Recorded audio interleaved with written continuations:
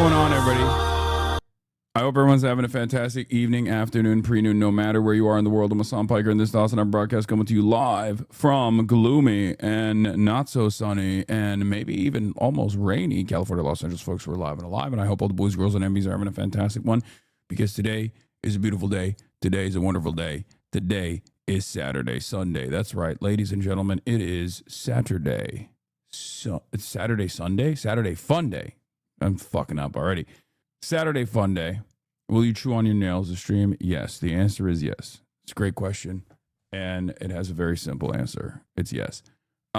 We are live. We're alive. No snap. November is here. Hope all you chatters on EBT got your savings in order. Bless. Yes. We're live. We're alive. And I hope everyone's having a fantastic one. This is part of the broadcast where I tell you about my personal news, about what's going on in the world of Hassan Hasanabi Piker. In between the time period where I press the stop streaming button and press the start streaming button. So help me God, that's what I'm going to do. Hold on. Every time, I don't know what it is, and I haven't been able to figure this out, but every time I wear these shoes, okay? Every time I wear these shoes, which are the Berkeys that are brown, as opposed to the tan Berkeys, I get fucking zapped every time I touch anything, okay? There's a couple different shoes that I wear in this room. I don't know if it's because Murat did the electricity and he didn't ground it. He failed to ground it or something. But if I touch the mic, I get a little sparky. I touch the door, I get a little sparky. I touch the fridge, I get a little sparky.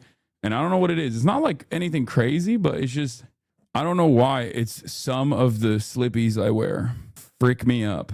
Obama is live right now. Oh, bummer. Is he? Oh, he's campaigning with the gubernatorial candidate Spamberger in Norfolk. Yeah, I'm not going to watch that. All right.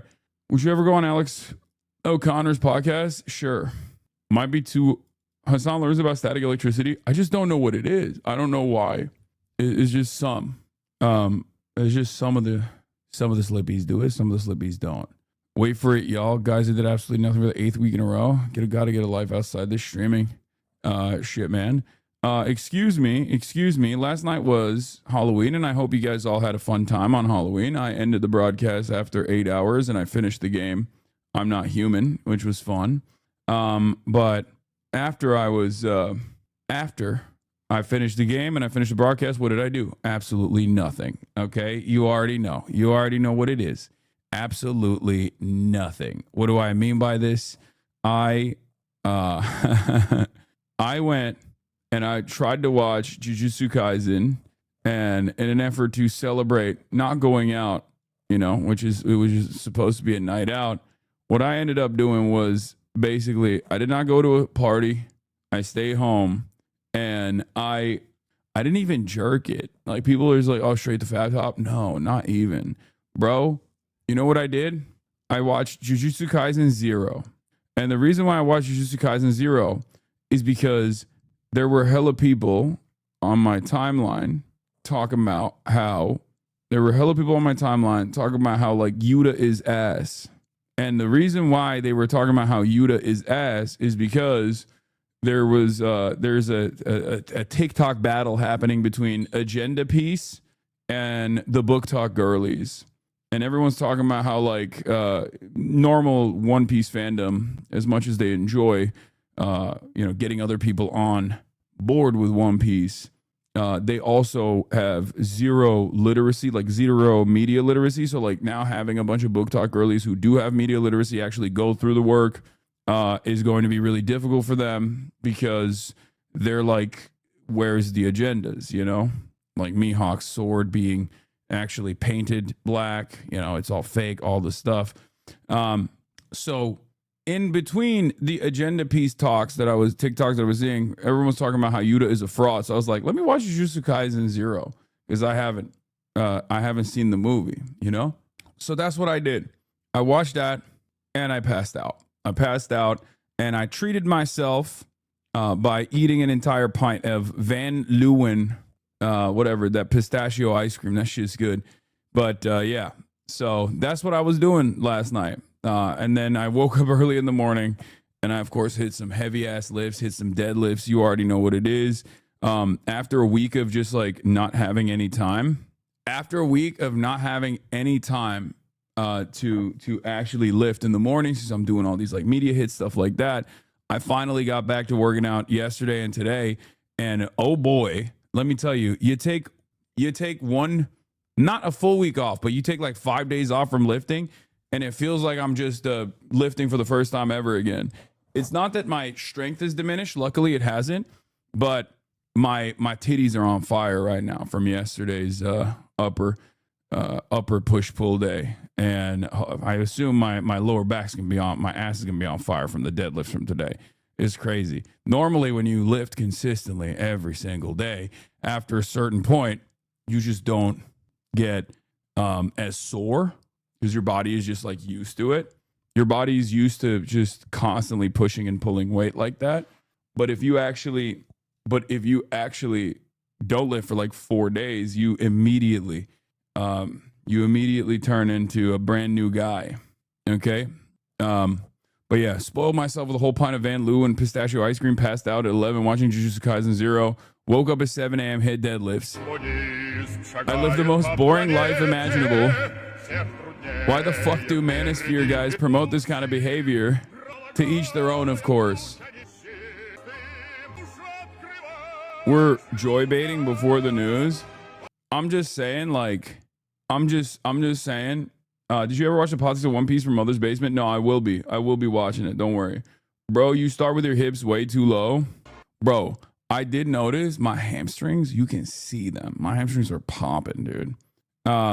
Poor form, poor fit, chicken legs. That's a crazy thing to fucking say. Cause like chicken legs is crazy to say to someone like myself. Cause you can see, like, this is pylons, dude. You ain't got that kind of motion. You do not know size. Okay. You have not seen size like that. If you think this is a turkey leg, when you can basically see my fucking hamstring separation, I don't know what to tell you, you know? You must construct additional pylons. I know. It's okay, bro. You finally got your first pop outs. Proud of you. I think this might have been the first Halloween, the first Halloween weekend, really, that I did not. You're so vain. Oh my God, bro. Let me glaze myself. This is it's good to work out. Okay. It's good to work out so you can love yourself a little bit. Your life isn't boring. You're going to China in a month. Nah, it's pretty boring, brother or sister. Let's be real. But yeah, what is this? Hello, I used to watch you a long time ago, but for the past 2 years, I've only seen you on Twitter getting dragged by everyone. But today I saw you as Superman, and that made me very horny for like an hour. Have a nice day. Bless you. Thanks. Yeah, I think I've noticed that the less I thirst trap, the more people come after me. I think I just need to keep slutting myself out. That's what I need to do. I need to keep slutting myself out, because otherwise, if I don't do that, people are just going to keep yelling at me. But yeah, personal news wise, not much is going on in my life. As you guys know, this was the first year, like being 34. This was the first year where I didn't do any Halloween festivities at all. I didn't go to a single dang Halloween party. I did not do any of that. I just spent it indoors, you know. That's all I did. And do I feel bad about it? No, not even a little bit. I feel pretty good. No friends, L? No, I mean, it's not like I wasn't invited to parties. I just didn't go. Why'd you repost this? What is this?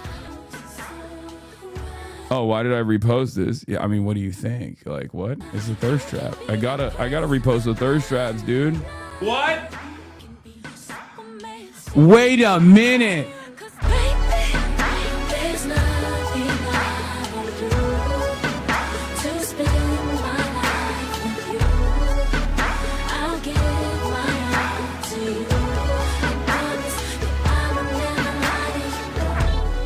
Do you jerk off to yourself in the mirror? No. This is a defense. Just like this is hater insurance, okay? I need you to understand something. I'm going to keep repeating this over and over again, as I have throughout my entire career. My job requires people to be charitable, okay? And unfortunately, there is an entire economy revolving around making sure that the edge cases that would ever encounter my content are never charitable. So as much charity as I can farm, I will always do that. Okay? And this is one of the uncontested areas, at least for the time being, where I can still, get people to not immediately see me in a point of disdain, which does frustrate a lot of people, but I gotta slut it up. Are you about to get denaturalized? I'm a US born American. So if I get denaturalized, that means it's cooked. That's Cope Playboy. Just as I say, all of the mainstream media slots that I do when people reach out, even if I don't feel like it, I do because I call it, terrorism insurance. So that all of the other right-wing assholes, when they call me a terrorist, is just like, including Andrew Cuomo, as a matter of fact, they look at that situation and go, okay, that's not like, that's a little silly, right? And this is insurance against the haters. This is hater insurance. That's what it is. I've hit my ultimate weight goal of 175 with muscles after being at 230. Appreciate the workout tips and fitness moments. Hell yeah. And you spent $20K to do the interview too? Yeah, of course. Of course. Always. You already know. Always. Haters are your waiters at the table of success. This is true. But yeah, that's it. That's all I got. There's not really much else to talk about other than the fact that I spend most of my time. What's your favorite candy to eat during Halloween? Remember, I've never done trick-or-treating. The only time I did trick-or-treating was last year when I went to Disneyland with Cutie Cinderella and the Fearam podcast. If you recall, that was the first time I ever did trick-or-treating. And no, it's not candy corn. I have an opinion on, I have an anti-candy corn opinion. I don't know what I would say was my favorite Halloween candy, but probably Reese's peanut butter cups. Like, that's what I fuck with the most. Like, if I were to actually eat a candy or like a treat, if I were to purchase something, like it would be a Reese's peanut butter cups. That's what it would be. I don't fuck with candy corn. I don't know why people like candy corn. It like freaks me out that people like candy corn. It's so strange, brother. I don't get it. I will never get it. I will never understand it. Look, to each their own. If you like candy corn, that's fine. Okay? I hate gay Halloween. What do you mean you're Hassan Piker? It's gay Halloween is popping off. For those of you who don't know what gay Halloween is, it's when you do something hyper specific. When you do a costume that is hyper specific, that is a part of gay culture. I hope you had a very Eric Adams family Halloween. New York is the Transylvania of America. I loved you being on the podcast with Zach, bro. The fact that you interviewed him, you interviewed with Zoran so early on his candidacy, and now you're doing the same with Zach is hope poetry, bro. The comment section is being brigaded to is weird. I mean, always. I think the faster people realize that the comments that you see online or like the replies that you see on Twitter and whatnot is not reflective of the reality, the easier it is for everyone. I try to explain that to like people as well, because they get like so discouraged when they get when they're under the heat lamp, right? When people just like sick their bots on people, or people behave like bots against them, right? And I'm always telling them, like, this has been happening to me for, the past decade, and I never look at it. I never look at it. And I don't know why people do. Like, I don't know why people still in this day and age, I think there are still people who think that this is reflective of the real world. It's not. It's not even remotely reflective of the real world. You're talking about people who are, if they're not actually bots, if they're behaving like bots, you're talking about people who are so unimaginably invested in disparaging you and attacking you and trying to make you like a toxic person. Like, that's not a normal person. That's a stalker. I love this community of the real left online, but sometimes I hate it. The point you made about hope and fun and change needs to be hammered into every max leftist chatter. Yeah, that's why we got to do more. That's why we got to do more of these fun Sunday fun day, Saturday fun day stuff. What do you think about Norm going on Clandis? He don't got internet. He don't got internet. Don't even start. He don't got internet. Chill. What the hell is this? Is that me? I'm confused by this. That's from 4 weeks ago. That's wild. Okay, thank you. But yeah, community segments is another one as well that we need to bring back. I know. I'm working on it. We'll bring it back. Remember when we did Chad Vice with Vanilla Mace and Adapt? Remember that? I would booze Alan Hamilton, build a ballroom. That ain't making sense to me. They're a defense contractor. What is it they're really after? It feels like a conspiracy. Why would Lockheed Martin build a ballroom? That ain't making sense to me. They build rockets, they build missiles. Now it's drinks to wet your whistle. It's something sinister indeed. Oh, why would Palantir want to help build a ballroom? Oh, that ain't making sense to me. I just can't get down with that, man. You remember that scene from Batman? They're gonna build more surveillance technology. Oh, turns out Hitler also built a ballroom. Oh, now it's making sense to me. Oh, cause when stuff hit the fan, that's the place that they all ran. And it turns out that Trump sense to me. Oh, cause when stuff hit the fan, that's the place that they all ran. And it turns out that Trump has the exact same plan. God damn it. I mean, true. I mean, it's just like I tweeted about. I mean, I didn't tweet about this, but I posted about this on my Instagram story last night or this morning. I can't remember exactly when it was, but also here's the blast off tweet. Here's the blast off tweet in the meme. But like we always say, like is the classic trope, like, oh, history doesn't repeat, but it often rhymes. It's like, no, man. Sometimes it's just straight up a repeat. Okay. Hey, Chermaya, thank you for the 200 gifted. God damn. It's like we're. Like, what are we doing? Like, this is just straight up like, welcome back to the Gilded Age. Welcome back to the Roaring 20s. Okay. Welcome back to the Depression. You cannot point to a clearer time is a circle moment than this very thing. Okay. It's like they are LARPing. I feel like they see what's going on. They recognize the similarities. They see the contradictions worsening, and they're like, oh, this is gotta lean into it pretty hard. It doesn't make any sense to me. Okay? It doesn't make any sense to me at all. It is mind-boggling. It is not good. It is not good at all. Hold on. Thoughts on the Vanilla Cutie drama? Sorry to bring it up. Want to know your thoughts, though. I don't know what the Vanilla Cutie drama is, but there's no drama, okay? There's no drama here. I don't want any drama here.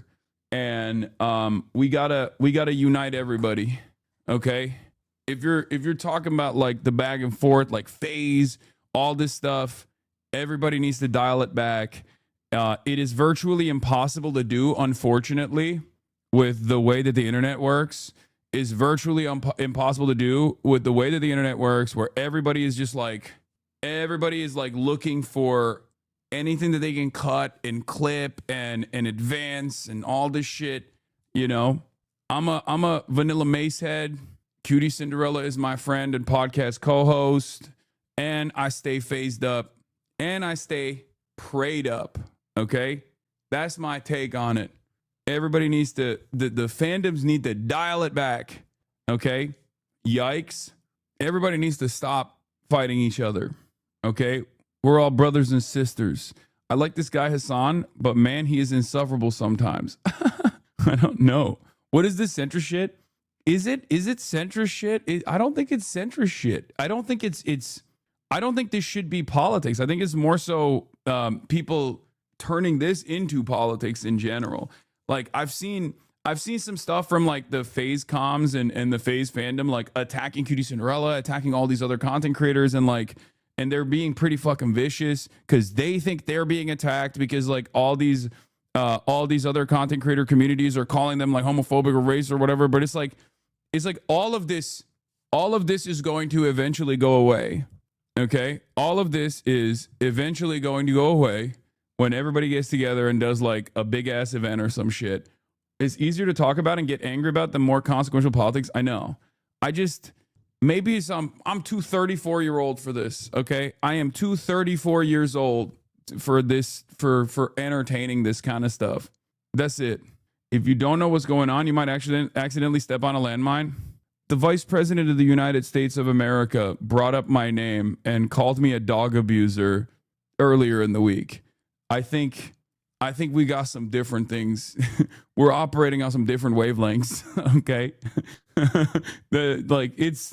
it's gonna be all right. I think. I don't think that we mustn't fight one another. That's what I think.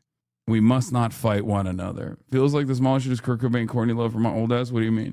Stop fighting. Everybody stop fighting. Everybody stop fighting now. Everybody stop fighting now. Gatsu made a New York video. I'll watch it too. We got some fun stuff. Can we talk about the real drama? Elon and Altman duking it out on X. Oh shit, they are? Let him fight. Let him fight. Let him fight. Hell yeah. Friendly fire, friendly fire, friendly fire. New York forgot 9/11 a little bit too soon because we're letting the guy who flew the plane become the mayor of the city. Hello, Ariane? Mommy and Daddy didn't tell you this enough, but official. New York forgot 9. What the fuck? What the hell is this? They got you in the thumbo? What the fuck is this? Picture that.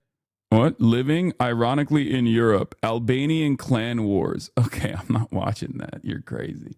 I know. I got the fucking politics of One Piece. I know I'm going to watch Mother's Basement politics of One Piece. I know I'm going to watch it.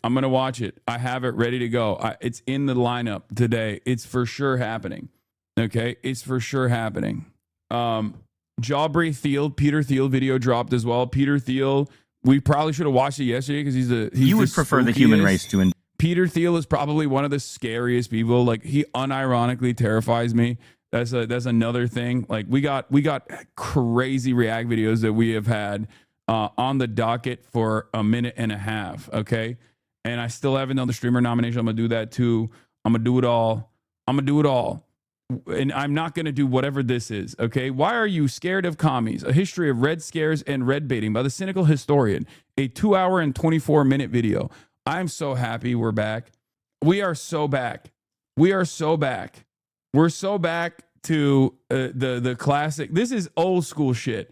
Anytime when I'm like, hey, I want to do some fun stuff today, you can always count on a chatter coming in and being like, hey, I have a 3.5-hour video about socialism that I think your audience needs to watch. And if they don't watch this, you're actually reactionary. If you don't watch this, you're counter-revolutionary. If you don't watch this, then you are betraying the revolutionary cause. And it's got 654 views. And if you don't actually promote this and watch it, I'm going to make it my life's mission to end your short-lived political commentary career. Anyway, highly recommend the book that Jaubrey mentioned reading. And this, Malcolm Harris's Palo Alto. Bro, you are talking like you fed some salted peanuts to crows today. Yeah, I might have done that. I might have messed up.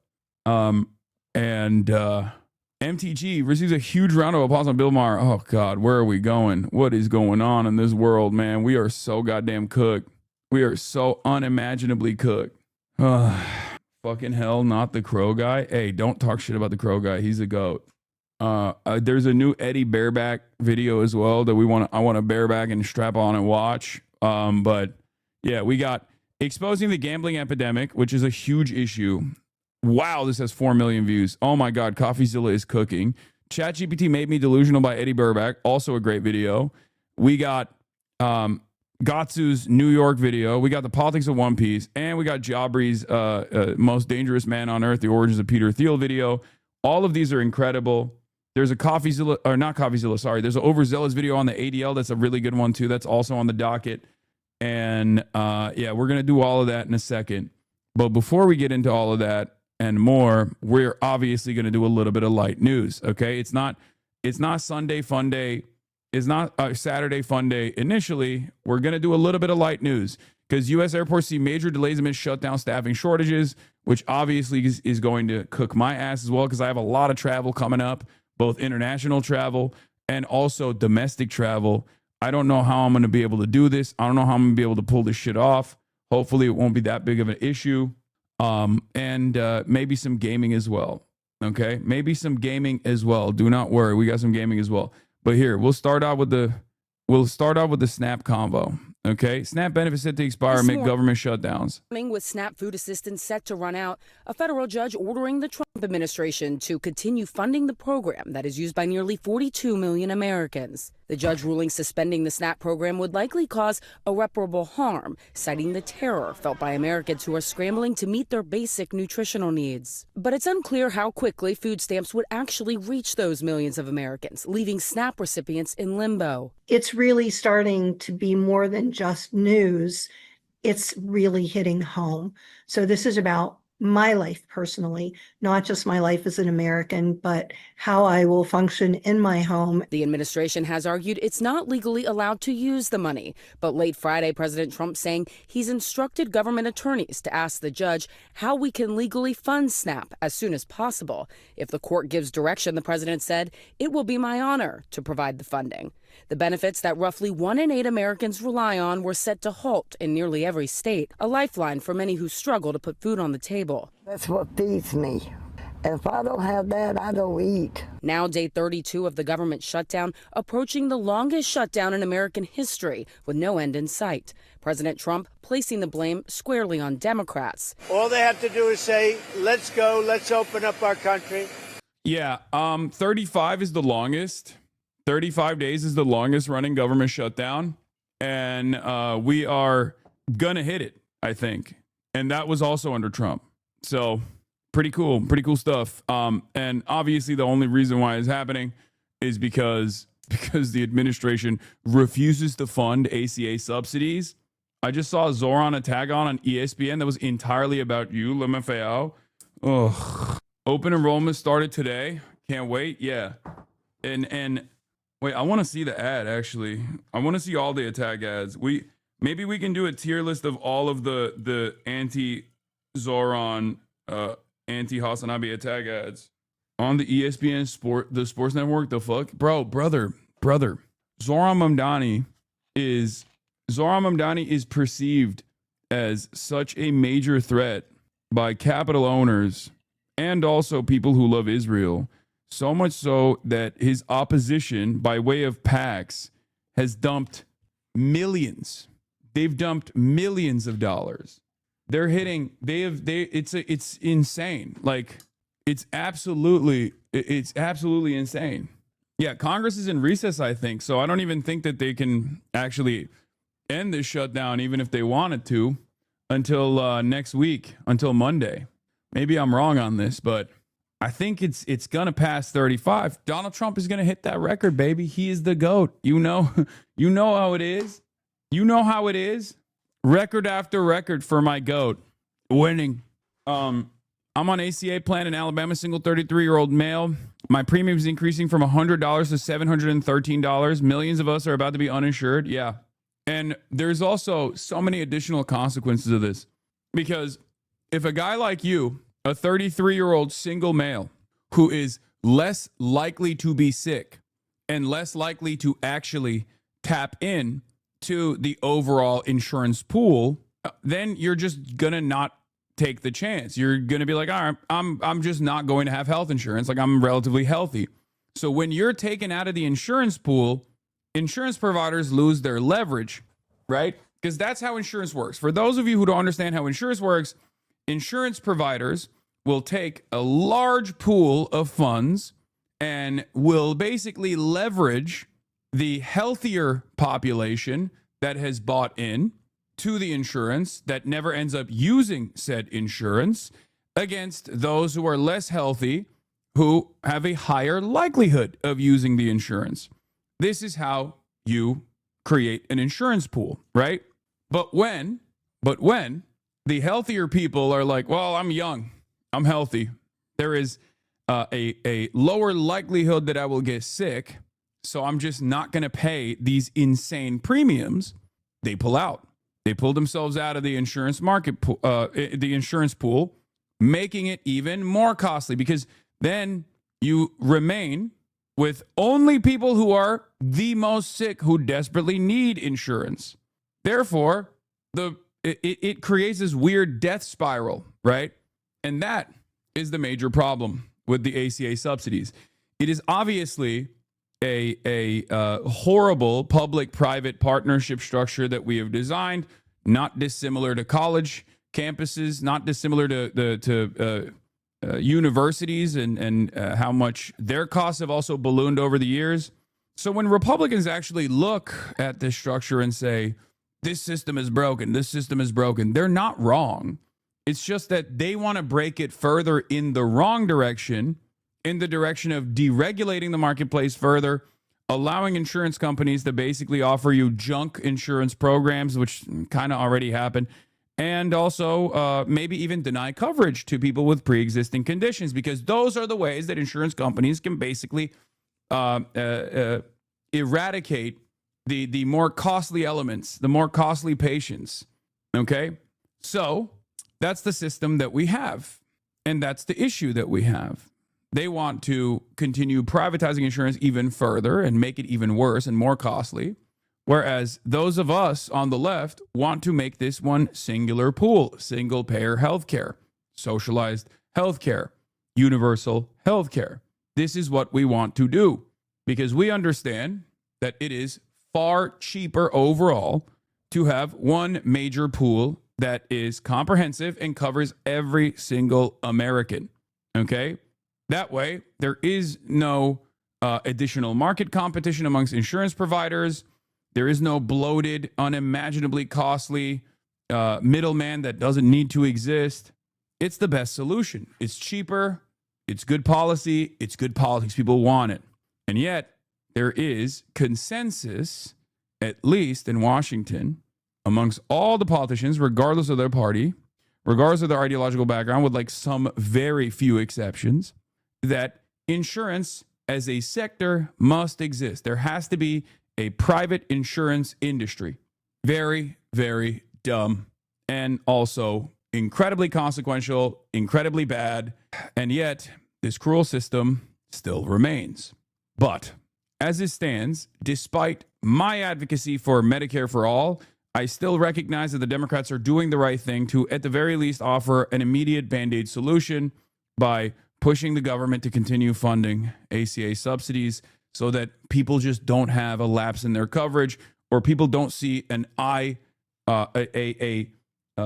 massive increase in their premiums. Because like open enrollment starts, and if you actually just auto sign off on your pre-existing healthcare, you might be paying like 3x without even realizing it on your premiums. You have to, in a country where 64% of Americans are living paycheck to paycheck, okay, and can't pay for $400 in emergency funds, that's the first premium payment that you have to pay that will directly put you into potentially bankruptcy. It's ridiculous. It is fucking ridiculous. It is unimaginably cruel. It is ridiculous. And the Republicans don't even want that. They don't even want the Band-Aid. It's crazy. Democrats and Republicans have put a Band-Aid on a gaping wound, and the Republicans rip the Band-Aid off. And they're like, nah, let the wound get worse. And everything snaps back into shape. Democrats demanding Republicans work with them to extend Obamacare subsidies, but Trump and Republicans say they won't negotiate until the government is reopened. The impact snowballing. Air traffic controller My family's truly and genuinely fucked. We simply cannot afford new monthly premiums for health insurance. It went up like 45%, like no joke. It's going to be $1,300 a month starting in January. I have less than 2 weeks to decide if we go without insurance or without food or other necessities. I just don't think this can continue. There is no way. There is no way that this can continue, okay? It just doesn't. Maybe I'm wrong, but this level of instability, this level of inequality, this level of unreasonable pain that the working class are subjected to, it can't continue happening. Meanwhile, on the other side, you see the ways in which the Republicans on the timeline are moving against welfare, right? They're moving against SNAP. They are hitting the racialized the racialized like fuck SNAP line super hard. If you noticed, they just keep talking about how like black women are irresponsible or have children on purpose with numerous baby daddies just so they can like steal the taxpayer funded EBT and SNAP benefits. This is the most insane shit. I've been asking for a while now, where'd you get the shirt? This is the Burger Reich shirt that I'm wearing, and the Disarm shirt you asked. They are both coming up in my next lineup. It's Hasanabi merch, ideology.shop. It's going to be coming out soon. People can't absorb a $400 emergency, and they're cutting SNAP for 40 plus million and boosting premiums by far more every single month. This will break the country. Yeah, I don't know where this goes, is what I mean. You're saying do mutual aid chat, and that is true. We should be doing that, and I'm working on figuring out what I can do for food banks out here in Los Angeles. And I'm not really going to be around in LA for the next month or so, but I'm going to try my best to set up some fundraisers and stuff, even if I'm in China. However, mutual aid is not going to fix this, right? Like mutual aid can only fix your immediate community. It can help you organize, but it's not going to fix this systemic problem. Like there needs to be a disciplined, organized movement that is trying to tackle these issues, right? Mutual aid is a necessity, but it's small scale. We need mass mobilization. We need a disciplined, organized movement. First, we need a disciplined, organized movement to tackle the closest allies that aren't doing their jobs, that aren't actually moving the needle in the appropriate direction. And then with an even larger, more consequential, more organized mass movement, we need to topple the existing financial harms that this administration has brought about regular working class folks. Mutual aid in this regard does actually help, especially if you use it as an organizational tool. Okay? What do I mean by this? What I mean by this is when you look at structural problems, structural inequities, inequalities that are designed by the system, and how kind-hearted, charitable people can actually make up for those problems. One of the best examples of this is food pantries, right? Food pantries and food banks, no matter how well-funded they are, cannot make up for SNAP. It's just the truth. Because the way SNAP works is it directly puts money in the cards, and EBT cards, like a credit card, of 42 million Americans. You can't make up for that with like food banks and food pantries. That doesn't mean you shouldn't work with food banks or food pantries. That's not what I'm saying at all. It's very important that you do. Having said that, however, that is also not even a Band-Aid at that point. That's just like you're trying to triage. You're trying to triage a state failure of incredibly consequential magnitude on your own. It's just not going to work. It's terrifying. SNAP also covers toiletries and feminine products that people need, like toothpaste and tampons. Yeah. It's not triage, it's like palliative care. Yeah, that's even better than that. But it's like triage palliative care. It's both right now, though. You are totally correct, but it's important that people feel motivated to help. No, absolutely. And meanwhile, while all this is happening, Donald Trump is throwing like a fucking Roaring 20s Gilded Age ass party. It's fucking crazy. It's crazy. It's actually crazy. Shortages across the country are leading to flight delays at some of the nation's busiest airports. Federally funded Head Start preschool programs serving more than 65,000 children now at risk of closing, potentially harming the development of young kids. Now, the president has publicly called for a major change to the Senate rules by ending the filibuster, a move that would allow for Republicans to pass spending bills without a single Democratic vote. But that was quickly shut down by Senate Majority Leader John Thune. Bottom line here is this stalemate continues with no apparent breakthroughs. We begin with this morning's top story, the impact of the government shutdown on the nation's air travel system. The FAA says nearly half of the 30 busiest airports are dealing with a shortage of air traffic controllers. That contributed to a wave of flight delays across the country Friday, more than 5,700 nationwide. And last night at New York's LaGuardia Airport, two planes collided on the runway. Allie Bauman is here with more. Allie, good morning. Good morning, Michelle. Bro, am I cooked? I'm doing mad domestic and international travel in like the upcoming weeks. Jesus Christ, bro. Are we cooked? No one was hurt when an arriving United jet clipped the tail of another United jet that was stationary on the taxiway. That second flight was headed for Houston. It was canceled, and all 162 passengers had to deplane. And this comes as the FAA says nearly 90% of New York air traffic controllers are absent. Frustration is mounting at the nation's airports, where some passengers dealt with long delays. It was supposed to fly out at 9 p.m., which was already a pretty late flight, and then delayed until 1 a.m. Some spending the night in terminals, waiting for a flight. It's not just affecting those employees, it's affecting us too, and it's a huge chain reaction. In Boston, delays were over 2 hours. At New York's Kennedy Airport, nearly 3 hours, and at Newark International Airport, it was more than an hour. The FAA blames a shortage of air traffic controllers on the government shutdown. Now, 32 days. Bro, one of the craziest parts about this is that we've talked about this already so many times, but there has already been a shortage in virtually every single air traffic control tower in the country, okay? And that was before the shutdown. And a big part of that problem is because they're just not hiring enough people. And obviously, because they don't have the labor union power, shouts out to Ronald Reagan for that, they can't even fight for. Hello, what is this? What is happening? Hello, no, don't go in there. Don't go in there.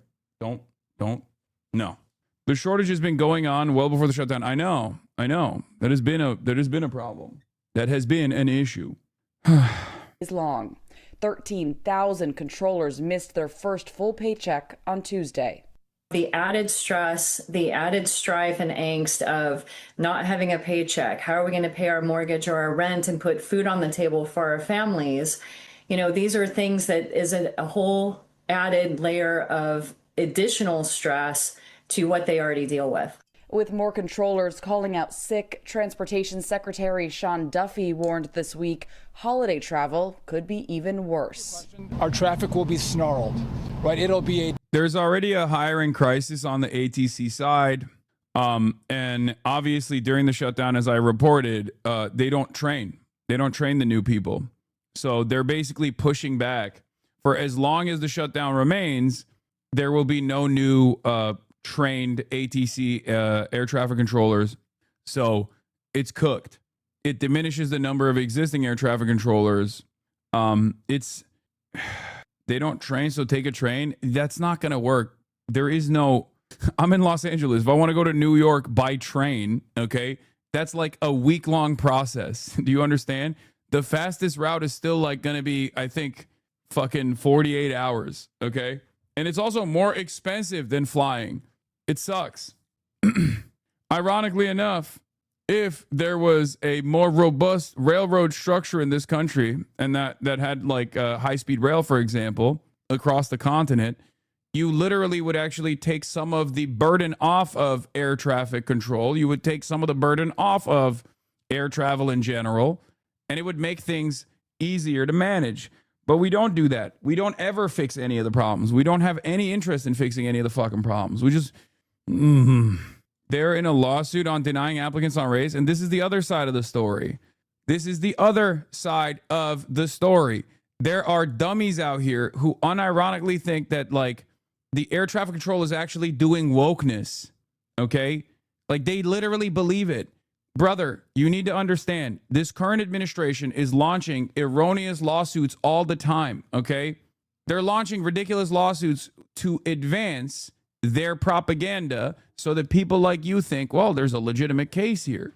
At a certain point, you got to realize, like, it doesn't matter. This is not a real this is not a real issue of consequence. Okay, there is no world where like people are just like, nah, we're not fucking training whites for air traffic control. Like, don't be ridiculous.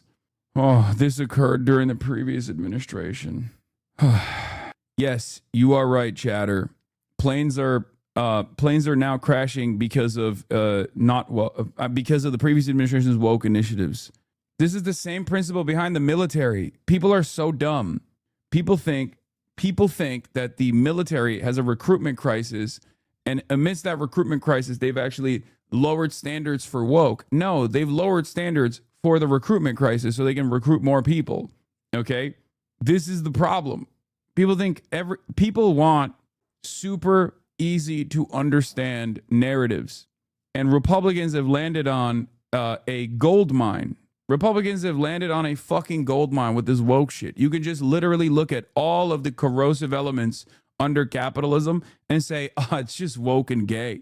People are just doing it for woke and gay reasons. And then you go, oh yeah, I agree with that. That does seem right to me. Disaster in aviation.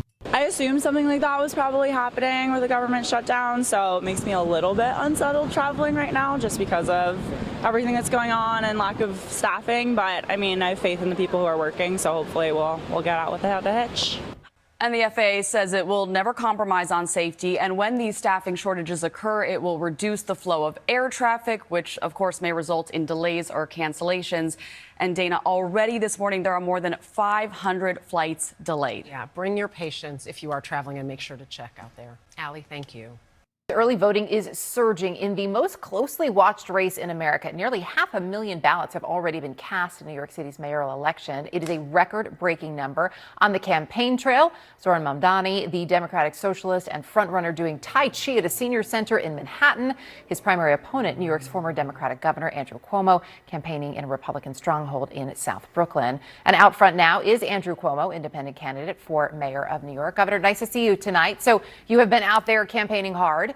The polling, every major polling, is showing Mamdani with a double-digit lead over you. Why do you think it is that New Yorkers are consistently choosing him over you? Well, I think the race is just starting to take shape, right? Tuesday is the big day, and I think New Yorkers tend to focus late. Also, he is the Democratic candidate. He won the Democratic primary, so there's a knee-jerk to go with the Democrat. Interestingly, he's a Democratic Socialist. I'm actually a Democrat. So that also has to play out. And the turnout, as you mentioned, is extraordinary. And I think that's the most telling thing. New Yorkers are concerned. You have this Democratic Socialist. What does it mean to have New York being run by a person who favors socialist economic policies? Public safety is a very big issue. I want to add police. He has been very anti-NYPD. And then you have the highest rate of anti-Semitism incidents in New York City, in the country, which is really shocking. So there's a lot that is animating the people of New York, as it should. Animating them, getting people out to vote. We don't yet know. Right? Sort of to your point, we don't yet know how they vote. We'll find out on Tuesday when the results are in. You were campaigning today in South Brooklyn with a Republican city councilwoman who just endorsed you. And I just want to play something that she said about your opponent, especially as you talk about the very real rise in anti-Semitism in this city specifically. So that moment in your response, here it is.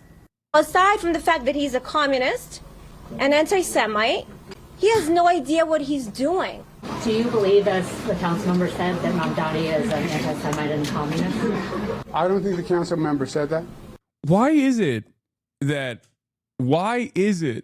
you can just say and do whatever you want as long as you are the right flank candidate in any election in the United States of America?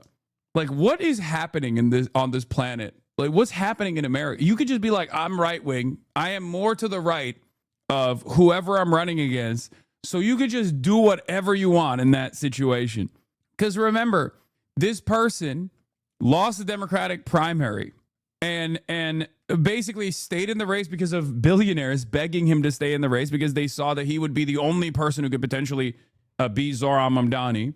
They dumped hundreds of millions of dollars at this point into the race to attack Zohran Mamdani.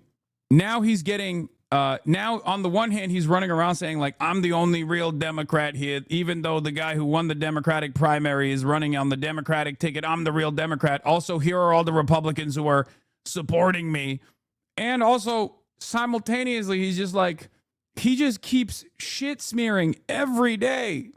Like, that's ridiculous. There were media reporters in the room. They heard the council member say that. And then they ask him and he goes, I don't think the council member said that. It's like, brother, you're right next to her. Are your ears covered in wax? What the fuck do you mean? So, Governor, now that you were able to hear clearly that she did in fact say that, do you agree with her that Zohran Mamdani is anti-Semitic and a communist?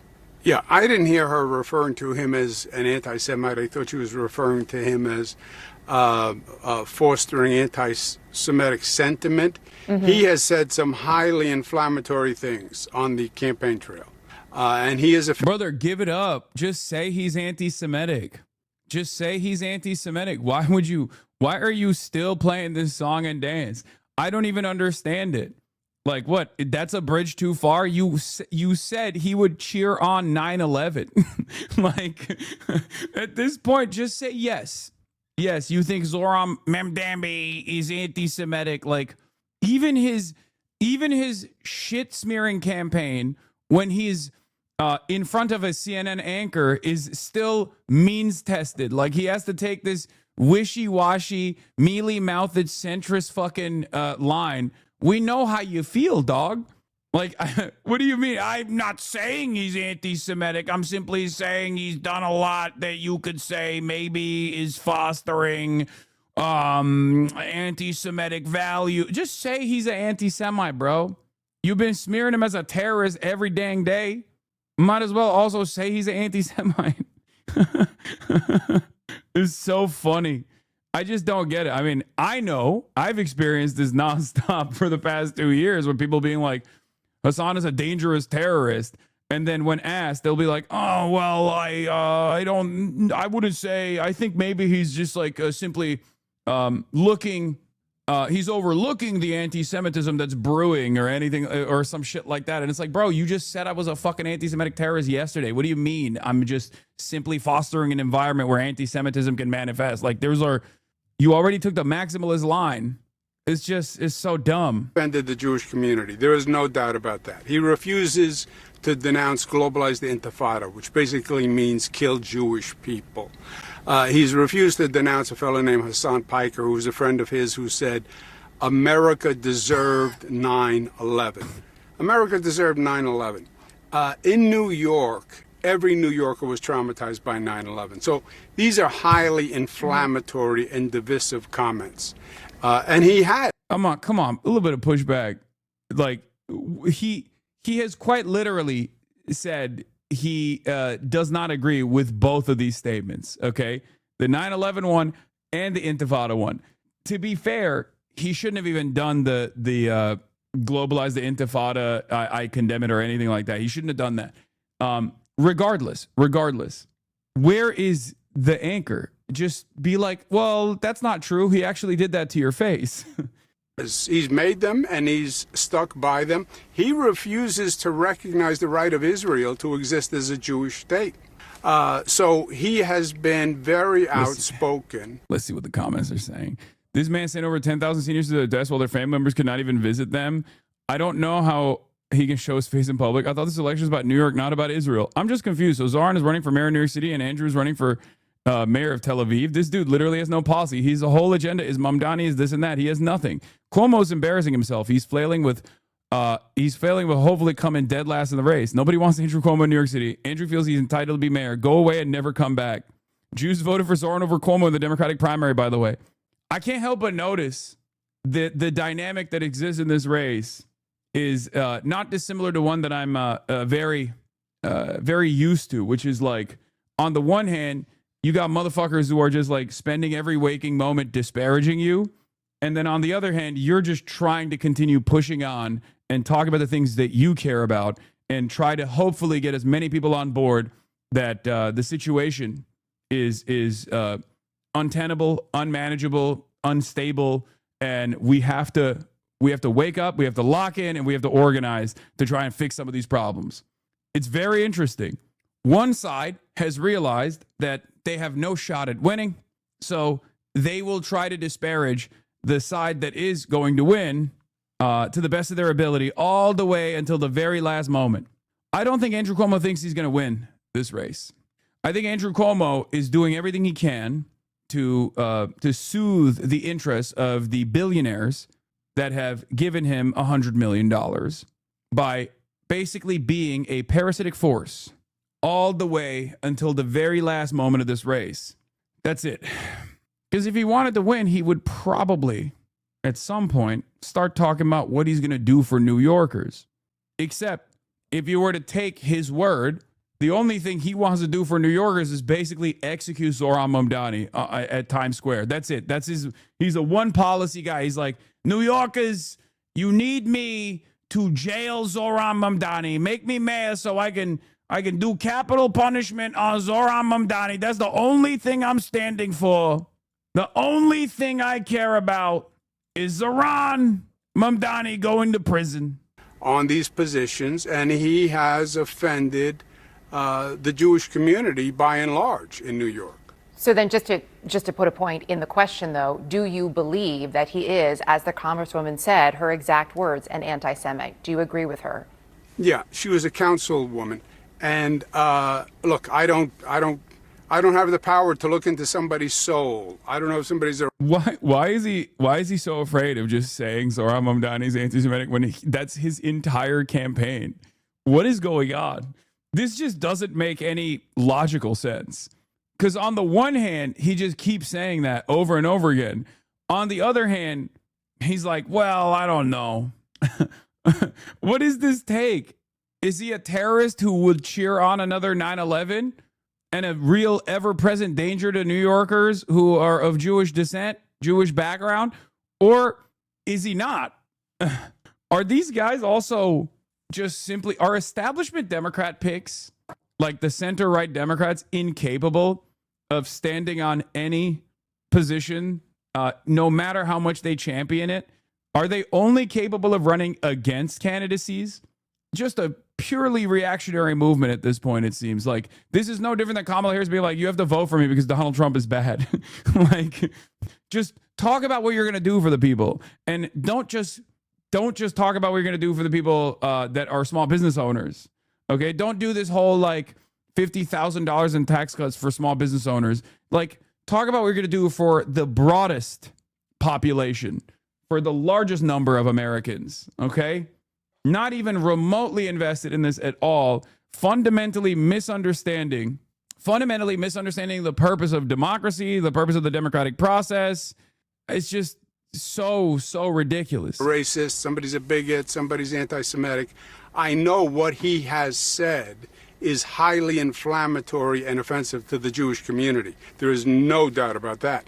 When you say you won't denounce kill all the Jews, that's inflammatory. Wait, if you think Zohran Mamdani is running around saying kill all the Jews, then he is anti-Semitic, right? You can't be in this world where you think Zohran Mamdani is running around saying that, which he never said, by the way. Like, if you're going to slander the man, go all the way. I don't understand it. What is this? You guys don't understand. I'm going for a reasonable centrism in my Islamophobic campaign attacks, where on the one hand, I'm claiming falsely that Zohran Mamdani is saying kill all the Jews, but on the other hand, I won't commit to saying he's anti-Semitic. This doesn't even make sense. Like, all people think, ironically enough, all people think their entire takeaway from this campaign or this media hit is going to be, you make no sense and you're fucking pro-Israel at a time when, you know, the majority is not. The majority is very openly anti-Israel. And also, why the fuck do you keep talking about Israel? Why the fuck do you keep attacking Zohran Mamdani over Israel? Like, Zohran Mamdani is a 34-year-old Muslim socialist. He's an anti-Zionist as well. But you could have hit him on the policies. Even then, it would have probably been a lost cause, because none of the things that he is advocating for are impossible to do. They're objectively popular. So you would still be running around talking about how, oh, we can't do these policies that have been done before in New York history. That would still be a bad campaign. But he'd probably do better than this. You were campaigning in Harlem yesterday, and you painted a very bleak picture of what you believe New York City would be with Mamdani as mayor. Here's some of that. This is about the future of the city of New York. I do not believe the city of New York has a future if Zohran Mamdani is elected mayor.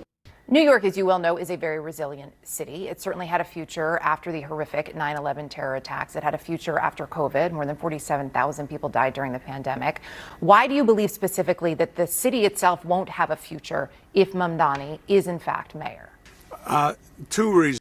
It's interesting because, like, this is contentious. This is a somewhat contentious interview, but this is a target-rich environment for for adversarial journalism. Like, it's virtually impossible for any competent CNN anchor to conduct an interview with Andrew Cuomo at this point that doesn't actually try to address some of these inconsistencies. Okay. Whereas with Zohran Mamdani, he's run a fairly stainless campaign, right? Not a lot of blemishes there. All of the manufactured outrage points are just mostly ineffective. He's neutralized some of the arguments, and others you don't even need to talk about, right? And even then, adjust this to the Anderson Cooper interview. Anderson Cooper was trying to dagger him on everything. He was like, "Oh, well, in 2013, you said the NYPD was being trained by the IDF. What did you mean by that? Don't you think it's like anti-Semitic to say such a thing?" Like, no, it's not. It's just the truth. It's the truth. The IDF does train at the NYPD and also every other local police department. It's just the truth. Meanwhile, this guy's like, Zohran is an anti-Semite terrorist. He's going to cheer on 9/11. He's devastating. He's so divisive. He's so divisive by being Islam, by being Mohammedan. And they're barely scratching the surface of his inconsistencies and his ridiculous lines of attack. Number one, the Mamdani is hostile to public safety, hostile to the NYPD. He said the NYPD, his words, are racist, wicked, corrupt, anti-queer, a threat to public safety. He has supported defunding, disarming, and disbanding the police. The public safety is job one in New York City and many cities. If people feel unsafe, that's very bad for the city. Number two, he's anti-corporate, anti-business, anti-wealth. One of the problems we're having in New York City now is our taxes are very, very high and people are leaving. As you mentioned, post-COVID, remote work, move to a place that has a lower tax rate because you can after COVID with remote work. So if you are anti-public safety and you are anti-corporation and anti-business and hostile to the economy in New York City, you're going to see more people leave. You are seeing it now, right? He will accelerate the number of people and companies leaving. Former Governor Andrew Cuomo, you say the race is just getting started, gaining momentum. We'll be watching the results on Tuesday. Appreciate your time tonight. Thank you. Great. Thanks. Thanks for having me. Out front now, Harry Enton, to tell me, all of us, something I don't know. Oh, look at that laugh, Harry. Okay, so Harry, when we're looking at races, you've got New York, you've got New Jersey, you've got Virginia, so much attention being played to these three races.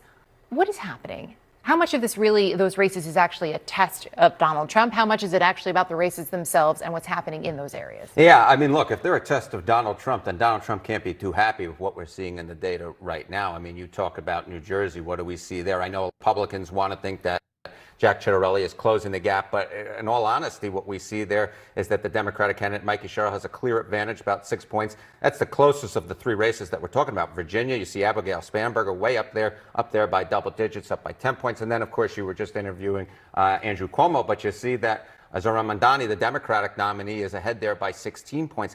At this point in time, and granted, Election Day, we'll see what happens, but at this point in time, to me, it seems like the Democrats are most likely going to sweep all three of those races. And that's in part because of Donald Trump, but it's also in part because, especially in a place like Virginia, they have a much better candidate than the Republican candidate.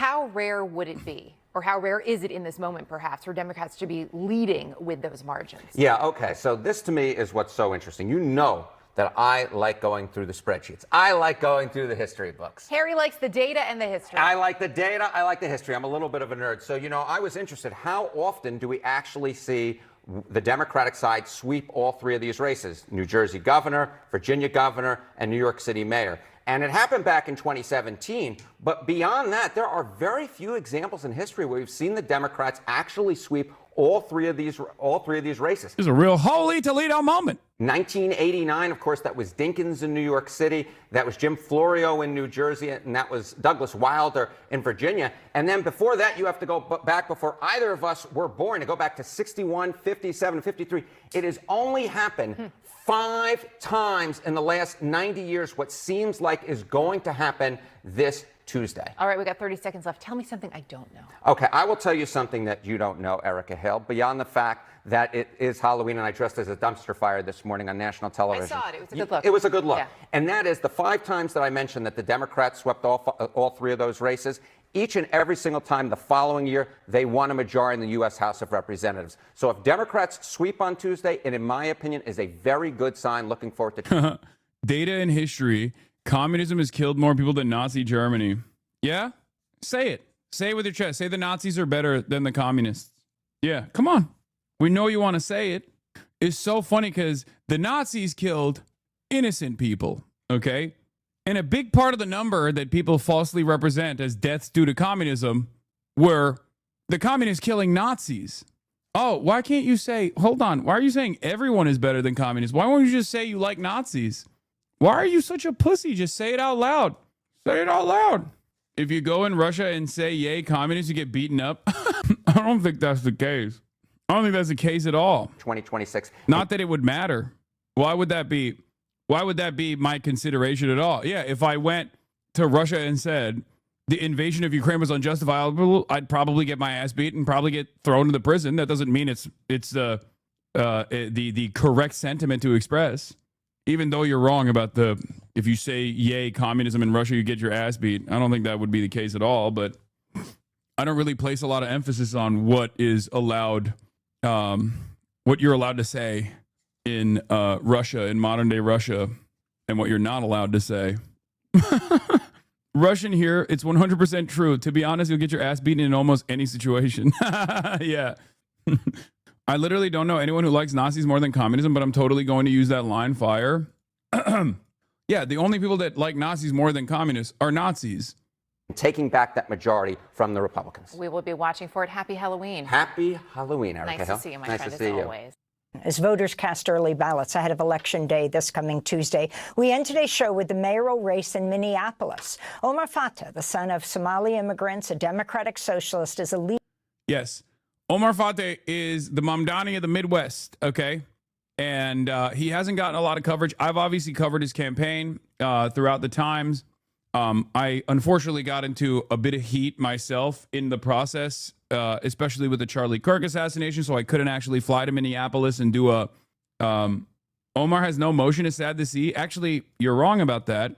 As far as the latest polls show, some polls show Jacob Frey, who is an incredibly unpopular candidate, the incumbent, with a minus 17 net negative approval rating, barely beating Omar Fateh within the margin of error by like 1 point on the first choice on the ranked choice voting, and Omar Fateh and defeating Jacob Frey on the third and fourth rounds of ranked choice voting. And therefore, Omar Fateh still has a shot. In the upcoming days until Tuesday, I'm going to try to do a little bit of a fundraiser for the Omar Fateh team here because I from what I understand, he gets no coverage whatsoever. But they have a pretty good ground game overall. Energy on the ground isn't looking good, to be honest. Yes, part of that is because the Minneapolis Hasanabi heads. We have to do better. Okay, we have to do better. We have to go and we have to fucking canvas. If you're in Minneapolis. If you are in Minneapolis, but by and large, the amount of coverage that Omar Fateh has gotten is coming from the right. The only people that talk about him are right-wingers that just keep constantly saying, like, America's being taken over. America's being taken over by the the Muslims. If you're not in Minneapolis, use your phone bank. If you're in Minneapolis, use your door knock.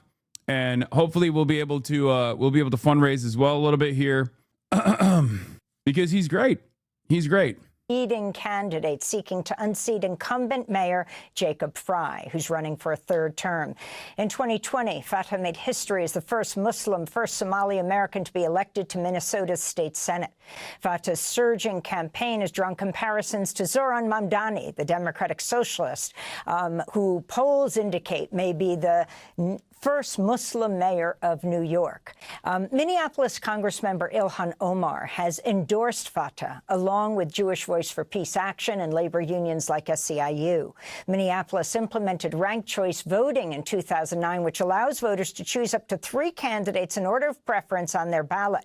The winning candidate must receive at least half. The problem is, we all know the electorate, okay? Let's be real. I think that in Minneapolis, you already have a built-in, very diverse group of people that are going to ride for you, that will overlook this sort of thing. But the broader base of support in Minneapolis is probably even more racist, I would say, than the New York electorate is. And on top of that, Omar is both Muslim and black. So he's getting getting hit from both ends in that regard. And unfortunately, racism is a major component in every fucking election. The reality of the matter is, it just makes it much harder, right? But as you know, my opinion on the matter, it's a hurdle that you can overcome with good policies, and Omar has done that. Okay, I would say that the biggest weaknesses beyond the obvious ones for the electorate being relatively racist is that a lot of people are not even aware that there's a Minneapolis mayoral race happening that's coming up. Unfortunately, it doesn't get the same national looks, but there is an opportunity there. There is an opportunity there. The opportunity there is that like some of these races that don't get the same national looks can actually be unique opportunities for underdog candidates to win. The DFL is working to ruin his shot as well. Like the establishment Democrats, the institutional Democrats are attacking him. The wealthier interests are attacking him. He has the same exact dynamic as Zohran Mamdani, and he has very similar policies to Zohran Mamdani as well. Half the vote. There are a total of 15 mayoral candidates on the ballot, with 4 Democrats, including the 2 frontrunners, Mayor Jacob Frey and Omar Fatah. Fatah is the only top candidate who's asked voters not to rank Frey, a centrist who's faced widespread criticism over his crackdown on Black Lives Matter protesters following the police murder of George Floyd in 2020. Frey has received the endorsement of Minnesota Governor, failed vice presidential candidate Tim Walz. Minnesota State Senator and Minneapolis mayoral candidate Omar Fatah joins us Open now. presence. Thank you for the We 25 welcome gifted. you to Democracy Now! If you can start off by talking about what the slate is that you are a part of, for people to understand around the country this issue of ranked choice voting and what you're moving forward on now, your major issues. Yeah, first, thank you for having me. So we came up with the slate for change, myself, candidate Janice Hampton, and candidate Dwayne Davis, because we believe it's the best. We are the best 3 candidates to move our city forward. We came together around our collective vision, and yet despite our differences, showing that Minneapolis can have a different kind of politics where if you think differently, if you have slight differences in opinion around different issues, that we shouldn't have an adversarial relationship, and that we can still be partners in doing the work for our people, for the people of Minneapolis. And so our vision includes my vision includes one in which we make Minneapolis a more affordable city, increasing the minimum wage to $20 an hour, passing rent stabilization to protect our renters so they don't get priced out. It includes having a public safety system that reflects the needs of everyone. 5 years after the murder of George Floyd, Also, Omar Fatah is a U.S.-born American citizen, too. He's not even naturalized, even though, of course, that hasn't stopped the Republicans from both presenting Zohran and Omar Fatah as like Muslim infiltrators from afar. I just don't see this working, sadly. Man, why? Why wouldn't you just fucking push for it? Who gives a shit? Like, there is no reason. You can't just back candidacies that you think are always going to win regardless. First of all, there is a shot. You're wrong. If you look at the actual polls, Omar Fateh is doing very well. He won technically the endorsement of the DFL, even though they rat fucked him afterwards. And even on the first choice ballots, he's within 1 to 2 points between him and Jacob Frey.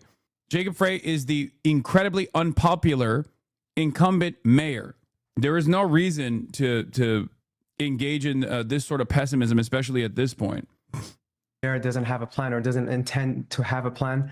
And finally, we have a hostile federal government with Trump back in office, who has the trifecta. He has both the House and the Senate and the presidency. And on top of that, he has a Supreme Court that's going to do and has been doing whatever he wants. And so as a city, we need to build a strong line of defense to protect all of our vulnerable residents.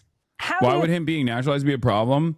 No, I'm just saying that, like, Zoran is a naturalized U.S. citizen, right? And they were talking about denaturalizing him and shit. Like, and they say that my point is Zoran is an American. Okay, Zoran is an American citizen. He's a naturalized U.S. citizen. Omar Fateh is a natural-born U.S. citizen. Okay, and yet for some weird reason, right-wingers attack them both as outsiders who are actually infiltrating America. I wonder what the reason for that is. Why is that a line of attack? That's the question I'm asking you, and I think we all know what the answer to that question is. Okay? It's just fucking racism. That's it. Feel, Omar Fateh, about being called the Mamdani of the Midwest. And one of the issues that Zoran Mamdani raises in this New York mayoral race is the issue of big money. If you can all... So the irony, of course, is that while Frey is, you're not wrong, okay? I just don't see if a Zoran method is working in a city that's one of the most affordable in the country. That's like 50% of Zoran's appeal is still good, but I don't think it'll be as salient as it was in New York. Well, there are other issues there as well. So there are other issues in Minneapolis regardless. No, Cloud District Enjoyer is not wrong, okay? Minneapolis still has unaffordability problems, though. That's the only problem. That's the only issue I take with what Cloud District Enjoyer is saying, because affordability is a problem everywhere, okay? Because you are looking at it from a broader perspective. People who live in Minneapolis still have affordability problems. Obviously, if you adjust the affordability of Minneapolis to the affordability of New York, as someone who probably lives in a major city that is far less affordable than Minneapolis, you go, what do you mean? People aren't as mad about affordability. Of course they are. Poverty, affordability, these are relative constructs, okay? So yes, while you look at Minneapolis from a national perspective, it is one of the few major cities in the country that where affordability is not as salient of an issue as opposed to like New York, because it's much more affordable than a place like New York. For the people in Minneapolis, there are still significant problems. Also talk about the role of big money in your mayoral race, PACs protecting the interests of developers and funneling millions of dollars into campaigns, and your chief rival, Mayor Frey. Yeah, what we're seeing with Zoran's campaign and campaigns across the nation is that we're seeing progressive candidates running on a sincere and authentic message around affordability and making the lives of working families better. For far too long, the Democratic Party has lost the message around how to improve the lives, around the costs of living, around renters that are struggling with paycheck to paycheck. There is no place on the country, there's no place in the United States of America, okay? There is not a single place in the United States of America where the affordability message is not salient. Make no mistake. And even if we were living in an economic boom where everybody was like, oh, all my needs are met, you could still tailor your message around making things even more affordable, okay? Improving quality of life for every single person. Struggling to make the next month's rent, struggling to pay for basic food and healthcare costs. And so this is kind of the reason why we saw a hard swing in 2024 with Trump winning the presidency, and now candidates on the left or in the Democratic Party winning with a similar message around affordability. Now, was Trump lying when he was running? 100%, of course he was. But he knew that that was the message that would resonate the most with the population. And so right now, what we're seeing here in Minneapolis is that Mayor Frey has 5 PACs right now. Not 1, not 2, but 5 PACs that have been well-funded, that have been sending out glossy mailers, nonstop ads on social media and on YouTube and things like that. And the reality is that if an incumbent has been doing the on-the-ground work, connecting with residents, connecting with stakeholders, working well with city council and cross-jurisdictionally across different levels of government, there wouldn't be the need to spend that much money and having 5 different PACs to defend you. It's very telling that right now that the mayor doesn't have a single county endorsement, county commissioner endorsement, or state legislator endorsement. And it's because he hasn't been able to work well with others and has handed the city off in his last 2 terms to the wealthy and the well-connected and not the working families. And so that has been evident throughout this campaign. State Senator, your headquarters, your campaign headquarters for mayor in the predominantly East African neighborhood of Cedar Riverside, Minneapolis, was vandalized with graffiti that read, "Somali Muslim, this warning is no joke," in black marker. You're certainly not the only Muslim politician to receive these threats in Minnesota and nationwide. I think about Ilhan Omar, who has also endorsed you, the Congress member from Minneapolis.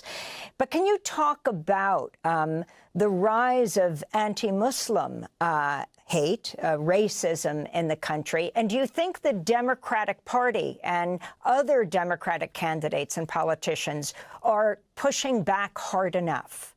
Well, what we are seeing here in Minnesota, I believe, is a direct result of our welcoming, the way we welcome everyone and the way we uplift everyone. And what I mean by that is that we were the first state to have a Muslim congressman in Keith Ellison. We were the first state to have a Muslim congresswoman in Ilhan Omar, who's been serving honorably and serving CD5 and has been a rock star for all of us and a voice that we truly needed. Is it a coincidence that Muslims have been the method lately? We got Zoran Fateh El Sayed, big election cycle for progressive Muslims. I don't think it's that confusing, because I think for like living in the United States of America, if you are from a Muslim background, you're, with the exception of Zoran, I would say, Zoran is the exception in this regard. You're usually coming from a lower income area regardless. You're coming from a minority group in the country that has seen the economic devastation firsthand. And therefore, your policy vision reflects that reality. So it's the same reason why, like, American Muslims, by and large, post 9/11, are one of the more reliable progressive voting blocs in the country. And it's so funny that people still do this shit, where this guy just said progressive Muslim is an oxymoron. Right now, in the United States of America, the most progressive politicians in office are by and large Muslim, okay? Especially on the Democratic Party front. Every single Democrat, Rashida Tlaib, Ilhan Omar, Zohran Mamdani, Abdul El Sayed is running for office, as we saw. These are the most progressive candidates in the country, okay? Pro-trans, pro-labor rights, anti-militarism. They are the most leftist candidates you have. And people cope and seethe and say they're cultural Muslims at best, which is crazy to say about Ilhan Omar, who wears a hijab. It's crazy to say even about Zoran. Like, no, these guys are actually straight up. They are much more Muslim than I am. They are following the faith much better than I am. Okay, I can't speak on Omar. I don't know. I don't know the extent of his. I don't know how much he practices or whatnot. But yeah, Ruhr Roman is another one. It's just so stupid. I suspect Fateh is also a practicing Muslim as well. It's so funny to me that people still run with this like unimaginable cope where they're like, oh, they must be faking it. Bro, it's like you always say, I can be a progressive Jew, no problem, but God forbid a Muslim runs as a progressive.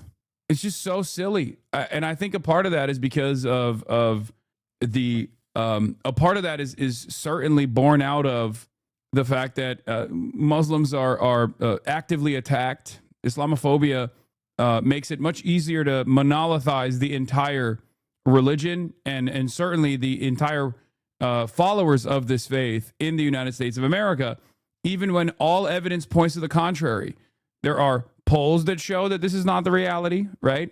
They are far, far more open-minded and far more progressive, Muslim Americans are, than evangelical Protestants are, for example. White evangelical Protestants are a much more consequential force in American politics. They're much larger in number. Obviously, it's a more fundamentalist segment of the broader Christian religion, but, you know, they are a far more consequential group that has far larger numbers than Muslims do overall. And Muslims are much more progressive than evangelical Christians are in this country. What we've seen in the last few years is that I think since 2024, there has been over a dozen instances of attacks on mosques, for example. Minnesota has had, I believe, the first and only mosque being bombed in the entire nation. Over $3 million in damages, 3 mosques fully burned to the ground. Myself and other Muslim elected officials have been receiving threats on email and social media. We have 20 seconds.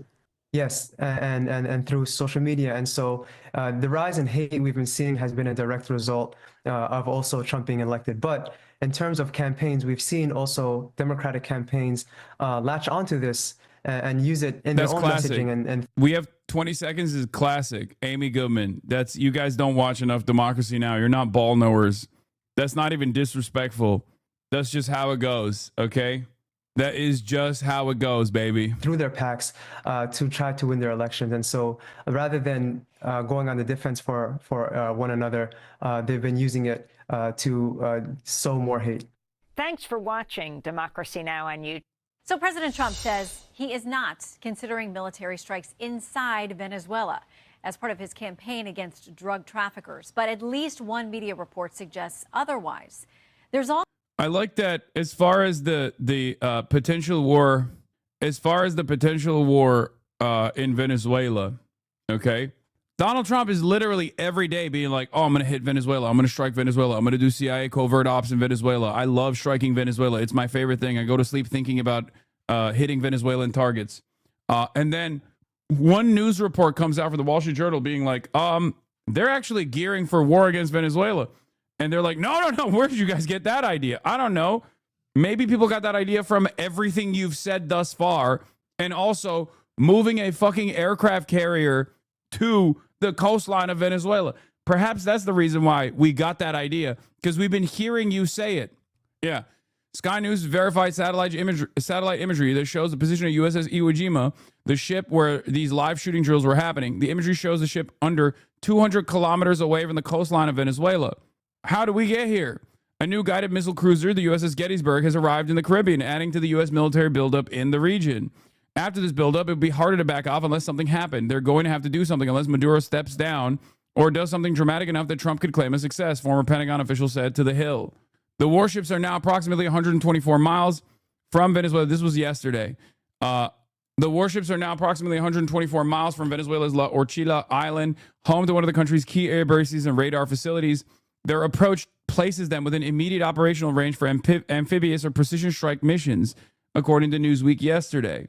Everyone remember how Putin said he won't invade Ukraine? Low key, Donald Trump has said more about invading Venezuela than Putin did about invading Ukraine in the military buildup that took place before the invasion of Ukraine took place. Okay? It's not like, you're right. You're not wrong. Okay? That's a perfect comparison. One that I, of course, also was duped by as well, famously. Something that people never let me live down. But it's like Donald Trump is straight up saying, like, no, we're gonna strike Venezuela. I want to do a land invasion of Venezuela is words that have come out of his mouth. So I don't think it's all that crazy for people to assume that he is going to do that. The anti-war candidate, by the way, 6-7 peace negotiations I've succeeded in putting together. I've done too much peace for far too long. The world has been too peaceful. We must actually end up doing more war so I can do another peace process. I can do another peace treaty. Yeah, and then Trump's like, I'm gonna invade Venezuela, and then everyone's like, dude, you're gonna invade Venezuela? He goes, me? Well, huh? Me? Talking about me? Ah, never. Okay, why are there aircraft carriers on the coastline of Venezuela? Why are there so many goddamn naval vessels? Why did you say that you would do covert operations by the CIA, that you sanctioned covert operations on the CIA? At least Russia didn't bullshit genocide. At least Russia did the bullshit genocide and Donbass stuff that we aren't even pretending to come up with a reason for this. Yeah, that's the other thing. Like, there is, like, Russia had in the buildup, there was so much. There were military exercises that happened on the border.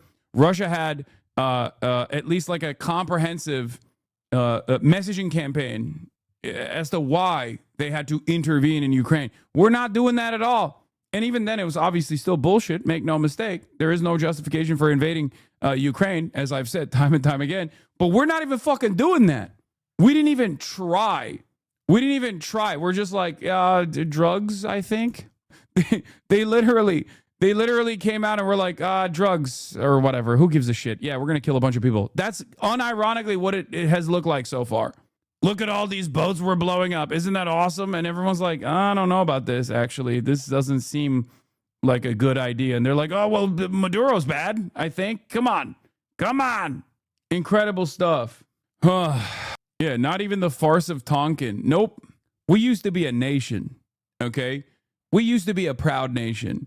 We used to, at the very least, try to create like psyops and shit to get the people on board. Nowadays, democracy is not worth the price of the paper that it's written on, okay? It just doesn't matter.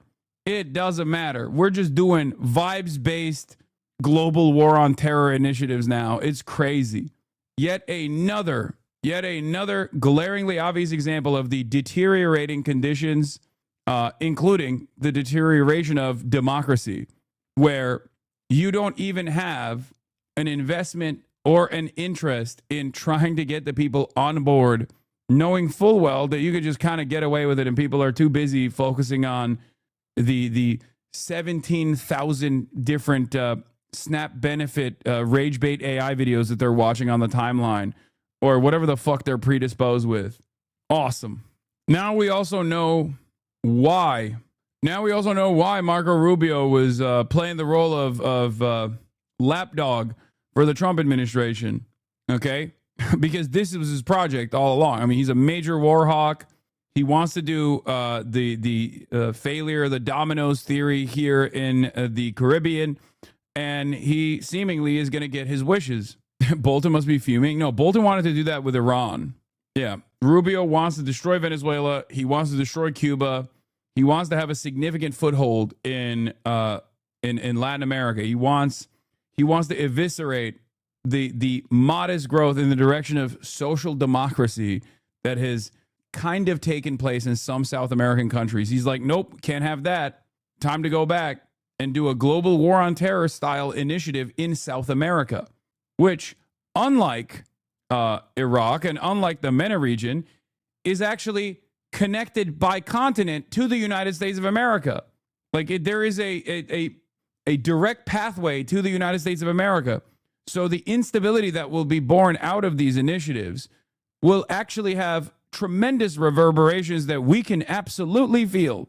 But that, of course, will be another opportunity for the administration to lean greatly into the reactionary sentiment against brown people in ways that you previously thought were unimaginable. Regardless of your own imaginative capacity, I promise you it will be worse. Okay? I promise you it's gonna be worse. Just you wait. When you got mass migration taking place because all of the fertile land has been reduced to rubble and bombed into oblivion, and you got economic refugees that are then going to their neighboring nations and destabilizing said neighboring nations, and then people are migrating from neighboring nations as well as the original nation that has been destroyed by war, and you got tens of millions of people being like, where the fuck do we go? I guess we have to walk by foot to the United States of America. And all that will await them at the border is an increasingly militarized border, concentration camps, drones, AI surveillance technology, and a robust military force, ICE specifically, and Customs and Border Patrol that is ready to start mowing down these waves of migrants that are simply trying to escape the war and instability that we caused in South America. Truly, truly evil stuff. Also a report that disputed Venezuelan leader Nicolas Maduro is pleading with U.S. adversaries for help. A bipartisan group of senators now asking for more information. Senior national correspondent Aisha Hasni is at the White House tonight. Good evening, Aisha. Shannon, good evening to you. The president has indicated previously that he would be open to moving his war on drugs from sea to land. But when it comes to a decision to strike within Venezuela, he's not there yet. There are reports that you are considering strikes within Venezuela. Is that true? No. With just one word, President Trump shutting down a report from the Miami Herald that he's decided to strike military sites inside Venezuela at any moment. That you made a decision on that? No, it's not true. Thursday, the Wall Street Journal reported the administration's pinned down targets used to transport drugs, but that the president hasn't made up his mind yet about striking. It comes as disputed Venezuelan President Nicolas. Yeah, as far as the refugee limitations, reportedly the United States in 2026 is limiting to only accepting 7,500 refugees, and almost all of them are white South Africans, by the way. The white genocide that's taken place in South Africa and the refugees that we will only accept from South Africa. This is the most Twitter administration of all time. So much so that Donald Trump also recently posted about Nigeria and how they're waging war against Christianity in Nigeria. Okay?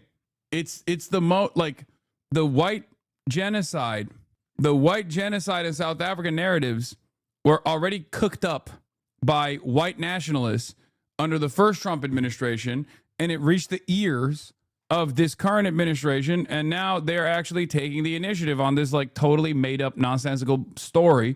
And then they're also talking about doing this. I mean, I don't know what they're gonna do in Nigeria, but the very fact that they're like geared up and making an issue out of this in a place like Nigeria implies that they are once again hyper focused on whatever narrative gets cooked up on the internet.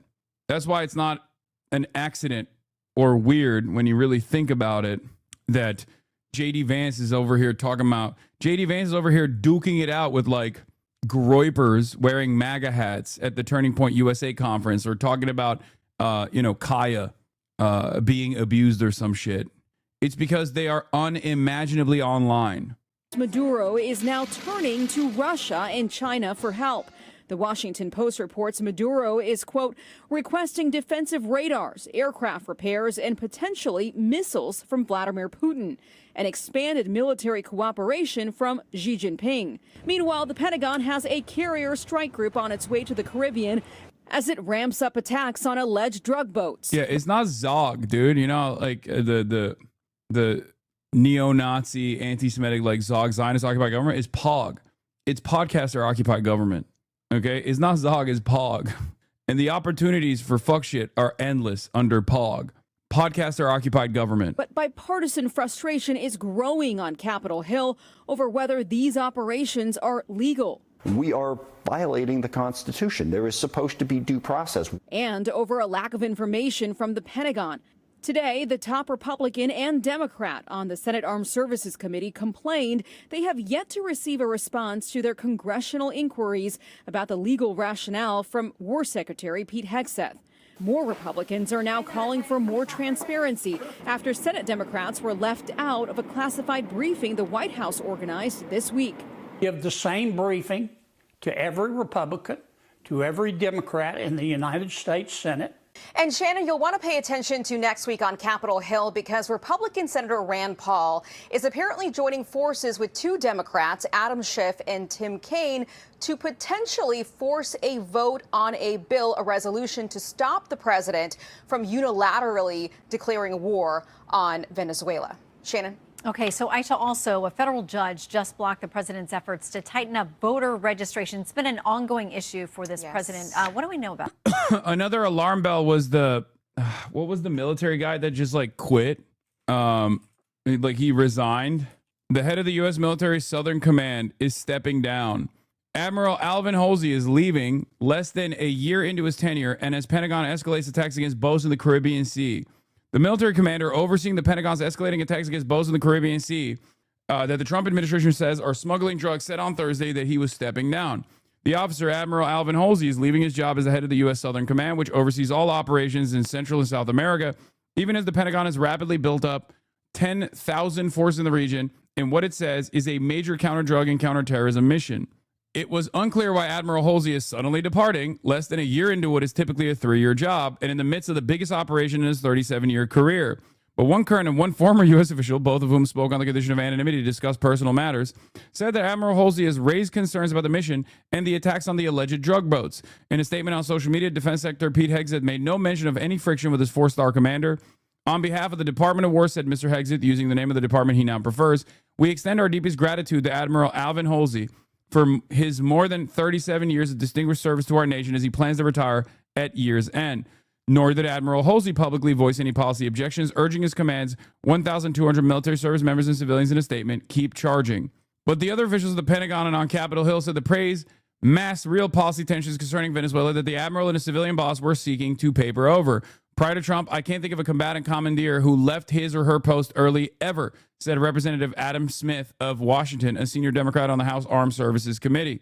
Senator Jack Reed of Rhode Island, the top Democrat on the Senate Armed Services Committee, was even more poignant in his criticism. At a moment when the U.S. forces are building up across the Caribbean and tensions with Venezuela are at a boiling point, the departure of our top military commander in the region sends an alarming signal of instability within the chain of command.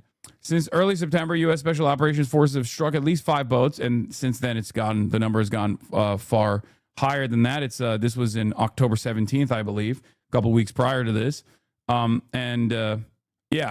It's not a good sign when you have a career admiral who is overseeing the entirety of your fucking operations, resigns after 37 years of service right before you end up going to war, a war that he was supposed to oversee.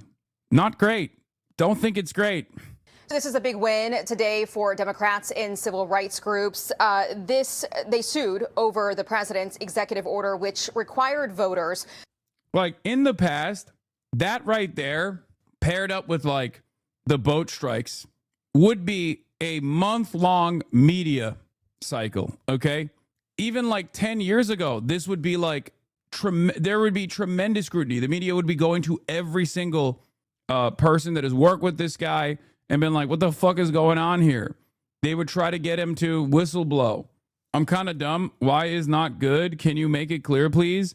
Career admirals that have spent 37 years in the fucking military don't just leave while there is tremendous buildup. Like, we're going to war with Venezuela. The guy who's supposed to oversee the Venezuelan war is not just going to fucking leave unceremoniously unless there is some major friction between what he thinks is the appropriate thing to do versus what the administration is demanding of him.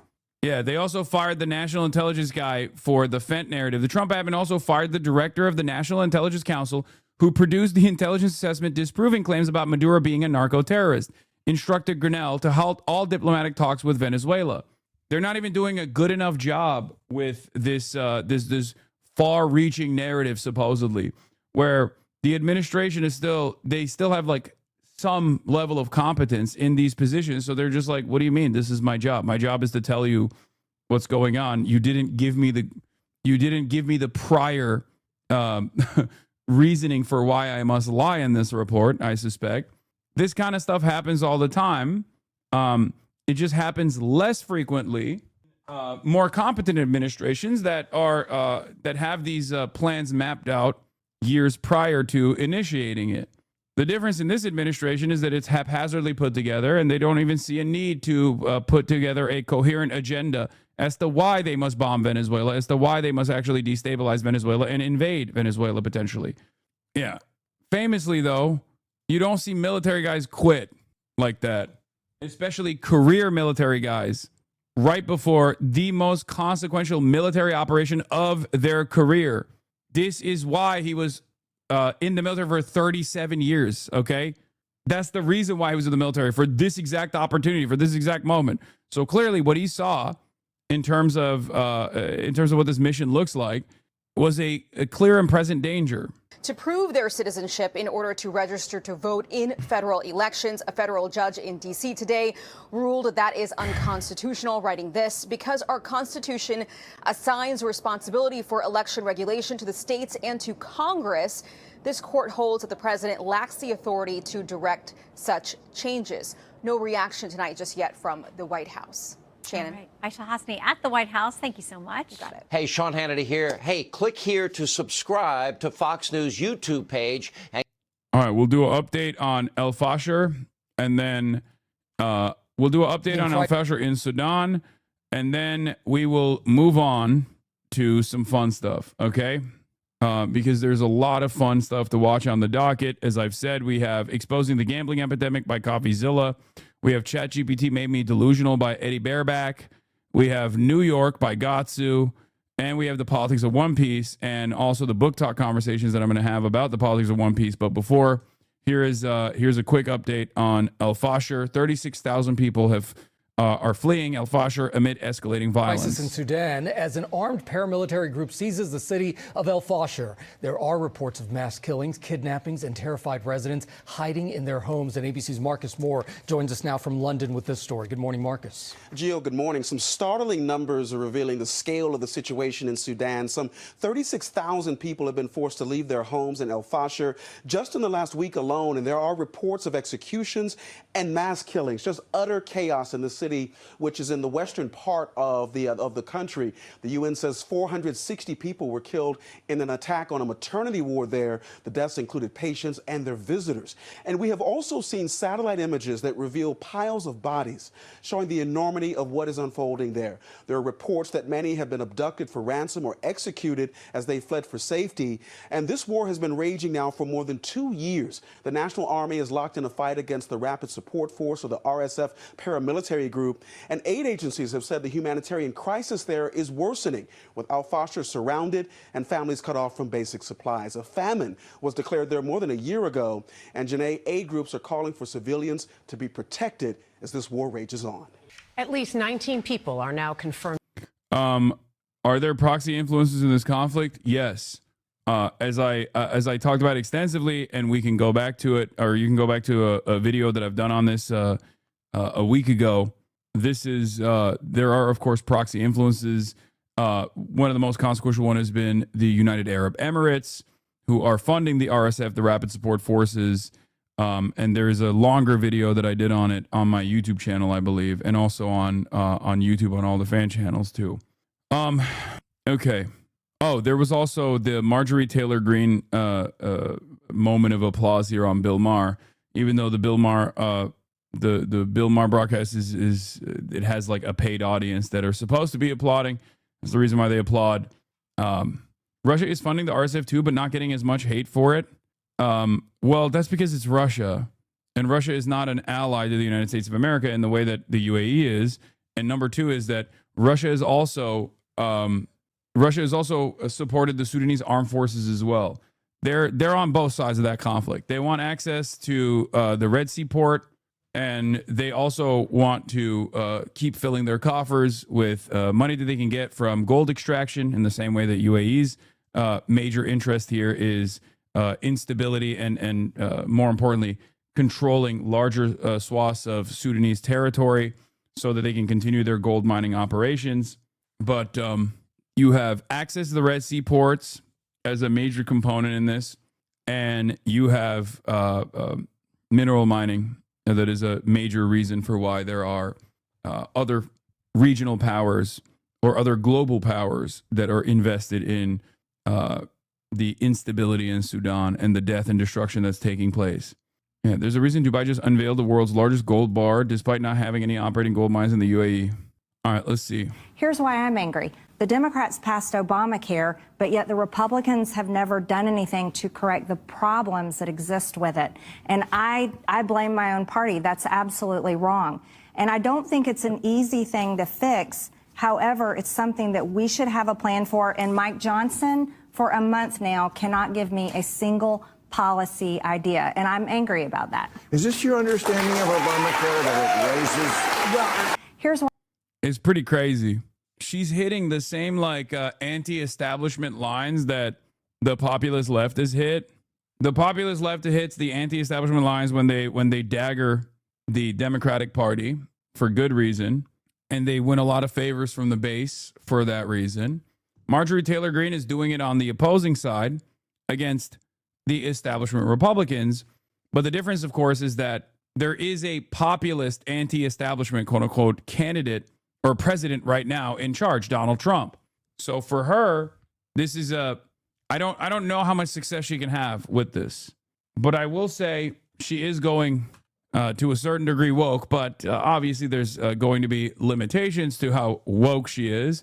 Ask her about any sort of military campaign in Mexico or Venezuela, and I'm sure she will very quickly show you that while she sheds tears for the children of Palestine, she wants to turn Caracas into Gaza, you know? Still very much a weirdo racist. But, you know, I'll take it. Any sort of instability, I will take gladly. Haley Stevens had 3 shots to seriously condemn increase of influence of corporate PAC money in politics. She went 0-3. Schumer's handpicked candidates are performing so badly that you start to wonder if he's deliberately tanking his career. But don't worry, at least he's doing a bang-up job as a Senate Democratic leader. Do you think large corporations have too much influence in politics right now? I think the voice of the people is very important. And So is that a yes or no? Look, I don't necessarily view it like that. Why not? I mean, this is a lot of energy on the Democratic side right now is on this. Well, what would be an example of that, Craig? Well, I was going to ask you that. Yeah. But you said. Well, here's the thing. I field 50,000 phone calls a year from constituents. I take my cues from people who are calling my office to get help. She is so bad. It's actually alarming. She is so bad that it makes me question whether the consultant class on the establishment Democratic flank of the Democratic Party is even like remotely invested in winning elections at all for their flank. It is honestly crazy. Like she is so incompetent. It blows my fucking mind how bad she is. Like negative charisma. And on top of that, she's running on like what are you going to do? Don't you know? It's the PACs that are backing me. Don't you know? That's why I'm doing this. I'm sounding like Chris Cuomo here, but I mean, Andrew Cuomo here. Return millions of dollars to the pocketbooks of Michiganders. That is who I serve. I think some of your opponents would say an example is healthcare costs are through the roof for average Michigan residents. The healthcare industry gives buckets of money to the people who set the policies. Why isn't anything being done here? Well, people don't want to see their health care prices increase. Look, I've worked very hard in the Congress to lower the cost of prescription drugs. I would say that we have got to protect access to affordable health care, every step of the way. There's been a lot of debates about what this would look like, but we don't want to be in the business as Democrats of taking people's health care away. This is what we see the Republican Party going down the line of over and over again. When I was first elected to Congress, it was pre-existing conditions. That was a fear for people. And now we're seeing the same old playbook. Well, we're not going to, we don't believe in the ACA exchange. We don't believe in what was set up through Obamacare. Oh, yeah, blah, blah, blah. I'm confused how this answer could be anything besides an empathetic yes. Maybe there's context missing in the clips or something, but 70% of voters think lobbyists and special interest groups have too much influence on Congress. Brother, I'm going to keep it $150. Any fucking person running for any office whatsoever at this stage is still saying, well, corporate PACs are good, is so beyond the pale and so oblivious. I don't know how to deal with this. Like, you just don't want to win. You don't want to win at all. Dude, Republicans don't even try to address this issue. You know what I mean? Like, just lie at that point, God damn. Maintain some semblance of dignity, please. What are you doing? Oh, God. Oh, Kaya, what the fuck? Oh, she just fucking farted so bad. Oh, no. Yeah, maintain dignity through lying. That's what I said exactly. Have some responsibility. You got a race to win, right? I mean, she's running against my candidate, obviously, Dr. Abdul El Sayed. Our candidate is hopefully, inshallah, going to win. Hey, let a lady toot? Nah, dude, it's bad. It's bad as fuck. It's bad to the bone. Oh, I can't even. Anyway, let's start with the New York one from Gatsu. I can never think any place in the world is expensive now. A lot of New Yorkers are rude, criminals, or on drugs, but usually a combination of all of those. And every building in the financial district is responsible for countries getting cooed because the cokeheads on Wall Street and in Washington wanted their resources. Did I just catch you wanting to be shit?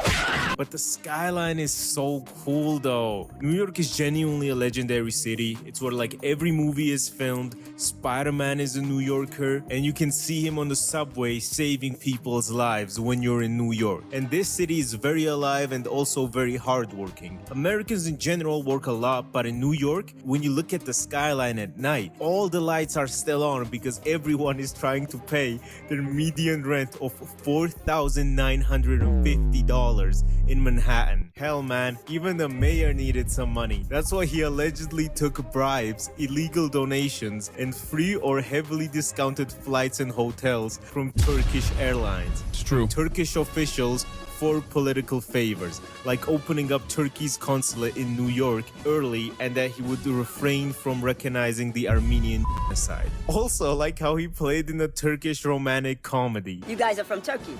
Brooklyn loves Turkey. Brooklyn is the Istanbul. Of course, the fucking Georgian is going to talk shit about the true Turk in this race, by the way, which I obviously have always endorsed and always supported, and am devastated. I'm devastated by the fact that he had to drop out of this race.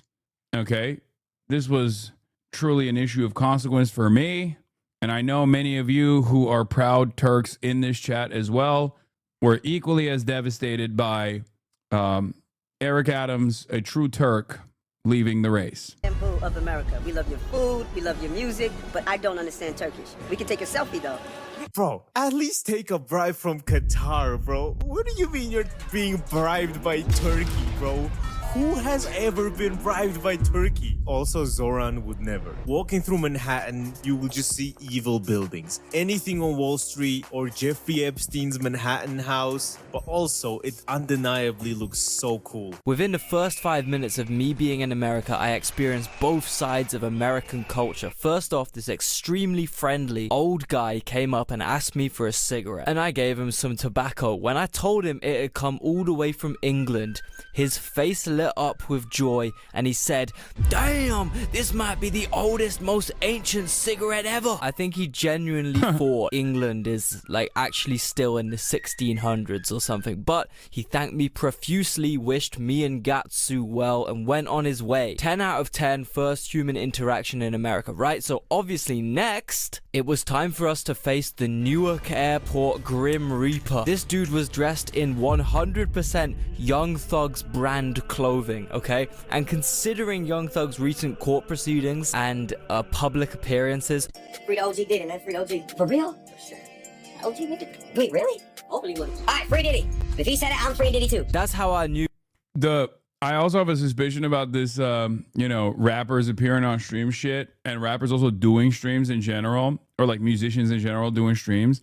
I think the labels are directly forcing people like Ice Spice to do Twitch streams because they think they can just like recreate the same, or the talent agencies, like someone out there is getting people to engage in this, thinking that they can actually cultivate like the same fan bases that Twitch streamers have cultivated after doing 8-hour streams every fucking day. It's dumb.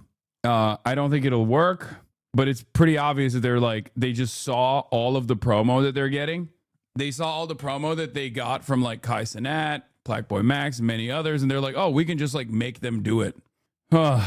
We were in trouble, right? He comes up to us and says, "Y'all waiting for an Uber? Y'all about to get an Uber, right? Yeah. cancel it. You two are riding with me. I'm like, nah, bro, our guy's gonna be here in a couple minutes. Thank you, though. Thank you. Don't be scared. Don't be scared. And he then shows us his phone screen. It's a photo of some lady, I assume his significant other, and he goes, you can trust me. This is my everything. Okay, you want to know how many serial killers had wives? Like every single one of them, okay? If anything, having a wife you gotta provide for in the current American economy makes it way more likely that you're gonna harvest and traffic my organs, okay? Anyway, he kind of rushed off after we showed no interest. I assume he had some important business to attend to, specifically the NBA YoungBoy concert. That's right, me and Gatsu landed into New Jersey the same day NBA YoungBoy had a show in New Jersey, and I'm telling you guys, this Georgian fucking idiot wanted to attend it. I'm like, bro, you've been watching too many Sopranos highlights on Instagram or something. Our European asses are not making it 3 seconds in downtown Newark, let alone inside the NBA YoungBoy concert, bro. The food in America is absolutely wild. I know most of my audience is American, so just hear me out. Just listen to me, guys. I'm begging you guys to go to Europe and eat the food there and tell me how you feel afterwards. I genuinely want to know. I thought American food was supposed to be like very bad, like unhealthy, but it tastes amazing, right? But no, it's just unhealthy and it tastes bad. Genuinely, me and Geopol's bodies had okay, wrong. American food is unhealthy, but also tastes amazing. European food is healthy, but tastes like it tastes bland.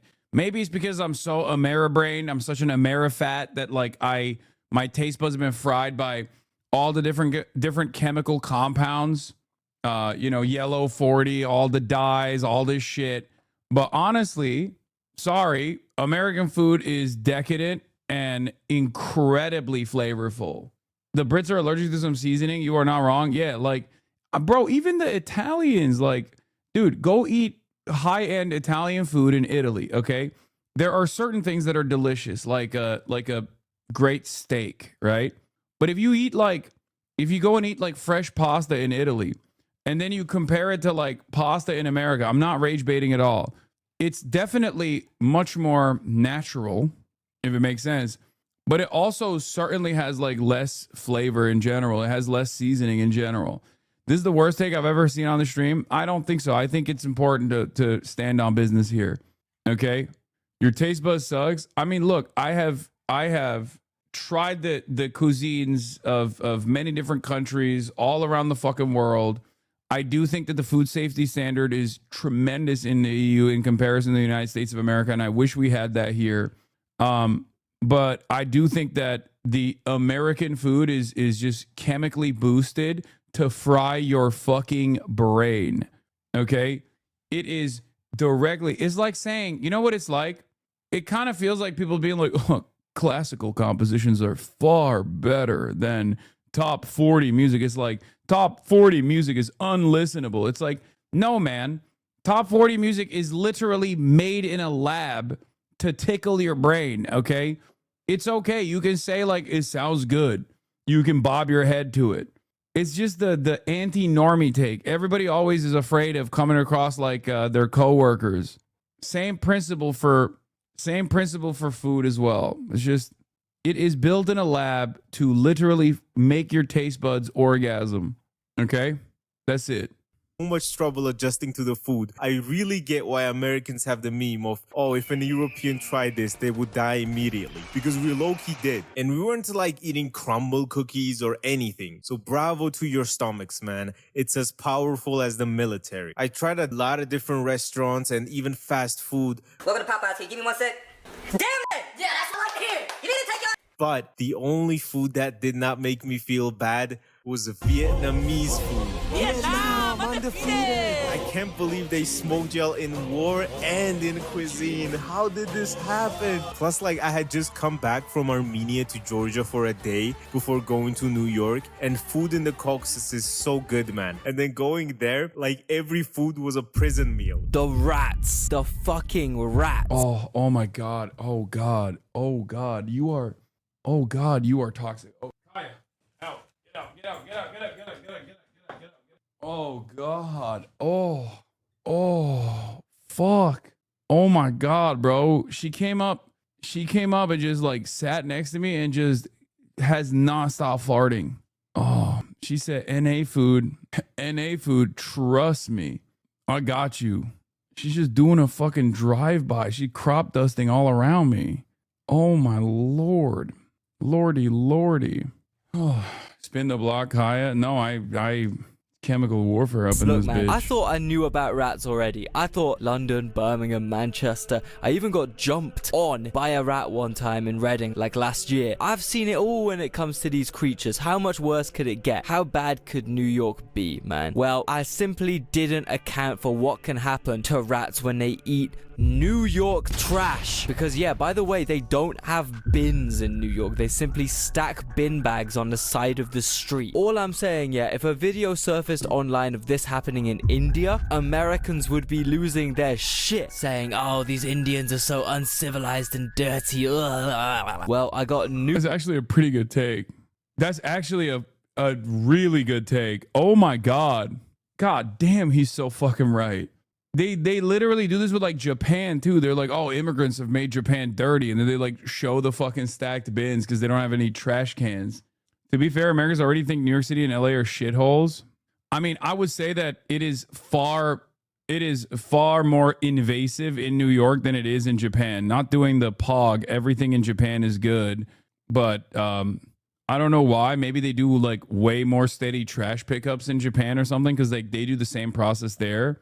But it's actually far worse for some reason in New York City. News for you New Yorkers, okay? Scientifically speaking, yeah, if you simply leave black bin bags of trash out in the street to fucking bake and swelter away in the midday New York heat, you're essentially providing steroids for these damn rats to consume. American food is so full of alien chemicals that I had a tummy ache the entire time we were there. Now just think about what the radiated scientific anomalies produced by 3-day-old New York food that's been cooking in a bin bag in the heat does to the rats eating this shit. Oh my God, man. I saw shit I didn't even think was possible for this species of animal. The kind of mutations these rats were walking around with. The kind of confidence they were walking around with as well. I think I genuinely saw a rat with wings.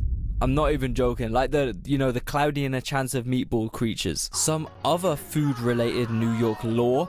I chipped my fucking tooth on some bread out here. Yeah, not only did America take thousands of my hard-earned dollars, it also took irreplaceable bits of my body, like my tooth. What I realized about New York is that this shit is expensive, bruh. I've been to many places, like people said fucking Hong Kong was expensive. I thought Vienna was expensive, but New York will ruin you. Any place you go to after New York, you will think is cheap. The thing that surprised me the most about going to the US, but especially New York first, is the tipping culture. Because you go to a bar and it's $10 for the bartender to grab the bottle of beer from the back and give it to you and open it up for you. And then on top of that, you gotta give him a tip or he will spit in your drink and give you the New Yorker $3,000 rent for a closet with an outside bathroom look. The thing is, bro, if you're charging 10 bottles for a bottle of fucking Modelo, and then on top of that, you want a tip, at this point, you know what I'm gonna do? I'm gonna put my balls on the bar, and then you can just grab a hammer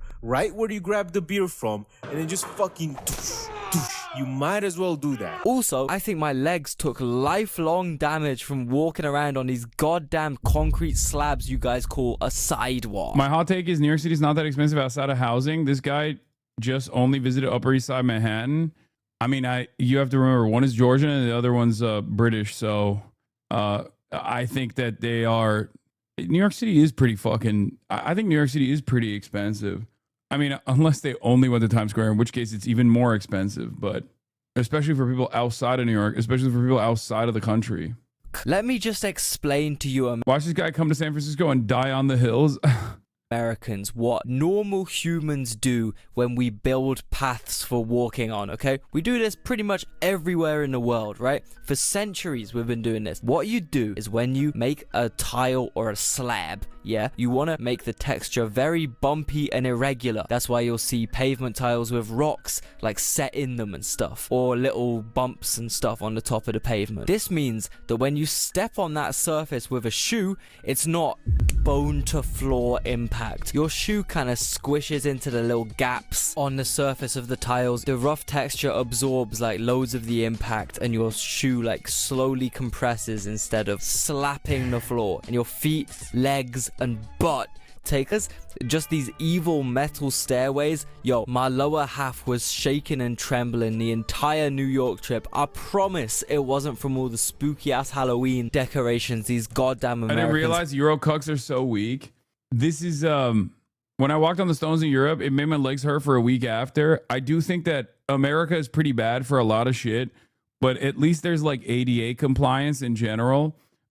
If these guys saw Houston, I think their minds would explode, because New York City is, I think, the most walkable city in America by a wide margin. So it's hilarious for them to be complaining about the walkability of New York City. Maybe my brain is broken by being a dumb Amerifat, but like, if you fucking saw Houston, Texas, you would have an aneurysm, okay?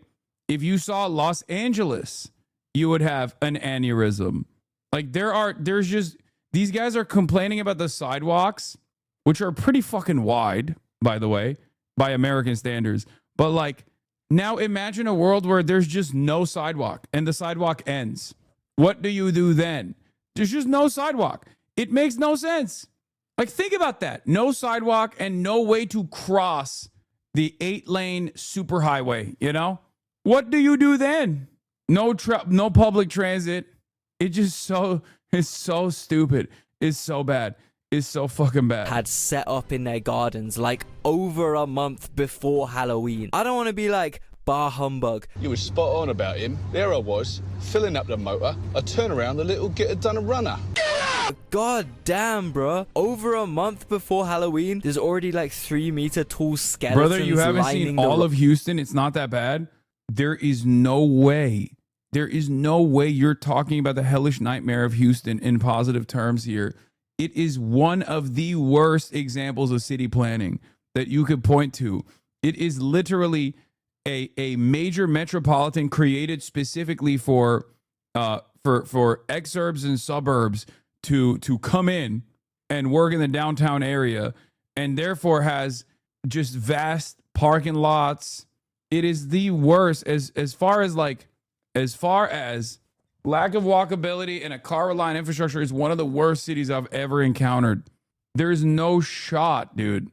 And yes, of course, the 7-lane highways still get traffic jammed because the entry point into the fucking city is still going to end up being a 2-lane entry point. That's just how traffic works. That is how traffic works. But for some weird reason, people refuse to reckon with that. And no, I'm not saying we should destroy the buildings to make sure that there's 8-lane superhighways inside of the city, okay? Some people will hear that and go, well, I got the solution. Gut the sidewalks even further and build more lanes in the city. That's not the point. The consumerism is just too hard for you guys to resist, isn't it? You know what else spooks me out? How they can't pour beer in this damn country. However, you're still expected to tip the bartender like over 20%. I started off the trip drinking these stale pints of piss they call draft beer. So I clocked onto how they can't pour beer in bars at all pretty quickly. Me and Gigi started ordering bottles of beer instead, at which point tipping feels like the most insane investment you've ever made. Paying an extra quarter of the original payment just for the manual labor of opening a bottle. How about bars just pay their staff a livable wage so I don't have to foot the bill? Yeah, the European mind cannot comprehend subsidizing the living bare minimum living wages of the service sector employee. Okay, they don't even understand. And they're not even actually technically giving living wages to the service sector employee. They're just basically subsidizing the landlord's living quality and living standards, because you're tipping the service sector employee, and then the service sector employee is taking that tip so that they can have like living wages, except 50% of that is going directly to subsidizing your landlord. It's awesome. America's awesome. It's so cooked. It's so goddamn cooked. And also, I don't want to pay for some bartender to be nice to me, man. That's like some Blade Runner dystopian shit. Me and Gatsu were actually talking to this one dude outside a bar in Brooklyn, and he told us the reason he specifically goes to that bar is because the female bartender is beautiful and lovely and nice. He also said his go-to move when he's there is to slap $20 bills on the bar as tips whilst he drinks. What even is this, bro? A strip club? What on earth are we doing here, man? I'm actually just gonna go and drink beer in my hotel now, because I don't want anyone to think I'm a creep if this is like what the common practice is out here. Also, New Yorkers are rude as shit. You hold the door for people and they don't say thank you. What the fuck is this? Man, I'll just go fuck myself down. And New York Metro is the worst metro in the world. When you ride the New York train for a long enough time, you understand why New Yorkers are so angry all the time. It is the slowest fucking metro I have ever stepped my broke Eastern European communist ass in. And there are delays every day on these trains where not only are they slow. I hate that while this is correct, I can't help but state once again that this is like, at least there is one, you know? You don't know what you got till it's gone, okay? New Yorkers, you need to understand something. Think of me like a person from the future warning you, okay? Don't it always seem to go, you don't know what you got till it's gone. They paved paradise and put up a parking lot. Americans, our best metro, everyone else, worst metro I've been to. Yeah, it's so cooked. God, it's so cooked. American century of humiliation. American century of humiliation. Over and over again, I will say, American century of humiliation. He just doesn't realize the best America has. It's so fucked. But they stop for like 10 minutes at a time, giving you enough time to think what the fuck you are doing in this city. Just today, when me and Leo were riding, imagine showing a New Yorker a Chinese metro. They would lose their minds. Imagine showing them this shit, bro. This is why propaganda works so well on America. It's like one metro in New York and metro in Moscow, because it's genuinely so bad. I just gotta say, man, China winning. I feel like if this happened in China, the Chinese police would have put that tweaker in Squid Game, and Chinese trains would never have this fucking happen in the first place. What do you mean you're skipping stops, bro? This has never happened to me in any country ever, bro. Imagine coming home late from work and then the conductor comes on talking about we're dropping you 5 stops from your home. I know Asian trains are like an outlier for being good, but bro, even fucking my broke-ass Eastern European country's metro is like 5 billion times better than the New York metro. Yes, including the stop that is in my hood that looks like a fucking coal mine. No wonder public transport gets such a bad rep in America, because honestly, it's pretty bad. Every line gets delayed, they start skipping stops and shit. If you showed a New Yorker a metro in Chongqing, the city of New York would write in Xi Jinping during the next election. Also, New York has the worst hoods and the sketchiest. This is crazy because, like, dude, this is why you got to keep Americans' brains occupied, honestly. Like, this is why there's so much resistance whenever I, like, talk about China. They'll be like, oh, well, what about this or what about that? It's like they have to constantly think about how bad everywhere else is in their minds. Otherwise, they will have to unironically realize that, like, our government is fucking us, okay? It's this, and I've known this for years. One, because I've traveled a decent amount, come from a different country originally. But, like, I've known this with healthcare. Even before all this stuff became bigger points of contention in American discourse, like, I used to always bring up healthcare. Be like, okay, why do you guys think that, like, Europe doesn't exist for some reason? Like, why do you think Canada doesn't exist? And they would have to, like, invent ways in which the European and Canadian healthcare is, like, far worse than American somehow. It's like, brother, you don't even pay. Like, you can't even You literally don't have insurance because you can't pay for healthcare. And you're over here talking about fucking how there's wait times in Canada. Bitch, there's wait times in America too. Okay? Not only is there wait times in America, but you don't even have healthcare. Why are you even talking? The reason why there's less wait times overall by your standards is because motherfuckers like you don't even have healthcare and can't go to the doctor. You ask Americans, like, would you rather just not have healthcare and have lower wait times, or everybody has healthcare and then maybe your wait times are a little bit longer, which, by the way, could be fixed if you actually had a competent government that was invested in expanding the healthcare infrastructure, for the record, because the wait times are all matter of complaints about healthcare and socialized systems is a direct consequence of underfunding. It's crazy. Places I have ever seen in my life, and I've seen a lot of shit. I'm literally from the hood in Eastern Europe, and Geopol is from Birmingham in the UK, but these American hoods are something else, man. Do you not want to go to these places if your grandma lived there and she baked you cookies and she invites you? Grandma, I'm not fucking coming to Queens. I also thought Coney... That's also wrong. That's actually wrong as fuck, and obviously I have evidence to prove it. That's a person that did not go to these places, okay? There is 0% chance. There is 0% chance that these dudes actually went to fucking Queens and shit. Because all of the boroughs are fucking awesome, okay? I would go so far as to say, yeah, especially Queens. Are you kidding me? But the places where there is more poverty in New York, I think, are some of the better parts of New York in general. Okay, the places where a lot of like black and brown people live, they have a better sense of community. There's just like there's actually people, you know, helping one another out. 0% chance. This is unironically the outsider's take. This is the outsider's take that didn't actually go. And I kind of understand it because even I had a remnant of that before I went and I visited. It's ridiculous. Straight up. The places that are poor, like the neighborhoods that are poor, have some of the better community events and some of the better like attitudes in this country. Overall, they're sick. They're dope.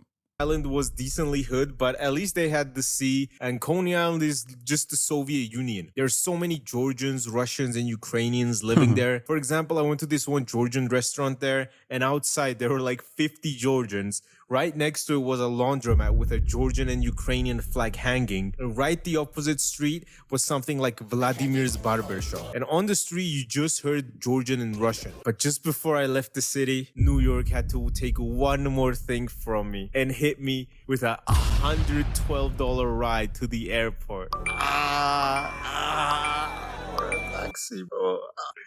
And a lot of people had the question of how did your Eastern European communist ass even get into America? Well, there was a big annoying visa process and they approved me and gave me a 10-year tourist visa. And because my passport was Georgian, I got checked literally every single point of process going to fucking America. I had a layover in Vienna, and on the way to America, they were asking me in Austria, oh, where are you going to stay? Show me your return ticket. Do you have any friends or relatives in America? Oh, are yeah. you planning to work in America? Bitch, you're fucking Austrian. Why the fuck do you care, you fucking Hitler? No, they make them do that. No, it's literally, that is unironically something that the American government forces upon even the fucking connecting flights, straight up, is literally true. They even have like extra TSA or like extra private security when you're going on an American flight. It's like cordoned off. Isn't that normal? I mean, no, it's abnormal. Well, for Americans, all of that is abnormal. They make it seem like everybody's trying to come into the country and just stay in the country permanently. Are you still mad a Georgian beat your fucking idol? We're in Vienna, bruh. I have a 10-year visa. I have a better access for fucking America than any European does. And then in the US border, the guy asked me what I did for work, and I said I had a YouTube channel. And then he asked me for the name, and I said Gatsu. And then he started looking my channel up on YouTube. At this point, I was like, bro, he's gonna see my Trump videos and they're gonna send me off to fucking El Salvador. And then he said, you have a picture of that guy on your channel, Benjamin. I'm like, oh my God, he's fucking talking about BB. I'm fucked.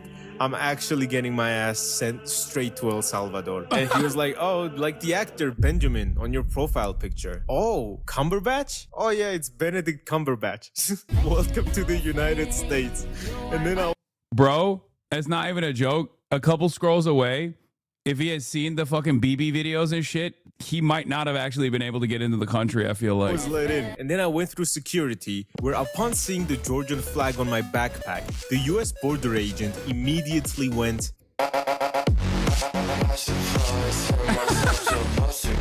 the US Borders and Customs agent was nice enough to offer me a private check instead of going through the usual security means. Honestly though, he was a pretty chill dude and he was kind, nothing really bad. And during the search, he was even like, oh, let me impress this Georgian. And he told me something in Russian and I'm... Yeah, why do you have that on your bag, bro? If you're trying to come to America, the only flag that you can have on your bag is the American one. You know what I mean?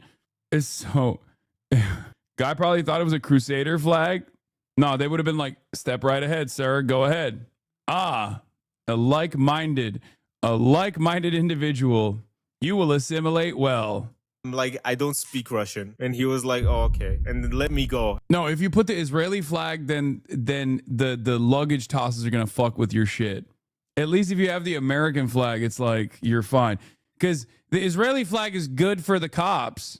But it's not good for like the average, you know, it's not going to be good for the average people that are touching the bag. They were like, ugh, gross. After checking everything in my bag. But honestly, my British friend Geopol did not have a much different experience from me. But just being treated like you're doing something bad at the border when you're literally just a tourist, want to spend a lot of money. Yeah, they see an Israeli flag on their bag. They're like, oh, would you like my service weapon, sir? Here, you can have it. Please. Go kill an American citizen with this. You get one free kill. Actually, because it's fucking New York, it just feels bad and makes me not really want to go there again. Yeah, under the new Trump directive, we must offer you our service weapon so you can get one free kill on U.S. soil. One crime, one major felony you can commit. Scot-free. Even though my passport being weak played a role in this sort of treatment, it didn't really play a big role, to be honest. Like, it was not that important since my British friend got basically the same treatment. So I think it's just America at this point. And even the Norwegian dude getting deported for having a JD Vance meme on his phone. Newark Airport was all I needed to see, bro. By the way, if there's a tiny chance someone noticed my most recent videos all get switched to private for about an hour on the 29th of September, it's because I was going through Newark Airport Border Force, okay? They grilled me like a New York glizzy. I told the Border Force agent I was coming to the great city of New York to see the rappers Blade, Black Cray, and Net Spend perform. And this border agent genuinely spent a few minutes going through Blade's most popular music videos, and I think I converted him. He was genuinely telling me, yo, I gotta check this out, man. This sounds good. The only question I have is how the fuck are they supposed to host the World Cup next year with this treatment of people at the border? Genuinely, it is the worst fucking treatment I've ever had at a border. Getting everything except my booty checked. For example, when I go to Europe, they don't even check fucking anything, especially in Greece. I don't even have to bring my passport. I can just put my Orthodox cross down at the border and they'll let me in with open arms and gyros. But my advice to you guys is just to not get defensive really and be kind to the agents as well, because one, they can just fuck your shit up, and two, you being defensive will not help anything at all. And also in the airport, they had, I'm pretty sure this Kristi Noem had her ad about self-deporting people, and there were also ads about go and deport yourself in the airport. And like, this administration will swear they're not fascist, but what is this place? Home. True. There is a unimaginably threatening aura, a presence of a Kristi Noem constantly lording over you on every fucking TV, talking about how immigrants ain't shit. It is true. I never really thought about it as from the outsider's perspective. Like, it does make sense. Especially if you're like a outsider, you look at that and you're like, what the fuck is this? I'll see you in Valhalla. Anyway, yeah, apart from all that, I did seriously enjoy New York. It was mind-blowing for me to see all the places I recognize so crystal clear from watching films, consuming media, etc. I saw the hospital transport bus from Good Time. I saw the subway train from the 8-Ball Jacket slap video. I saw Coney Island from the Side Talk videos. I saw the bodegas from the Okiway videos. I saw Washington Square Park from Impractical Jokers. I ate at White Castle from Harold and Kumar. What more? Bro, that's crazy. And then you have the audacity to complain about your tummy? Brother, it's like I went and licked the ground at Chernobyl and then complained about radiation poisoning. What are you doing? Oh, no shit, dude. Yeah, no wonder. This is the big reveal at the fucking final hour of the video. You buried the goddamn lead. You are Muslim. You need to follow God, right? What the fuck is this guy saying, dude? Shut up, bitch. Yeah, I licked a bean in Chicago, but I didn't complain about whatever kind of viral new type of disease that I got from it. Do you understand? Yeah, they went to Times Square. And then they went to White Castle, and they're complaining about how fucking crazy every American is and how shit the food is. It's crazy. That's crazy. Yeah, don't go to White Castle. Easy answer. What could I ask for? Like and subscribe if you enjoyed, and goodbye. Now that my ass is back in Georgia, expect more videos. This is so European. They're used to healthy and non-destructive burgers and fast food. I mean, dude, but then it's like, if you go to White Castle, it is the absolute worst place you could go to. White Castle is the absolute worst place you could go to eat American food. I mean, I guess it's the most honest. It's the most like maximum Americanized food that you can consume. It's burger, but it's the most Amerifat burger. Do they know we cook food too? I don't know. After White Castle, I don't know. Oh, yeah. All right. We're going to do the exposing the gambling epidemic from the rise of gambling that's taking place. One of the issues that I obviously yell about quite a bit. Let's take a look. It has changed. It used to be you'd lose your money on slots in Vegas, but today, not only can you do that, you can also bet on your favorite sports team, on the opening coin toss, on this individual pitch, or on all three in a parlay. You can do it from your phone, your tablet, your Apple Watch. You don't just have to gamble on sports. You can gamble on esports, on video game items, on slots with those items. You can do it in Roblox or on regular stocks, on meme stocks, gamble with calls, gamble on earning calls, gamble on calls with earning calls. You can gamble on political events, world events. You can bet if Zelensky's going to wear a suit before July, if Jerome Powell's going to say inflation 50 or 60 times in September. And you don't just have to gamble on that. You can gamble on crypto coins, Trump coin, Dogecoin, Fartcoin. You can gamble on the champion of Fartcoin coin, and you can gamble on any of the posts the champion of Fartcoin has ever made on whether they will become popular or not. And if none of that's your cup of tea, you can also just gamble directly within your banking app on a game of roulette, like a gentleman. And don't even get me started on the ads. If you turn on sports, esports, podcasts, not even my favorite political show is safe. Shout out to Prize Picks, the best app to fire on sports in the game. You will be bombarded with gambling ads by every famous person you've ever heard of. DraftKings. DraftKings Sportsbook. DraftKings Sportsbook. Uh-oh. How did we get here? And is it a good thing that we're turning every spare moment of our lives into a game of chance? I'm betting no. There are three things responsible for gambling becoming more mainstream, but the first and biggest trend is simply the mainstream becoming more like gambling. See, Silicon Valley learned a decade ago that gambling mechanics are incredibly good for user retention, so they put them everywhere. Let's say you're shopping online. Well, now you can spin a wheel to unlock prizes. Or if you're playing video games, you can open a loot box, get some randomized items. You can even use those items as virtual currency in a casino we've made a 3-part series about. Or maybe you don't have a problem with loot boxes for adults, but we've also put them in kids' video games because, gotta start them young. Roblox is the largest game for minors, and they are stuffed with randomized loot boxes. But even if that's fine for you, what about the third-party websites which, against TOS, allow full gambling based on a kid's game? And yes, there are actual kids gambling on these apps. Right, I just won a bit of profit there. I had 200 Robux.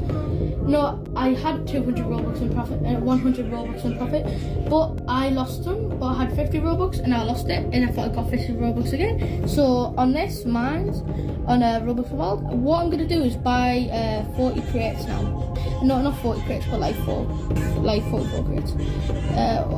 Yeah, looks good. Let's go. We're in profit. Let's go. It is absolutely disgusting to see that. And look, I spoke to an insider who worked on this website, Roblox Wild, before it got shut down. He shared data which claimed they made $5,000 a day, or roughly $2 million a year. Thankfully, this website got shut down, but third-party gambling sites still persist because copying casinos makes a ton of money. And that's why we've been putting it into everything, including our politics. Prediction markets are the answer to the question of what if we could YOLO on election results and world events. The biggest websites are Polymarket and Kalshi, which have exploded in popularity during the American election cycle. And they are straightforwardly getting promoted. And I can't tell if this is like a direct deal that they have with CNN and whatnot, that is like an undisclosed ad or whatever the fuck's going on, but they're getting promoted and normalized by CNN. Harry Emden is literally going to Polymarket and Kalshi. I think Kalshi more so than Polymarket. Whenever they talk about like analysis, it is a horrifying reality that we live in, where virtually every facet of our existence is dominated by gambling. Everything. It's so pervasive. It's so fucked up. And it's yet another glaringly obvious example that our administrators, our government, our regulators do not care about our well-being at all.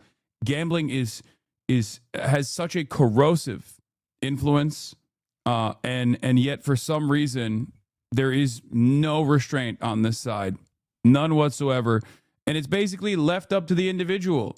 And I say this as someone who is also operating a media company, I guess, if you want to call it that. And like, there have been so many opportunities for me to just make a fuck ton of money that I have just personally refused to do so. But why the fuck would anybody else? Why the fuck would anybody else turn down millions of dollars in ad funding from one of these companies? Just no way. But it isn't just major. And the more pervasive this stuff becomes, the more normalized it becomes. And the less there is an incentive to even say no to it, because at a certain point, even your audience is not going to look at you weird if you do it. You know what I mean? Like, that's it. That's it. Dude, this is awesome. Look. I just talked about how I turned down $1 million in a sponsorship for Polymarket, right? On election day. And this guy goes, "You did take that one gotcha game sponsorship." Like, this is what I mean. This is also what I mean. 57-month subscriber. You're right, dude. I'm actually a hypocrite. I'm actually pumping fucking advertising for gambling. Why the fuck do I need LSF when I got literally my own fucking 57-month subscribers in here doing this exact same shit? Yes, I do take video game sponsorships. I notice ads baked into Fear and it's a little weird, but I totally get it. Get the bag. Honest question, isn't stocks just gambling too? Yes, but I'm not even going to get into that. Doing marketing doesn't mean you promote gambling. No, if I did marketing or promotion for a direct gambling company, yes, it would mean that I'm promoting gambling. This is true. I do not. And even when I took on the Chinese game sponsorship, I didn't even know that there was a gotcha component associated with it at all. Don't read chat about this, man. K Bono, literally. Yeah, I know. This is events that attract bettors.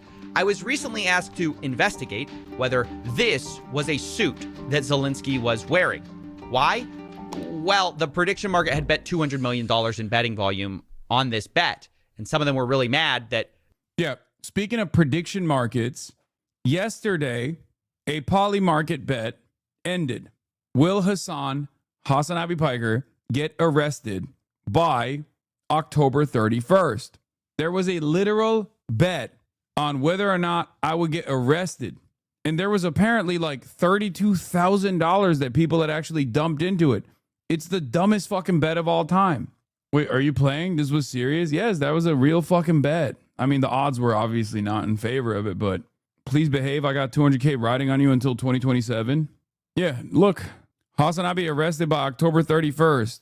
$341,000 in volume. This market will resolve, yes, if Hassan Abi is arrested between October 8th and October 31st, 2025, 11:59 p.m. Eastern.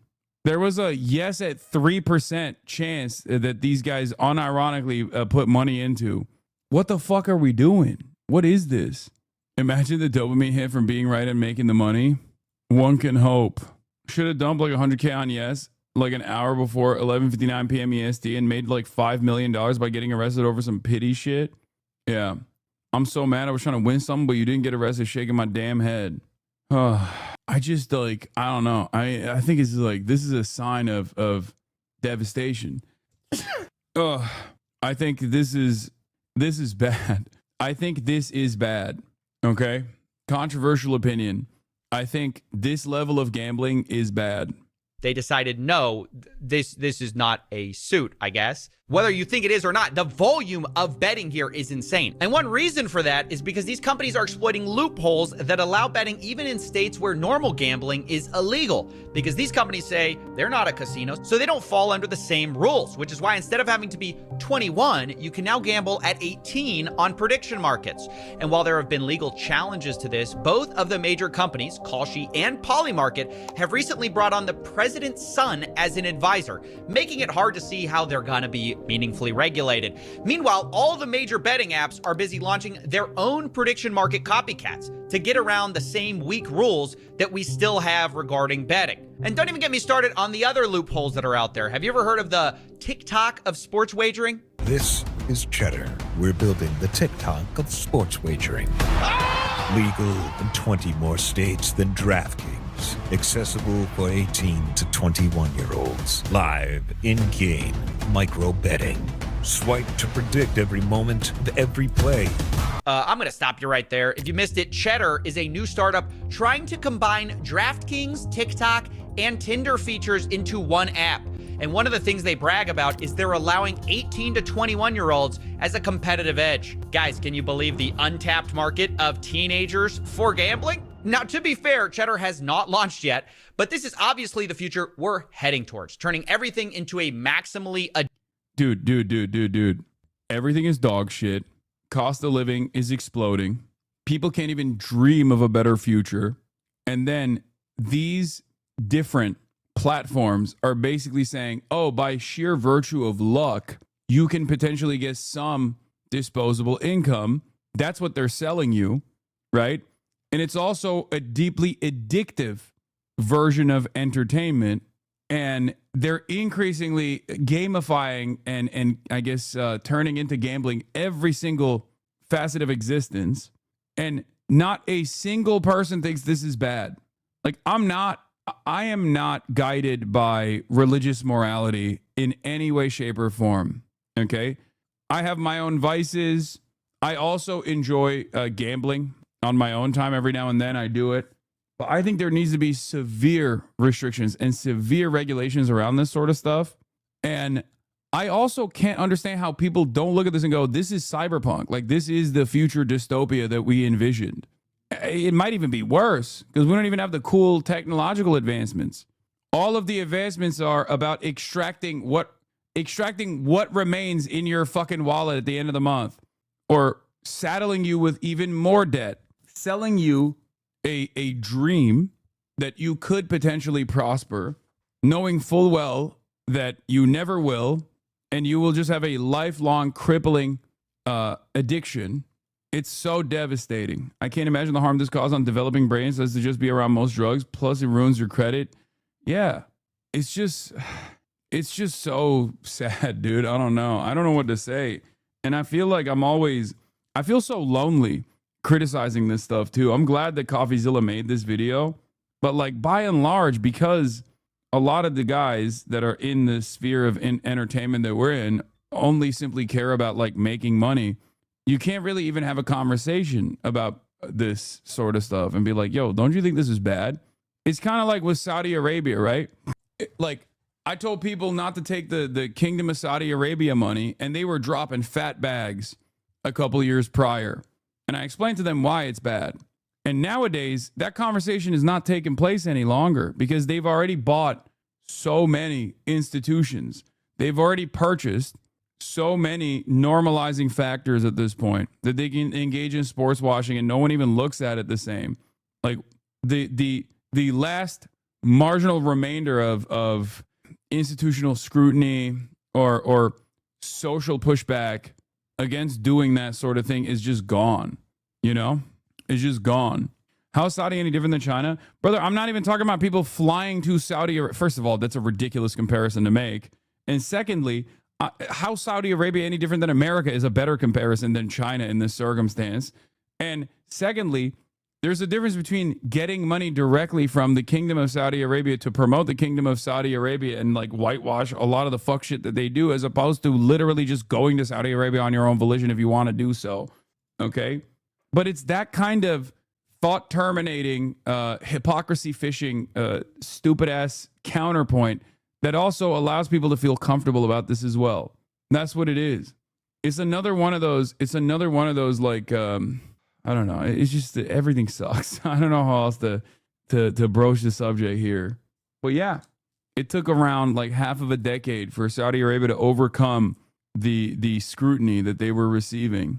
I do sometimes feel like, I mean, this is not materialist thinking, I guess, or I guess it kind of is, but capitalism does have a tendency to erode whatever moral compass we must even have, because when everything is directed towards getting the bag, when everyone is primarily focused on getting the bag, it's like no amount of fuck shit that you do, no amount of harm you cause is unjustifiable, because it's like, it's because ultimately you're doing the same thing. Everyone is actually doing something in the morally gray area. And there is some truth to that, for the record. There is some truth to that, because obviously there's no ethical consumption under capitalism, right? However, like, you should still try to do your very best, right? You should still try to do your very best. That's what I advocate for, at the very least. Like, if you see someone trying their very best in spite of the odds, like, you should support that person. And yet, I feel like we do see people trying their very best under these current circumstances, and we think that those guys are fucking weird. Those guys are somehow cynically doing this to promote themselves, that they're lording over their sense of morality over us, the unwashed masses who have to make ends meet. And there is this like very weird, immediate negative reaction towards people who just go, we must improve society somewhat. I see that so much, even within the working class. It's kind of sad that vice signaling has taken root in our collective consciousness, where we just think like, oh, if someone is signaling a vice, that means they're honest.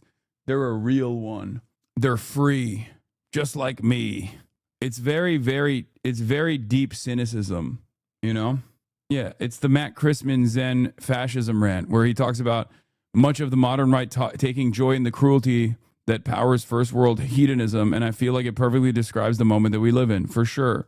The future is going to consist of Palantir-backed companies that combines your Prize Picks boards to a TikTok-style UI that feeds you AI-generated porn, just truly full dopamine blitzing alienated workers who feel no escape from the crisis of rabid capital eating away at the social fabric.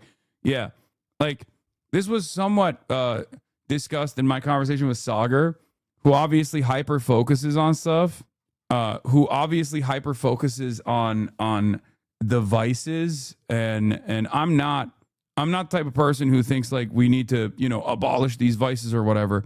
But it is pretty crazy to me that like everything has turned into a casino, everything. Because a casino is the maximalist version of what takes place in the stock market under capitalism, right? It's just the dopamine blitz is very real. You're a worker, you go to your shit job that you never thought you would actually work at. You had dreams of something higher, something more impactful that you were going to do, but obviously you had to put that dream aside. Why did you have to put that dream aside? Well, because you went to college, and in the process you took on $200,000 worth of student loan debt, and now you have to pay those debts because college is over. So you take on this bullshit job that you don't actually like, or you have no autonomy, right? And you are losing your sense of purpose in the world. Part of the reason why you're taking on this job, aside from paying that student loan debt, is so that you can have a roof over your head. 50% of your salary is directly going to your landlord, okay? And you have no control over that process either. You have no assurances that your rent might not just skyrocket at any given moment once your contract is up. So you just go to work, okay? And then maybe you have a little bit of time for yourself on the weekend. And in the little bit of time that you have on the weekend for yourself, you want to max out on the fun. And there is an endless, vast network of porn and gambling and maybe some drugs as well on the side. You don't have to fly out to Las Vegas to consume this stuff. You don't have to fly out to Las Vegas to enjoy these things. You can now do it from your phone. It's in your pocket at all times. The very same device that allows your boss to basically control you after your workplace, to demand things from you, to improve your productivity, even outside of work hours, is also the very same device that you rely on to max out on your dopamine receptors and fry them. Everything's computer, everything's casino. Boring, been there, done that. Boring, stay at home and read the Bible. I mean, that's another fucking opiate, but we're not going to get into that. It's just slowly but surely, you lose autonomy. You lose control over your life when you think you have control over your life. The reason why you do the gambling stuff is because you think, maybe one day I'll hit it big. Maybe I'll hit it big in the short term so I can have a little bit more disposable income. Because that's usually the entry point, right? You don't start the gambling because you're like, oh, I heard that it actually is very fun when you are constantly trying to figure out whether you're going to win or not, even though that is how it works physiologically or psychologically, sorry. It's the anticipation that is giving you the rush of adrenaline. That's how they hook you, rather. But the initial purpose of it is because you think, oh my God, maybe I can make a little bit extra money so I can buy beers for me and the boys, you know? And that's what it is. Have you never gambled? If so, did you enjoy it or hate it? No, I gamble from time to time. I have a very strict process for how I do it, but I do it at a casino. I do it in Las Vegas, okay? And before you say, oh, well, you're rich, so you can do it in Las Vegas, I have to do it at home on my phone. First of all, I can also still do it at home on my phone, regardless of my current financial status. And I was doing it when I was broke too. I do not engage in sports betting, no. And the reasons for why I don't engage in sports betting is because I'm not interested in it. I'd be shaming my friends that gamble and call them parlay goblins. That's actually a good take. It's a commodification of hope when employment and income is disappearing. Yeah. The strict process. What's my strict process? Ask Yahya Sinmore. My strict process is I have a amount of money that I am willing to spend that I set ahead of time. And obviously in my current situation as someone who's like an influencer and whatnot, like I get comps in general. So I adjust the comps to however much I'm willing to spend. But even before then, even before I got comps and shit like that in Vegas, I would always have like whatever amount that I had that I would spend. And if it goes out, if I'm done, I'm done. If I win, then great. If I don't win, then I don't feel too bad because I was like, this is money that I'm basically lighting on fire anyway ahead of time. That's my method. I think a lot of people need to understand that no matter what, okay, no matter what you plan to do, you need to allocate it ahead of time when you have a sober mind, okay? When you're not in the gambling environment and the gambling mindset. You'll never hit it big like that. I know, because that's the whole point. Because I see it as a form of entertainment. A form of entertainment that I'm willing to burn capital on. And the amount of entertainment I derive, whether I win or lose, is dictated ahead of time. Okay? The reality of the matter is you never gamble to fucking win. You're always going to lose. Always. Unless you own the casino. And even then, you can still lose if you're Donald Trump, who bankrupted a fucking casino, which is crazy. Addictive gambling product. It's sports wagering with the pace of a slot machine. Yeah. Isn't that the most dystopian thing you've ever heard? We're trying to turn sports betting into... What does the sound think of CoffeeZilla? He is my GOAT. Undisputed champion.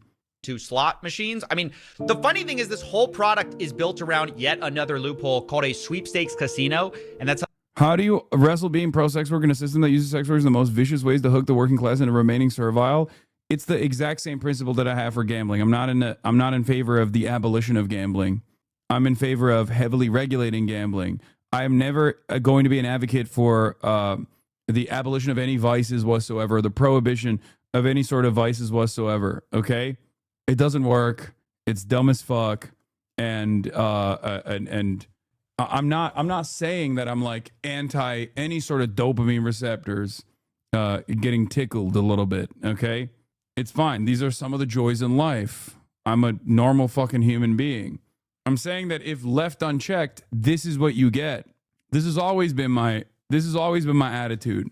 Yeah, regulation, or at least in the interim, decriminalization is something that actually helps sex workers. The issue is that there is, due to a lot of strict criminalization around this stuff, there is a tremendous amount of not just regular exploitation that you see in the normal workforce under capitalism, but horrifying crimes that take place, okay, where consent is destroyed in the process.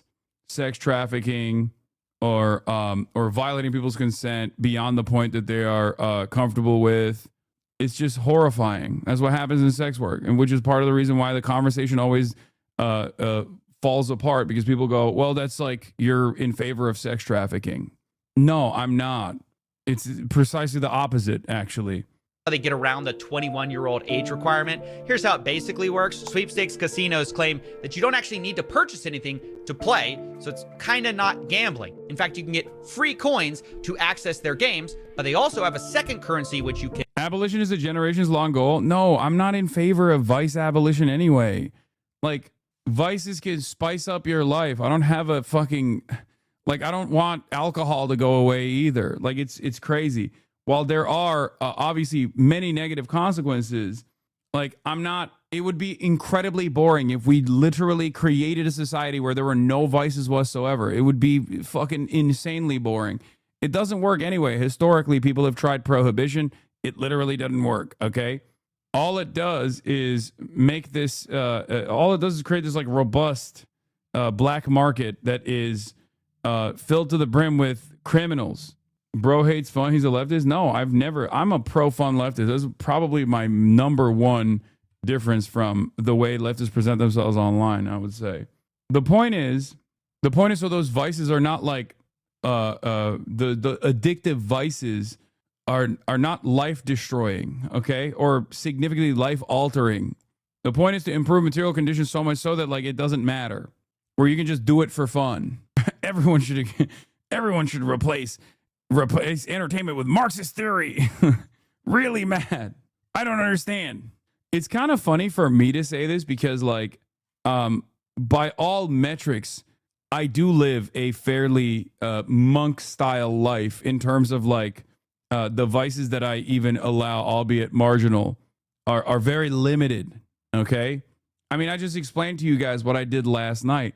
Instead of going out and engaging in debauchery, what did I do? I went to bed early because I wanted to wake up early to work out, okay? I unironically lived the lifestyle that these fucking fake manosphere dipshits promote. That's what's so funny about it. Like, I do live it because it gives me joy. I find joy in it, for the record. That's the reason why I do it. But that's not for everybody. That's not for everybody. It's not, you know? I'm a years-long YouTube watcher, newer chatter. I just saw your stuff about Omar Fateh and just wanted to let you know you helped radicalize me, and I've knocked on 2,000 doors for Fateh in the last months. It's exciting here, and he has a chance. Minnesotans, please come help us door knock. Thanks for covering the race. Hell yeah.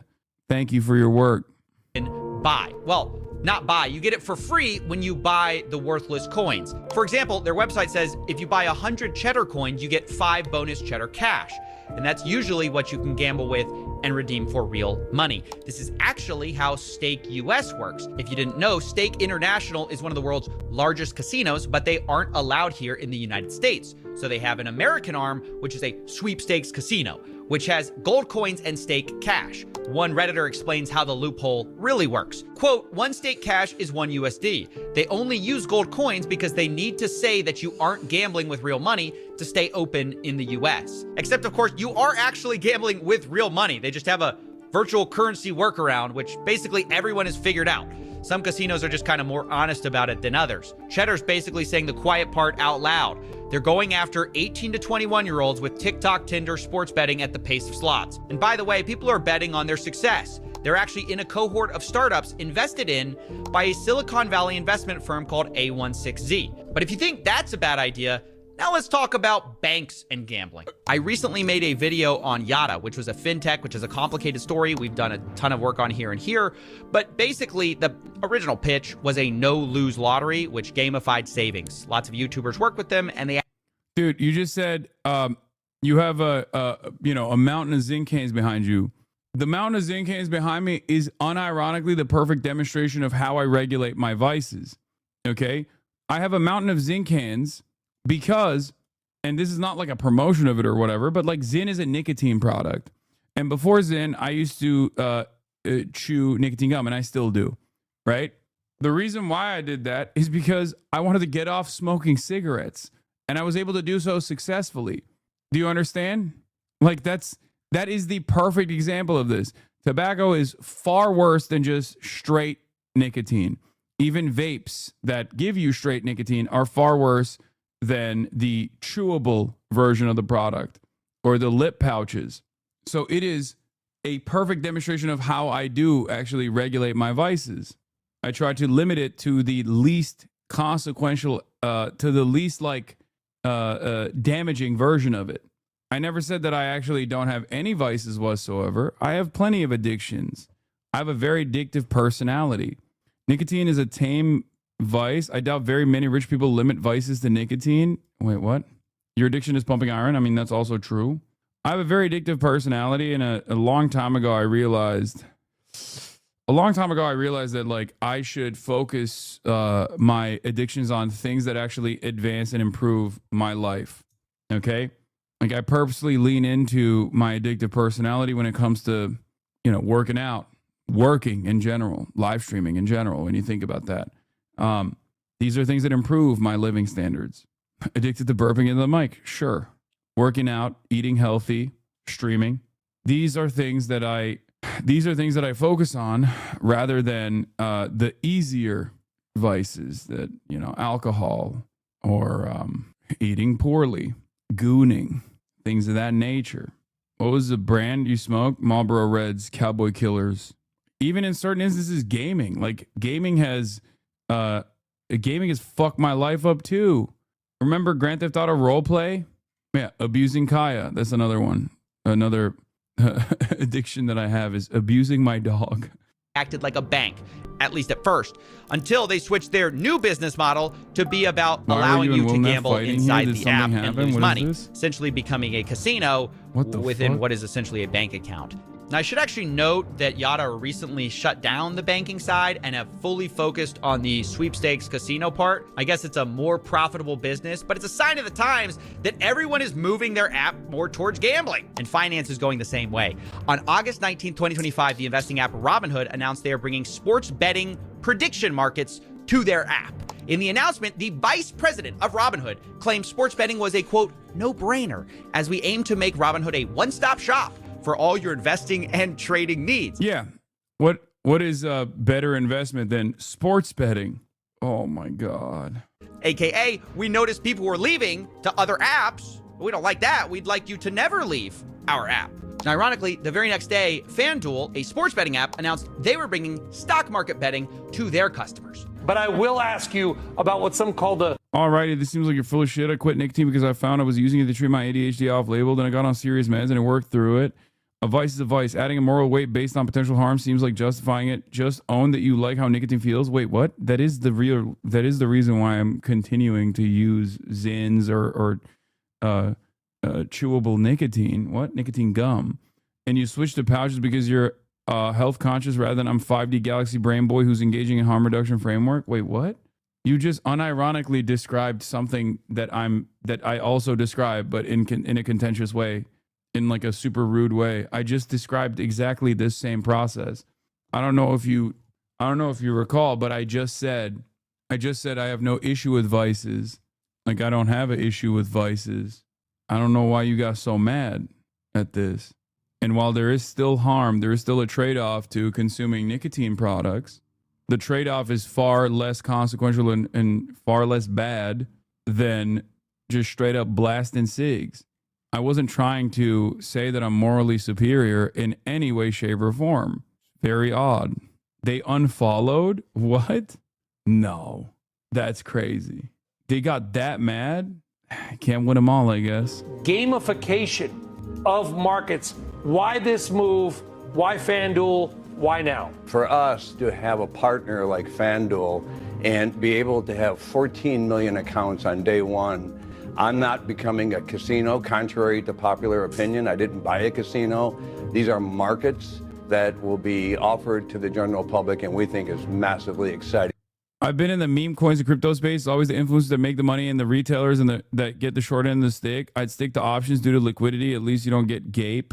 Yeah, he's still here. He didn't unfollow. Okay. What it could do.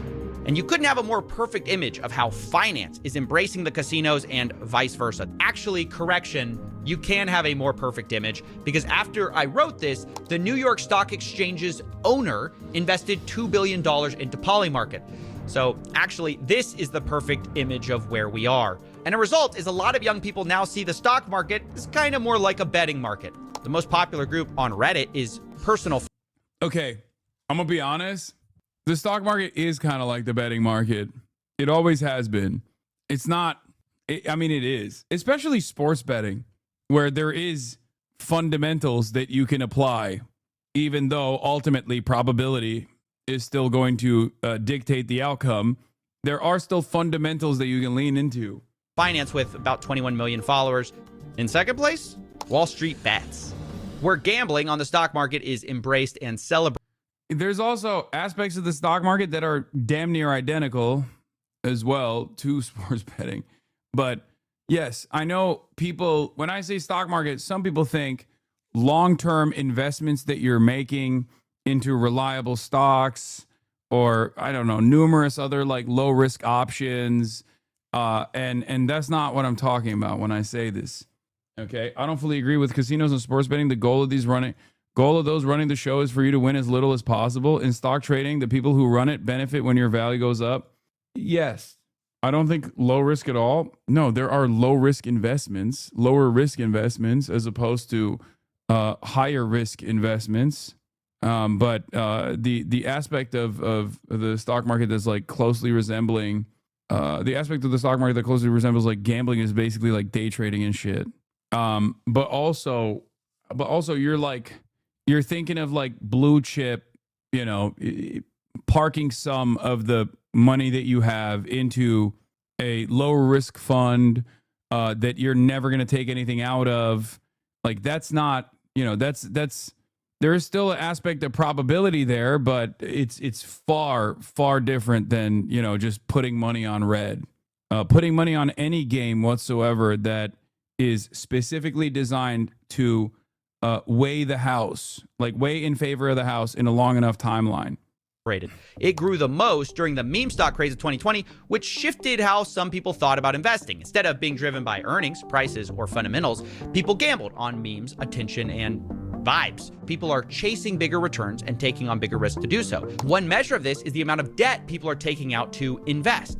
Margin debt is at an all-time high of $1 trillion, which even on an inflation-adjusted basis is near all-time highs and up 5x over the last few decades. Not only that, the rapid growth of zero-day options by retail traders is also a telltale sign. It's grown 5x in volume over 5 years, showing that people are trying to gamble more. Zero-day options are the stock trader equivalent of red or black at the casino. Fast action, massive wins or losses on a single day. But if the stock market is America's casino, then meme coins are basically the back alley bookie who will break your legs. Bigger price swings, faster action. Meme coins are even more degenerate. Okay, this is a perfect example. Dude, I should have just kept the video playing. He just described it perfectly. Than meme stocks and pump and dump usually within a single day.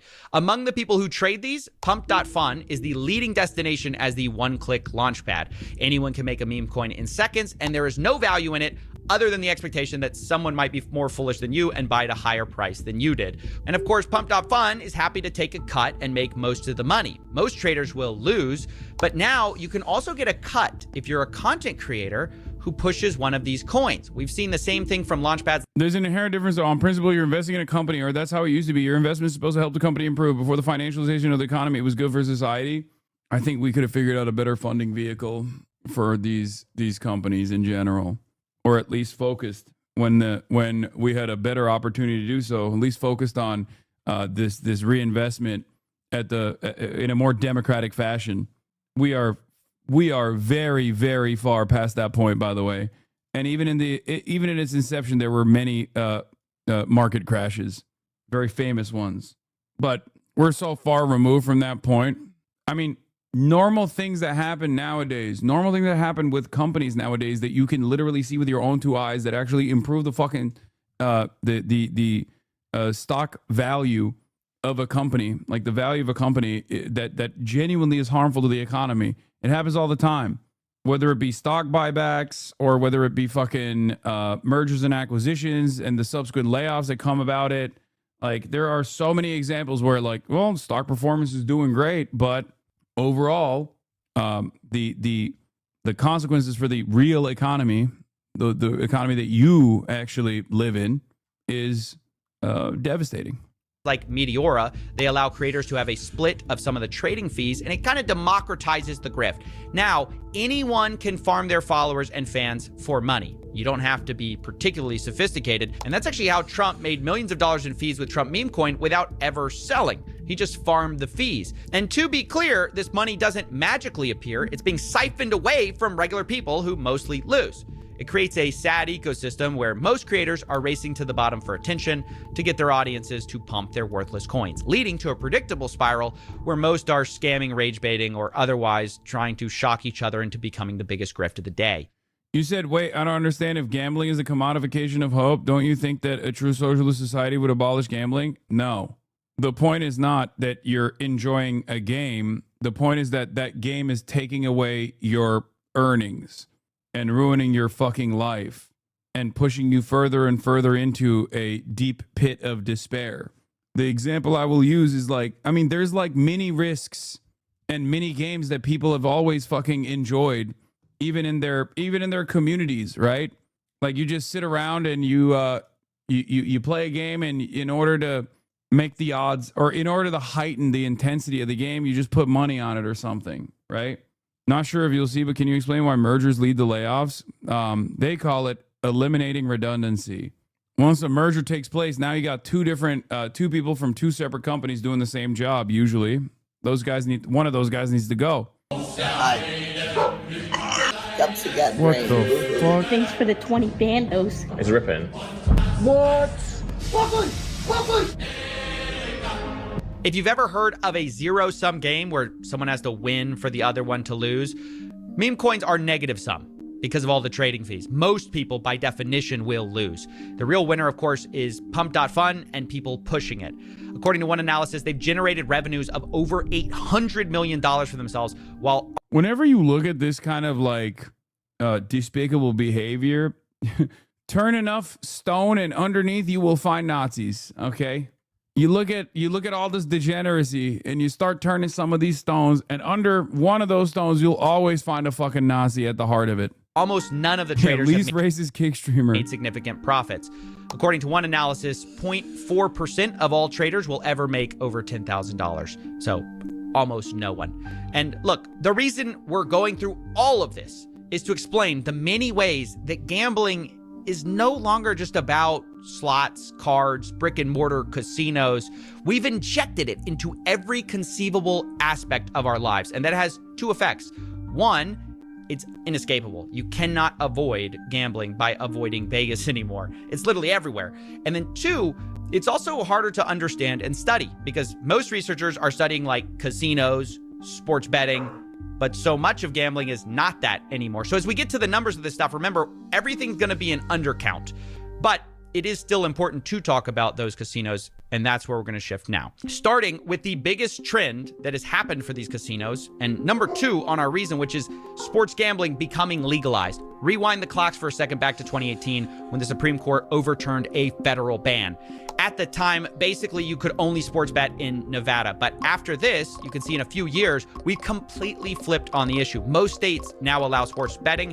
And along with that, the advertising budgets for these companies is absolutely enormous. DraftKings, FanDuel, Underdog, Prize Picks. They've spent hundreds of millions of dollars getting celebrities and influencers to push their product every year. And man, has it worked.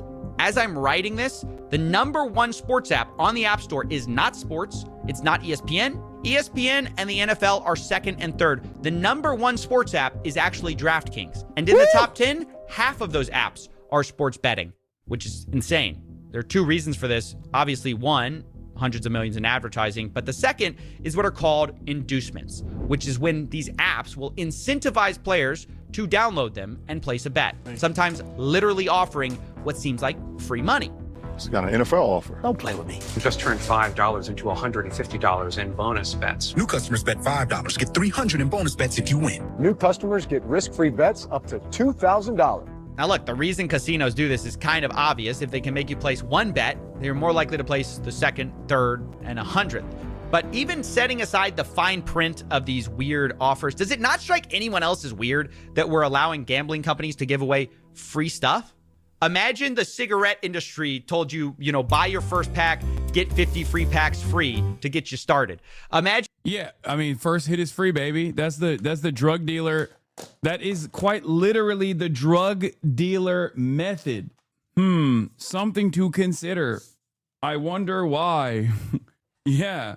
Budweiser said, shotgun one, they'll send you a case for fun. It's insane. And yet, that's exactly what these sports betting apps are doing. It's the lifeblood of how they get new players. And once you're in, these apps will also cater to their biggest players, biggest losers, called VIPs. They will send them gifts as they spend their life savings. And there have been multiple lawsuits actually about this. And to make it worse, if you do the opposite and you actually win too much on these apps, they will try to limit your betting, as one investigation found. If you show any real ability to effectively handicap a game and beat the sportsbook, they will limit your bets and essentially kick you out of the sportsbook. They will not let you win. Can you talk to me a little bit about how sportsbooks treat you once you start winning? They don't want to accept your bets. Yeah, it turns out the casinos actually hate the exact player that's featured in all of their advertisements, the guy who actually wins too much money, which is actually so crooked when you think about it, that if you're one of the few people who achieves what they're promoting, they actually don't want you. Now, as I was writing this story, another massive scandal actually broke in the sports betting world, which is even more corrupt than not allowing winners. But as you now know, individuals such as Chauncey Billups, Damon Jones, and Terry Rozier were taken into custody today, former, current NBA players and coaches. What you don't know is that this is an illegal gambling operation and sports rigging operation that spanned the course of years. That's right. The FBI just exposed a massive sports rigging scheme that was using these apps to win money on rigged basketball games. One example of this was March 23rd, 2023, when an NBA player, Terry Rozier, told a friend ahead of time that he was going to go out early on a foot injury. And so that night, $200,000 in bets were placed on his underperformance because no one else knew that he was injured. And a few minutes after Terry kind of limping around, he left the game and the bets paid off. A few days later, Terry Rozier and his friend allegedly counted the money at his house from the fraudulent wagering scheme. And this was one of several rigged games the FBI alleged, but the media was quick to point out this isn't even the first time someone was caught doing something like this. Jontay Porter, who played for the Toronto Raptors, has already pled guilty. He's already pled guilty. He's awaiting sentencing for doing just what Rozier and Jones are accused of. So this train has already left the station, Laura. And I have to tell you, when Jeff Teague, an NBA player, says, oh, there's betting everywhere, it is everywhere. I've done ads for DraftKings. LeBron James has done ads for DraftKings. In fact, ESPN, when they were reporting this story this morning, they're having programming, people talking just like you and me, talking about this scandal on the press conference the FBI was giving. And underneath them on the ticker was an ad for ESPN Bet, which is ESPN's own sportsbook. Yeah, the irony of all of this is that the same people who condemn illegal betting going on are simultaneously pushing the sports books, which create the opportunity. And at some point, the producers on ESPN actually noticed it. And see if you can spot the moment they try to fix the sportsbook ad in the corner. You hear a lot about legal sports gambling on this show. The Bussin' Boys, obviously sports gambling is a huge part of what you do, so we put those all out there as a preamble because it might be in the back of people's minds, and we acknowledge that this is a different time and place. However, there is a fine line, not so fine, there is a bold line that obviously has to be drawn. Well, that's a little awkward. You're actually supposed to remove the ad for sports betting before talking about sports rigging. And honestly, we've only hit the tip of the iceberg here because we've since learned these professional leagues are useless at catching this stuff. Turns out the NBA already investigated Terry Rozier before the FBI indictment for that exact game, and they cleared him because the NBA commissioner said there was insufficient evidence. Ultimately concluded that there was insufficient evidence despite that aberrational behavior to move forward. Right. So even with aberrational activity, they had the right game, the right guy, and the NBA couldn't find enough evidence. I mean, the more money that goes into sports betting, the more this will be a problem, and the leagues are clearly not equipped to handle it. But people just look the other way because the money's too good. And I want to now address the size of these betting markets because they're absolutely enormous in ways most people don't understand. And to get our heads around it, we're going to look at some survey numbers. One study estimates that 22% of all Americans and almost half of men my age have an online sports betting account. Another estimates that 1 in 4 people have placed a bet on sports and 1 in 5 have placed a bet in the last year. Like with all surveys, there's margins of error here, but the data mostly agrees. Sports betting is very widespread and extremely popular among young men. And for the ones who get addicted, it's financially devastating. One recent study looked at Americans' finances before and after sports betting was legalized by their state. They found that bankruptcy rates rise approximately 10% after legalization. Another paper looked at financial stability, noting that for households that do bet, they spend on average about $720 a year sports betting. And the study found that for every dollar someone deposits for betting, there's a reduction in net investments of just under $1. As people gamble more, they invest less, which means their financial future is worse. Makes sense. But this is especially true of problem gamblers or gambling addicts. To be clear, this is not something that affects all gamblers. Roughly 1% of the world population suffers from this. It's more common among people who bet regularly and bet online, two of the things that sports gambling encourages. Problem gambling completely obliterates people's finances and affects more than just the gambler, because as they beg, borrow, or steal to continue their addiction, they affect everyone around them. And I do mean steal. Roughly half of gambling addicts will commit a crime, and most of those crimes are to continue gambling, often leading to a spiral where the addict doesn't see a way out, which is why problem gambling has one of the highest suicide rates of any substance addictions.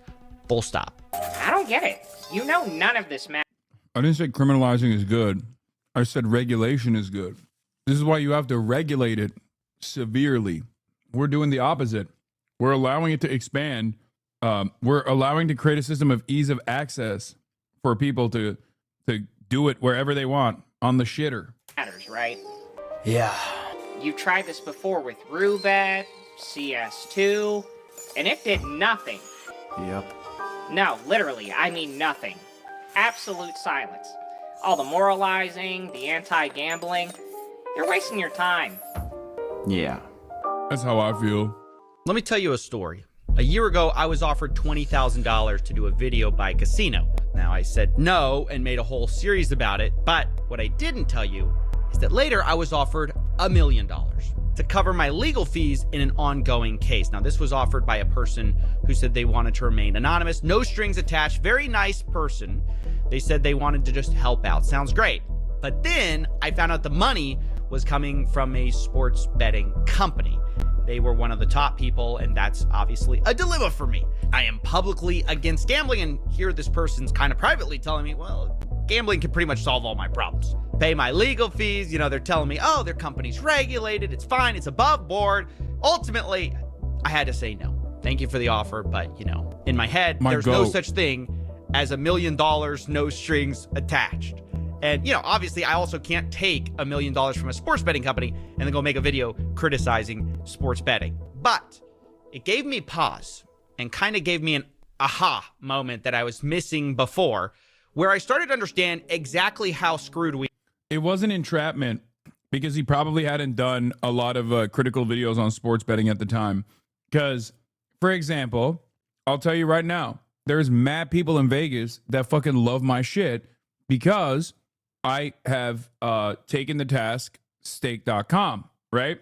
Why would people in Vegas like that I am very anti-online gambling?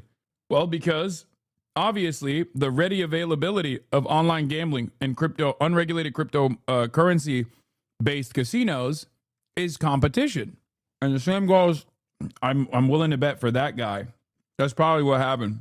Are. And this goes into our third reason gambling is winning. The casual way these casinos can throw around life-changing money for any normal person is why the data will never fix this. It's why having enough Oh my God, what an amazing dude. Oh my God. It's such a fucking breath of fresh air to see someone like, it feels so fucking lonely, dude. It feels so goddamn lonely to just like constantly talk about this shit and be inundated with like the most vicious fucking smears, which I think make other people think twice about ever being critical of this kind of stuff, especially because there is such a heavy financial incentive to either shut the fuck up or literally take the bag. I'm so happy that CoffeeZilla is like is one of those people who is actively speaking out against this, even though there is not even a stigma associated with it any longer. I think like there's not even the social stigma. I feel like there was a social stigma initially, maybe like a decade ago, or especially like 5 years ago or whatnot. But nowadays there is no social stigma associated with it at all. And that's partially because they threw the bag at enough people that they normalized it. That's what I was talking about, like Saudi Arabia sports washing. If there is enough money, these forces will inevitably make their way.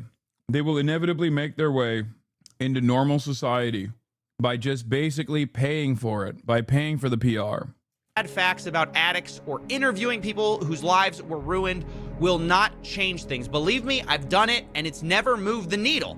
To be honest, it's not even debatable that gambling is kind of bad for most people and life-destroying for a few. Even the industry kind of admits that. But the reason gambling is everywhere in spite of that is there is too much money in the game benefiting the people that make the final decisions, right? Think about the states with tax revenue, the casino profits, the influencer payouts. There's a small group that gambling is incredible for. So incredible, it basically defies logic. I'm talking billions of dollars in profits. And if you want to understand why gambling is everywhere, you can't just look at the statistics. You have to look at the money. And I want to show you exactly how this works with an example.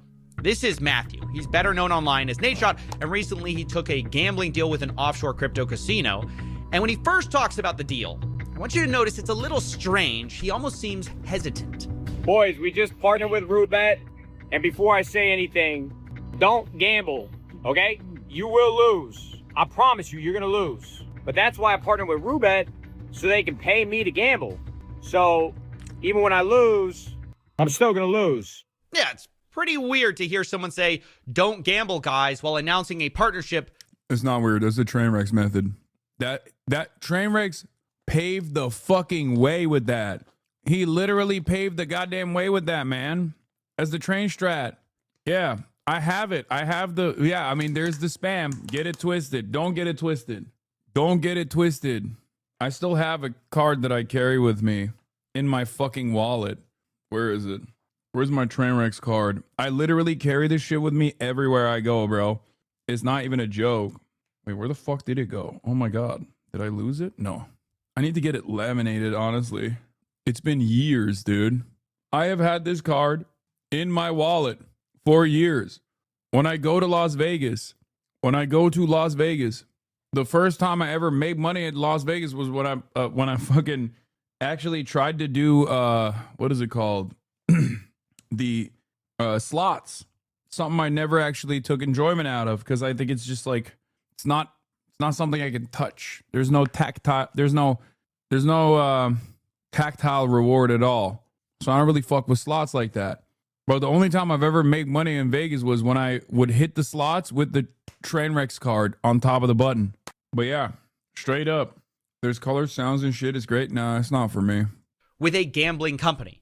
Nadeshot implies that he may lose money, but in fact, he later admits that it's the most money he's ever been paid. This is the biggest partnership that I've had in my entire career. No, instead, I think the hesitancy, the weirdness of this video is because Nadeshot knows pushing gambling is kind of bad for people. He said so in a podcast a couple years ago.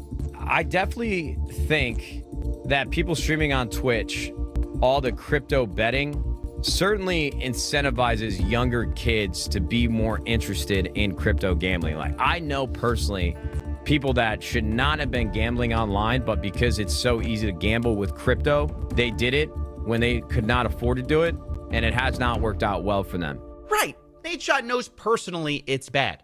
But for the reason why he's doing it anyways, Just fast forward 2 minutes in the podcast and we find out because the host asks, a hypothetical.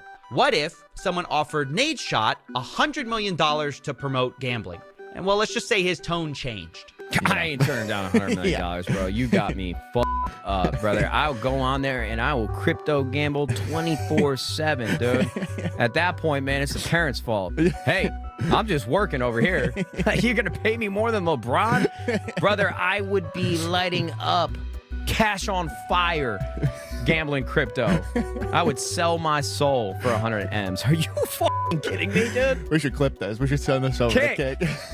I won't sleep. I will be your workhorse. You want me to pump Blue Chews and crypto gambling? I will do it all. You got me fucked up. Them kids, dude. Fuck them kids. Look, I'm just going to say, you can say he's wrong for saying that. He's a bad person for saying that. But the reality is, this is why gambling is winning. The casinos have so much money, they are buying people's souls. Even people who kind of admit gambling's kind of bad. Put enough money on the table, and Nadeshot says, hey, fuck them kids. And by the way, speaking of fucking them kids, let's talk about Drake. W's in the shot. Yep.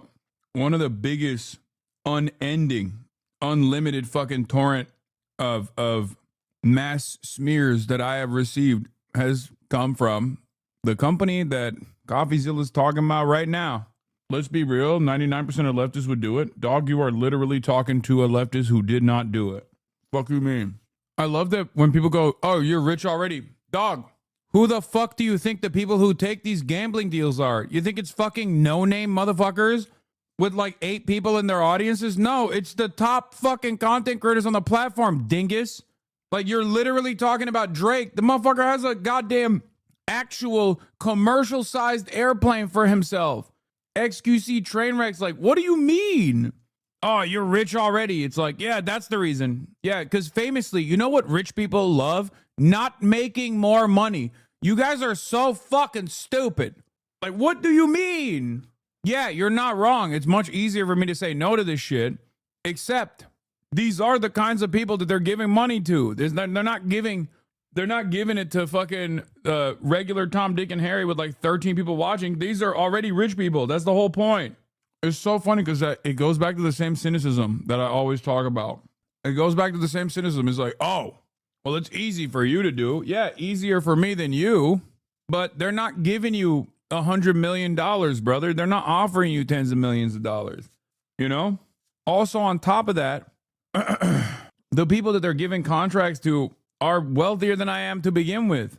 So they extra don't need it. They're just doing it because they weigh out the repercussions, not the moral ones. I don't think they give a shit about that much, but they weigh out the potential backlash that they could receive from their audiences.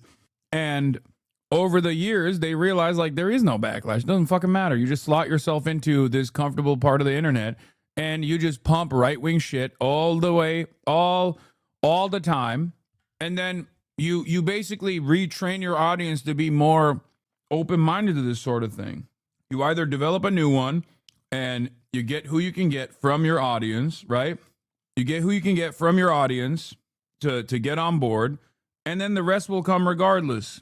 But you just create a unbreakable system where like no one will ever give you shit for it because they know you're kind of a piece of shit, right? Like, it's fine. There's comfort in that. There's safety in that. And oftentimes just leans into like right-wing politics in general.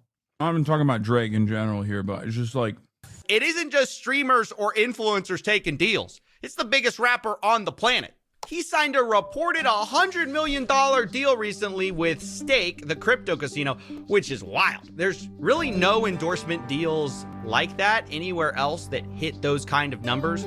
And just like Nadeshot, Drake wants you to know that, even though he's taking the money, gambling isn't for everyone. Recently, he posted an $8 million loss, saying, gotta share the other side of gambling. Now, maybe some of you think that's brave, but to me, I see that and go, Drake, that is the only side of gambling for most people. If any normal person lost $8 million, their life is over and their legs are broken. You're the only one with another side to this whole thing. Where, to be clear, that other side is reportedly getting paid $100 million.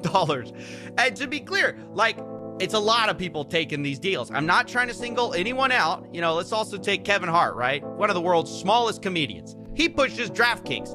And this one I find really bizarre. Do me a favor, man. Go to the DraftKings app. Look at what I'm betting on. Look at why I'm betting on. Place your bets. All the action is here. DraftKings, Kevin Hart. I'm not even going to ask why Kevin needs you to get on DraftKings and bet. Like, the fact is he's worth a reported $450 million. But the real thing I find so gross about this is that Kevin Hart has gone on podcasts. Well, yeah. I hope the chatter that was saying, oh, easy for you to do, you're rich, realizes that the people that get the fucking big bucks are even far richer than I ever could be. Big dog, fuck do you mean? Bro, if you were about to go to New York City election, why the fuck did you come back to LA for a couple days? Privilege much, shaking my head. And talked about the need for financial literacy. You know, he talked about this on Joe Rogan. The biggest problem within our community is knowledge. We don't know. Debt is welcomed because it's celebrated. That's all we know. The knowledge isn't given. So it's not till you obtain that knowledge and understanding that you go, oh, this is why you put money up. This is how you increase versus decrease. Oh, this is how you earn on your money. Oh, wow. I can gain wealth by investing in what? The stock world is what? How many people partake in the stock world? And is there a part that isn't necessarily gambling? Is there a low risk part? The information isn't there. Yeah, Kev, maybe the information isn't there on the stock market part, which isn't gambling, because you're too busy telling them about actual gambling. Understand that Kevin Hart is not just a guy who sometimes talks about it on podcasts either. He has a whole partnership, an actual partnership with Chase Bank, where they ran a campaign to improve financial literacy. But then Kevin goes on the side and he's pushing DraftKings, which preys on people's financial illiteracy. And while we're talking about small comedians with big bank accounts, let's talk about Joe Rogan too. And listen, I'm not trying to be high and mighty with all this stuff. I know it sounds a bit like that, but believe me, I am eye level with these guys, okay? I'm very short too. You can't tell behind the $10 million studio desk, but no offense is intended here. We got to discuss though, how the biggest comedians in the world, biggest, smallest comedians, are pushing DraftKings. Didn't Joe get a $250 million deal from Spotify? I didn't realize before this video, like, how many gambling ads he has been running recently.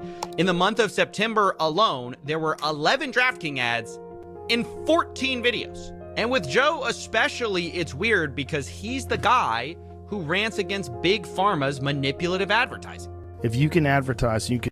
Like, I'll be honest, like, the only exception that I give to situations like this is if you're, like, directly in the, if you're, like, an up-and-comer, or if you're directly in, like, the commentary sphere of the sports side, where, like, you have to sit in front of a fucking studio that has the DraftKings logo in front of it, or ESPN sports betting logo in front of it, and you just don't have any control over it, right?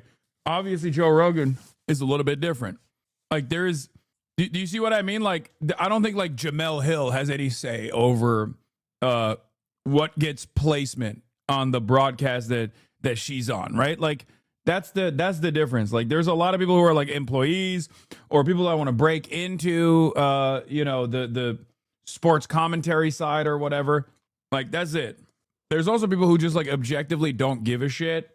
Like I said, I've given up. I've given up on trying to prosecute this kind of stuff. I will admit that. Like, I try to go after the edge cases. I try to go after, like, the edge cases, but, like, sports betting, while I find it to be completely a cancerous influence, to completely have a cancerous influence on American society, you will not catch me consistently talking about it. And the reason for why I will not consistently talk about it or constantly fucking attack people over it, and this was a point of contention that was literally brought up in the crypto casino gambling saga, for the old heads that remember, for the real ball knowers. Even back then, I said, this is virtually impossible to deal with. If you go back, look at my videos from, like, whenever we were talking about stake. One of the counter examples that was often utilized by Trainwrecks and many others and XQC, all these people, was like, well, what about sports betting? There's sports betting on this platform. And I was like, look, I don't like that either, but there is virtually nothing I can do about that, you know? Nothing at all. And nowadays I feel like everything is impossible to fight against. And manipulate people and change their opinion based on theatrics. So many. Everyone gets a free bet. We all want to win. Hey, let's win together. You know what to do. You have music and people dancing and holding hands and spinning around in a wheat field. Like, that is so manipulative. And we are subject to manipulation. And when it's something that is so important, like making critical health decisions, there's so many of these commercials. Like, I mean, it's so funny because this is one of those weird things where Joe Rogan is not wrong, both in the principle of advertising and propaganda, and specifically as it pertains to brand drugs, right? Not generics, but like recognizable brand name drugs. Except the reason why he's shitting on the drug advertisement is because he's like anti-medicine. You know what I mean? Like, he's not wrong. America is one of the few countries, I think, if not one of the only OECD countries where you can just like do ads for drugs in general, because all these other countries have some semblance of socialized medicine, and therefore you do mass purchases. The government mass purchases the drugs, and pharmacare is either largely regulated or entirely in the hands of the government. So the United States of America, so there's no incentive for these pharmaceutical companies to do televised ads in general. Or facts that I can give you that's going to stop that. There's just too much money at stake. Yep. Regarding online sports books that are winning cash on sports, we currently work with Prize Picks. Between us, I enjoy betting very mildly on sports. It makes the games more fun. I'm also aware of the risks you can pose, though. Probably not very knowledgeable because I haven't had those same exact issues. We make sure to follow guidelines from our sponsors, though it's worth being more intentional about emphasizing those risks to listeners. I feel like the podcasting space, there's a decent amount of regulation in our ad reads, and I try to remember to advise our listeners that gambling may not be right for them, but I do often forget to do that, to be honest. Nelk, Kyle, Salim, and Steiny only affiliate themselves with legal platforms like Prize Picks and play by the rules. Back to the bar and let me fix you a drink. The weather isn't changing anytime soon. You know, all it would take is basic advertising rules or legislative change to put a stop to half of this stuff. That's the thing.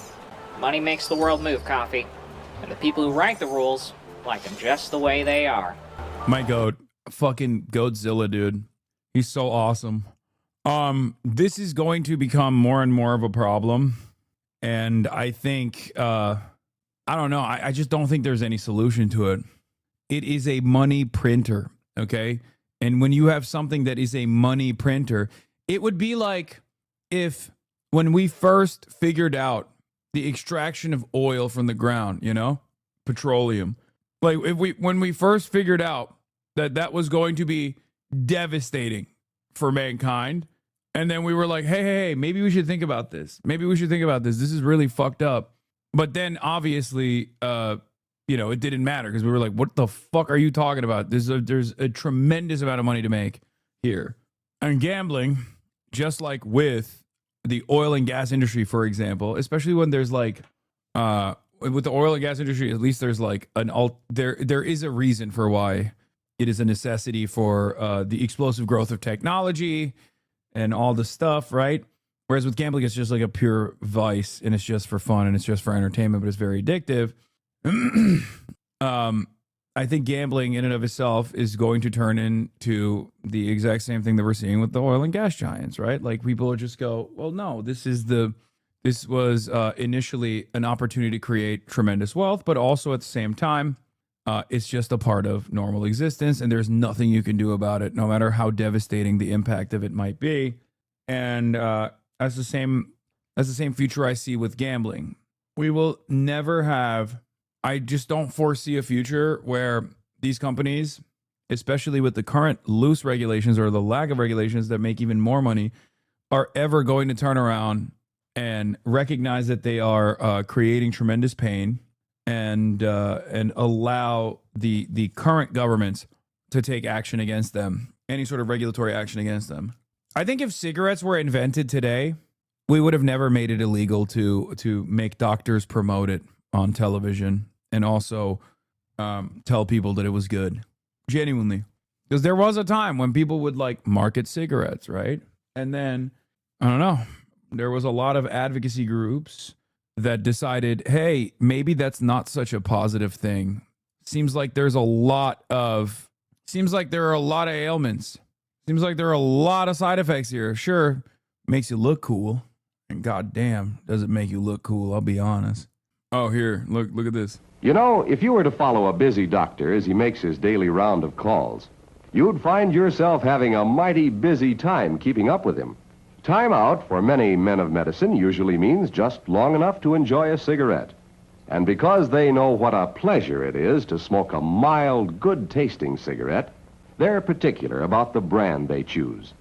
In a repeated national survey, doctors in all branches of medicine, doctors in all parts of the country were asked, "What cigarette do you smoke, doctor?" Once again, the brand named most was Camel. Yes, according to this repeated nationwide survey, more doctors smoke Camels than any other cigarette. Why not change to Camels for the next 30 days and see what a difference it makes in your smoking enjoyment? See how Camels agree with your throat. See how mild and good tasting a cigarette can be. Isn't it crazy? Yeah, I love Thank You for Smoking. That's how I feel, by the way. Look at CoffeeZilla's face. That's me every day. Do you really think it's worth all of this, though? Like, just for a little more money? Hey, you said it yourself, didn't you? It's not just a little money. So, like alcohol? What are you talking about? Is there fucking advertisements of doctors on television being like, alcohol is good for you? 9 out of 10 doctors of all different backgrounds in medicine suggest Bud Light. Like, the fuck do you mean? No, but it is really normalized and cause a lot of harm. I know, brother. I know. I don't drink like that anymore. You know, I know. I didn't say we should prohibit smoking. I wasn't in favor of smoke prohibition either, cigarette prohibition either. And nor am I for alcohol. Just heavily regulated. That's it. Money. It's a lot more money. If people would sell their soul for $100 million, well, imagine what they do for billions. You don't drink, you don't smoke, are you a fucking loser? Yes. Literally, yes. You know, maybe it is time for that drink. You're gonna tip this time, right? My goat. Great video. Ooh, it's crazy to me that we don't let professional athletes bet on sports, but we let politicians invest in the stock market. Incredible take. That's awesome. Technically, that's also illegal, for the record. I think what's really interesting about this stuff, by the way, is that like when you call it out, you're seen as a smarmy, no fun type of person. And like even by the attitude of you know, other people's fandoms and whatnot, like there is a negative association with you because you're like, oh, you're a joy killer, you're woke scold. And if you have for example fans, like if you have a shit ton of fans, right, and you want to do gambling sponsorships, and then and then there's like some fucking asshole out there being like, that's fucked up, that's not good. You're actually causing a lot of damage to your audience. You're just like farming them for a price that you don't even need, like for money that you don't even need. You already have more money than God. What the fuck are you doing? Then they just spent their entire fucking lives coming after you. They spend their entire goddamn lives coming after you, and then their communities don't even realize, even if they agree with you down the line, they still don't realize like why they hate you. They can't put two and two together. They don't know that they hate you because their favorite content creator at the time was negatively framing everything against the one guy who was like, don't do that, that's bad. Even if former fans of said content creator inevitably also realize maybe it was bad, but they just never let you live it down because people don't remember what you said. They just remember how you made them feel. Jeff, do like your reply, A Mother's Basement. You're telling me the U.S. and Saudi Arabian government have labeled the group they have been genociding for decades terrorists? It's also the enemy of terrorists like the Houthis. Why are you outing this man, brother? And also, why are you hiding your own fucking reply clearly? Over the past few months, certain cosplay props been showing up in places you'd never expect, at least if you don't know anything about the anime and manga that it's from. A goofy little caricature of a skull and crossbones and a jaunty little yellow straw hat flying proud. We're watching Mother's Basement, The Politics of One Piece, okay? It's from 7 days ago. Mother's Basement is a real ball knower. Obviously, this is an issue that's close and personal for me. And the reason why I wanted to watch this past week is because there are a lot of, wait, are there major spoilers in this? Are there spoilers past the point? Because I'm on the first half of Egghead. I haven't continued to watch. Anyway, listen. One of the reasons is because like people resurfaced the trash take that I had where I called Luffy a terrorist, a freedom fighter. That's number one. And that was resurfaced recently because people were like yelling at the Trash Takes podcast for some fucking reason. I don't even know. But it was really funny because like they caught strays on that, even though they personally kind of understood and they were just like trying to make it a more entertaining conversation, but they got yelled at.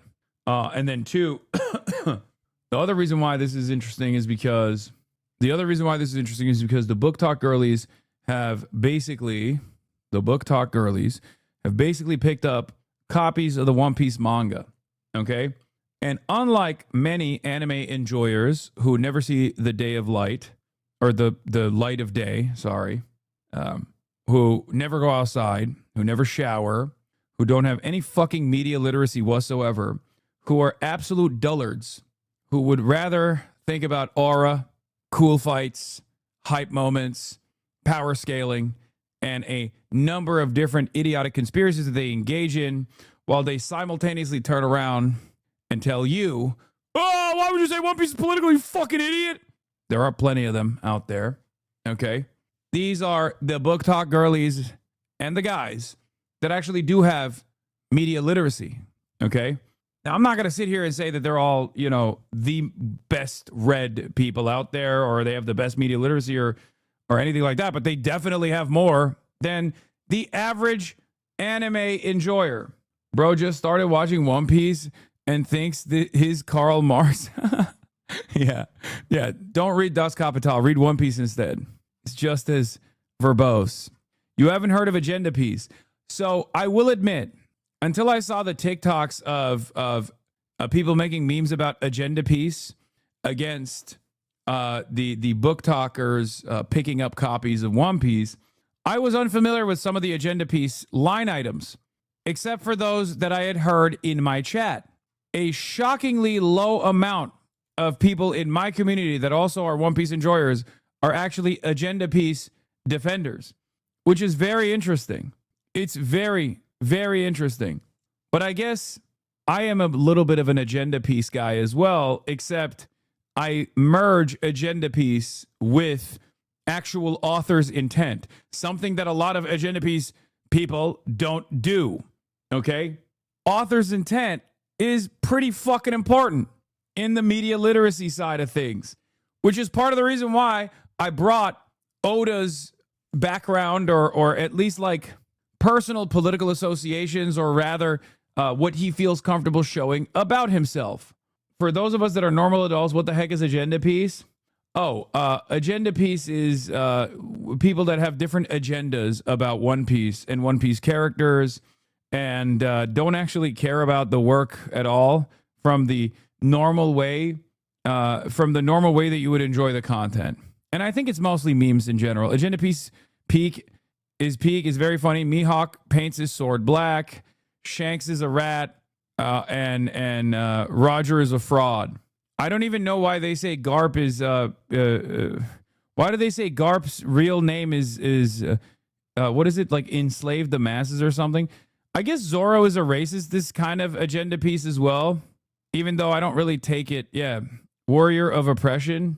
Another is Buggy is hiding his power level. He's Shanks equal. Yeah, I've never been a Buggy fan, so that one also doesn't track with me at all. But anyway, let's just keep going. So there's like a bunch of different conspiracies that people have basically fucking followed loose threads on, because this is a work of art that has been around. This is a work of art that has been around for, you know, people's entire lifespans. So of course there's like entire conspiracies around it. There are very long and convoluted conspiracies around it. It's just another way to like enjoy the art, I think. But this is not an Agenda Piece video. This is a Politics of One Piece video. And it's actually part of the reason why I really like One Piece. Let's take a look. Over desperate protests and the flaming wreckage of a nation's capital. There are a few Shonen Jump anime one could say have conquered the world over the years, but none quite so literally as this. From New York to Jakarta, Paris to Palestine, Rome to Kathmandu, One Piece is being adopted the world over as the official manga of protest and revolution. Which must be more than a little confusing to folks who mainly know Luffy as that one guy who was always standing next to Boruto's dad and Bleachigo from, you know, that one anime that's way too long to ever watch it. Meanwhile, those who have watched it are just thinking, Sniper King, shoot down that flag. Those pirates just declared war against the world government! Yeah, sounds about right. So in the interest of clearing up that confusion. Yeah, it kind of blows my mind that you can be right-wing and actually like One Piece. I can't get over it, dude. At its base, it's literally a bunch of terrorists beating the fuck out of sea cops, dude. I can't get over it. How the fuck do people watch this thing and go, no, this is a fucking real right-wing show? Like, what do you mean? Like, it just doesn't make any sense.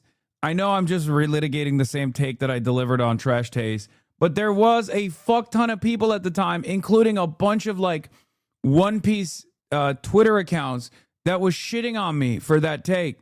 And also, just because I think it's really cool and fun to talk about, I want to examine some of the political themes that have made One Piece and the Mugiwara flag such lightning rods for radical and revolutionary thought among Gen Z. Though before we can get to that, this video is sponsored by Stella Sora, a classically styled... Why wouldn't you just enjoy this show and think too much about it? Brother, it's not even thinking too much about it. It's just, it's not an undertone. It's the tone. It's the theme. It's top-down light action adventure. What are you talking about? It's literally the whole thing. The entire story revolves around overthrowing corrupt tyrants. It's not subtle at all. It's about fighting against governments that are harming the people. It's I mean, this video is ironically going to explain all of that, but that is the whole point of One Piece. We had no idea that you said that, but my wife has been talking about this for the last couple of weeks. Wait, really? Your wife is on Book Talk? Yeah. Watching One Piece and just not watching One Piece is just like assuming that there's no politics in it is I don't know. I just like how it's not overthinking it. It's just being devoid of thought. Why don't you just turn your fucking brain off, Himbo? It's not even that. It's like it's as prevalent as the colors are on the screen. Hassan LARPing as a communist is funny. Oh my lord, brother. I am a titan of industry. Know your fucking place, surf. I am the capitalist. I am Mr. Capital. Know your place. Okay, know your place. All right, hold on. When you download the game at the link in the doobly-doo. Stella Sora is available now on iOS, Android, and PC. Now, with that out of the way, before getting started, we should also probably address all the folks who will adamantly insist. Lol, you discuss your dog, liberal. you abuse your dog, disgusting liberal. Know your place. Know your place. Okay? Know your place. If you come in here and defend capitalism, and you are devoid of capital, I will make fun of you, okay? I will make fun of you. Where is your capital? You're broke. Where is the fucking banknotes? Where is the deed to the factory? You have no capital. Why are you defending the system that's fucked you over? Oh, show me the deed to the factory, and then we'll talk.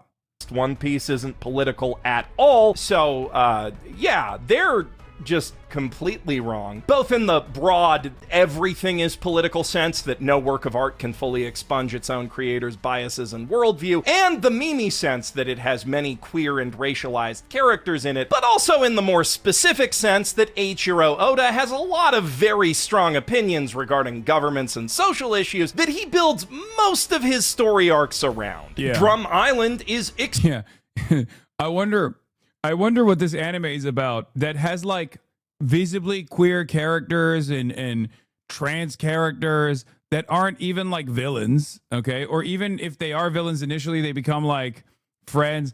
All this stuff where one of the mysterious characters is like a revolutionary.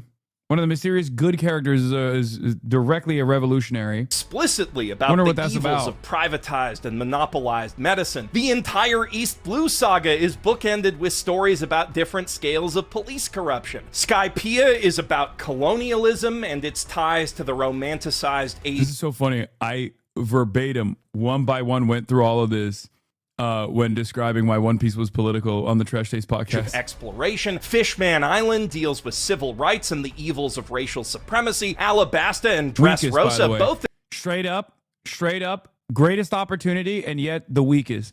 I think Oda's weakest political POV was Fishman Island.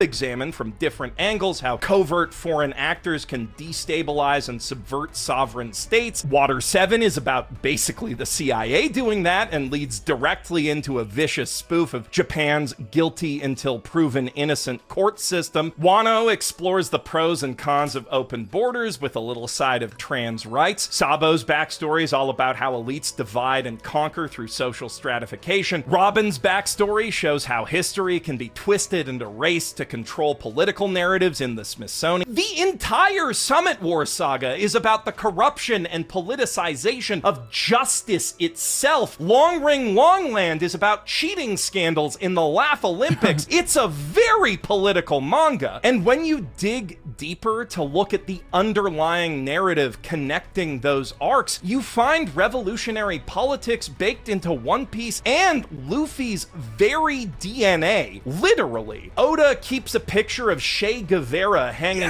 prominently in his studio, and he's based more than one character on his likeness and history, including Monkey D. Luffy's own father, Dragon, the leader of the Revolutionary Army. Now, Luffy himself is not a revolutionary, not consciously anyway. His only political priority is the redistribution of meat. But he is a freedom fighter in the most literal sense of the term, that he will fight anyone who tramples on his or his friend's freedom, which naturally leads to him overthrowing a despot or two, since anyone who shares meat with him is his... Like, the only counterexample that you can present here is basically that there have been many instances where he's like basically put a magnanimous monarch back into positions of power, right? And that's the only effective counterexample, like only effective counter narrative to the idea that this is like a socialist work or like a revolutionary work in general. And the thing that I would say in that regard is basically that like I think Oda is like, I've thought about this quite a bit. Oda is very governance agnostic. Like, he just thinks that as long as the authority figure is good for the greater, as long as the authority figure, regardless of whether they're a monarch, a hereditary monarch, or anything, right? Democratically voted into power, as long as they are working for the greater good, then it's fine. Friend for life. And for that, like many freedom fighters the world over, the dominant global hegemony has branded him a criminal and a terrorist. Isn't that a liberal viewpoint? The system is fine, it's just the people are wrong? No, that's not a liberal viewpoint. The entire point of liberalism is anti-monarchy, anti-feudalism. No. If that was the case, liberals would love China, for example. They'd be like, well, the system seemingly works for the Chinese people, even though they have a one-party form of governance. Liberals would not shit on it if that was the case. That's the one redeemable quality of liberalism, is that it's anti-monarchy. The world government isn't a direct allegory for any specific empire, but there are some clear historical parallels. Aesthetically, it borrows a lot from Age of Sail Britain, but the material conditions are a little more modern. A vast network of international extortion that drains the resources of subordinate states in exchange for vague promises of protection, while treating the citizens of unallied states as effectively subhuman, killing them for resources or just for the hell of it. Fucking NATO, like straight up, our billionaires being the the dragons or whatever the fuck they were called. I can't believe I'm forgetting basic shit about this work at this point. Ow.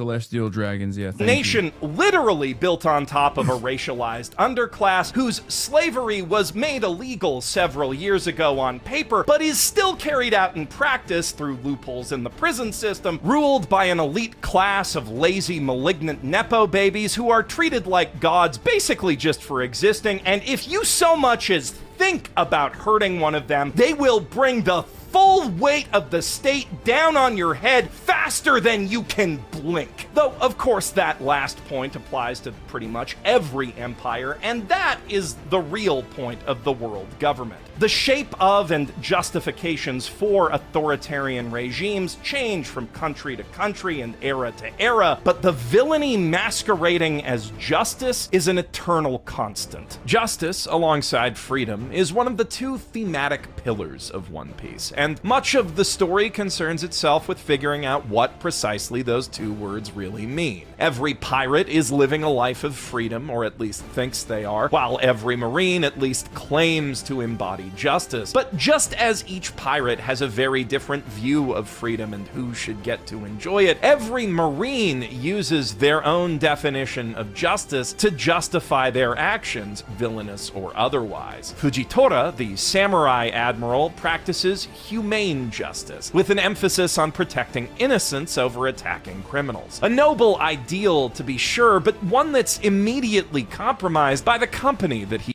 That's my favorite fucking part of One Piece. That there are good cops and bad cops, but ultimately the system requires you to do evil. Okay? That's one of the best, most adult themes in this otherwise very childish looking work, is that while there are people who are kind-hearted or have honest intention, ultimately they're still doing the bidding, because policing as an institution is designed around defending the status quo and defending the ruling class. He keeps. His efforts to protect people mostly just end up mitigating the collateral damage caused by his less humane allies, which is perhaps why he got promoted despite how many criminals he lets get away. It would certainly be a good PR move on the part of Marines who kind of need him to serve as a counterbalance to the determined justice of Ryokugyu, the cop admiral who seeks to achieve justice by violently subjugating everyone he personally deems to be undeserving of it, which is pretty much anyone who refuses to submit to the authority of his gods, the celestial dragons. Such people he doesn't even see as human anymore. Standing between those two extremes you have no human rights. Is Admiral Kizaru, a fundamentally fickle man whose ideal of justice is unclear. He's a laid-back sort of guy, some might say too laid back, inquisitive and open, if absent-minded, which makes him a fast friend to Dr. Vegapunk, but he's not particularly decisive, and rather than sorting out the complexities of justice for himself, he'd much prefer to be under orders, which he follows with ruthless efficiency, free of the responsibility of actually passing judgment himself. Though after the events at Egghead, he may no longer... I didn't see anything. Remember, I only saw half of Egghead. I stopped watching after I stopped watching specifically because I wanted to bank episodes. So I have not. Is it fine to unpause here? Is it fine to unpause at this point? At Ohara, to the point you can scarcely call it justice at all. It's clear that he quit the Marines in his heart long before turning in his official resignation, and without that ideal, it's really no wonder that he ends up siding with the black... Wait, no, I saw this. I know this. Okay, I got scared. I know this. I know he sides with Blackbeard. I know that. Blackbeard pirates after leaving, despite his kind nature. After all, as Luffy's foil, Teach is the ultimate avatar of selfish, individualistic freedom, and after a lifetime spent sacrificing his own freedom for justice, yet still being denied his final promotion by the Navy, it's only natural that Kuzan would swing all the way in the other direction. Former Fleet Admiral Sengoku's reasons for for stepping down are a little more noble. His ideal of reigning justice emphasized giving the people of the world a sense of security born from knowing that the Marines were looking out for them. But when the world government sought to save face by sweeping the prison break of Blackbeard's new Titanic captains under the rug, despite the danger those criminals posed to an unwitting public, Sengoku could no longer reconcile his ideal for what the Marines should be with the reality of what they are. Though, unfortunately, his leaving paved the way for someone even worse. In keeping with his magma-based power set, the new Fleet Admiral Sakazuki's approach to justice is full scorched earth. He believes that the world will only become truly just when all of the evil in it, including potential evil, has been rooted out and purged. This is, if I may editorialize a little here, a child's view of morality. The reactionary idea that the world will become good if you can just get rid of all the bad people, as if all the suffering and death that you'd have to cause to make that— I hate this scumbag. Fucking monster. —that happen wouldn't make you one of the worst people to ever live. He's such a cool villain, but he's such a fucking piece of shit. Fucking asshole murderer. But that childish outlook is right in keeping with the brand of justice endorsed by the world government itself, absolute justice, which is a pretty straightforward— That stuff is still confusing to me, but I guess it'll open up a little bit more soon. Not the Gang of Five or whatever, but the other, like, the other philosophy. Everything that opposes the world government is absolutely evil, and anything the world government does to stop it is absolutely good. Even if that means cutting down innocent civilians just to get a pirate, or testing top secret experimental weapons on children, or nuking an entire island just to uphold the official narrative. And with that being their official party line, you can probably imagine what the Marines are like as an organization, especially under Sakazuki, worse than basically all of the criminals that they're actually capable of stopping. Besides a few notable deserters, the only good Marines are the ones who've crafted their own personal code of moral justice, like Kobe, Smoker, Tashigi, and Garp. But even Garp— Oh! I heard that there is spoilers, hella spoilers here. Smoker, my goat. Yeah, Smoker is the goat. Oh, another agenda piece is Smoker is actually more powerful than Smoker is actually more powerful than Dragon, and that hold on, I'm gonna skip a little bit ahead. I'm gonna close my eyes and skip. Hopefully it'll be fine. Do